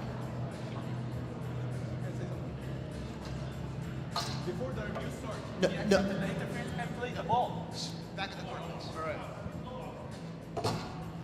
Well, here we go. We're getting a look at it. Would love to have a look at Yeah, I'm the not pen corner right now. Well, I'm not sure much can really be done, to be honest, Jackson, because at no point in this did Joachim Chua ask for a lap. He's played through, and there were instances of interference, but there was nothing absolutely massive. 13-11. Well, there it is. Omar Hafez 3 games has to booked 1. himself into tomorrow's final. 11-8. It's a massive roar from the Egyptian. What a run. 12-10. The number 6 overall seed. He takes down Joachim Chua, who's had such an impressive season for the Trinity Bantams. Could we have another hand for Trinity Joachim Chua, please? Hafez has gone through so much over the last month on and off the court. It's brilliant to see him come through here. He's battled his heart out. He deserves every ounce of this. He's a class act. He's one of the most exciting players in the country, one of the great talents in the country. We're in Omar, store for an all-time final congratulations. That tomorrow. was a very tight match all the way up to the end. But I want to turn to your teammate, who you're going to be playing in the finals tomorrow, because in his interview, he said that he thought that you were rooting for him more than you were rooting for yourself. But now you're going to be playing him. So tell me how that works. So, of course, I'm so happy for Salman, of course, to make the final. He's one of the best players in college squash, maybe the best. And we are teammates. We are like dominating the college squash right now. And Nick Spizzeri, the top three of us, one of the best players. And yeah, like for me, to be honest, I'm really happy. I'm gonna fight tomorrow for the trophy, of course. But the best thing that both of us, whoever is gonna win, is gonna get the trophy back home to Penn. So that's the most important thing. Can we just talk about your match with Joachim for a second, because he's really good and you guys were all over each other, and tell me sort of like what it means to come through in a match that's that close. Yeah, so Joachim, we grew up together in juniors. We played so many times in juniors. He's such a rival to me, and he's so good and so talented. As you saw, he picks up every ball. And we played last March in Nationals final, and I won in 4. Also, it was the same scenario. The match took like an hour and a half. So I always enjoy playing against Joachim on court. I love it, and I wish him all the best. Well, Omar, you're a class act, and what you said about rooting for your teammate, we're going to see tomorrow. But no matter what, there will be a Penn victor. Congratulations. And of course, I want to thank all my coaches, Gilly Lane, Jack Wynd, Salman, my teammate, Nick Spizzeri, Dana Sentry, all my teammates. Of course, the athletic department that came here from Penn, Rudy and Joey, and all the crowd that came back to Penn. And of course, one of the best players in the world on my side, Noor El-Sherbini, Rowan Al-Arabi, and Ali Abu, that Ali recruited me here to Penn. So I'm really glad that they're on my side. So thank you so much. You're a class act all the way. We'll see you tomorrow. Omar Hafez, everybody. Omar Hafez. Gilly Lane looking on like a proud father. He's emotional, and it's for good reason. The individual national title on the men's side will come home to Philadelphia this year. It's a Penn-on-Penn matchup in the finals. Brilliant from Omar Hafez. He comes through in a marathon 4-game match.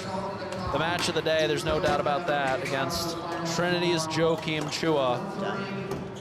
3 games to 1, Chris. What a battle.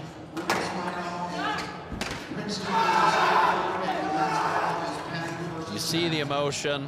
13-11, match to Hafez, 3 games to 1. 11-8. Late 11. Well, an absolutely marvelous day of college squash here from Grand Central. On the women's side of things, we saw Zainazine of Princeton take out Cornell's Yi Jinying. And then in the second semifinal, we had Stanford's Ria Navani upset Columbia's #2 seed, Chen Sen-yuk. And then on the men's side of things, we saw the top seed from the University of Pennsylvania, Salman Khalil, defeat Yale's Tad Carney, and we just witnessed University of Pennsylvania's Omar Hafez defeat Trinity's Joachim Chow. Well, please join us tomorrow for the finals of the CSA Intercollegiate Championships, live from Grand Central Terminal in New York, starting at 1:30 p.m. What a day. Thank you, Chris. And what a day of college squash. Looking forward to 2 outstanding finals tomorrow, right back here on Squash TV from Grand Central Station.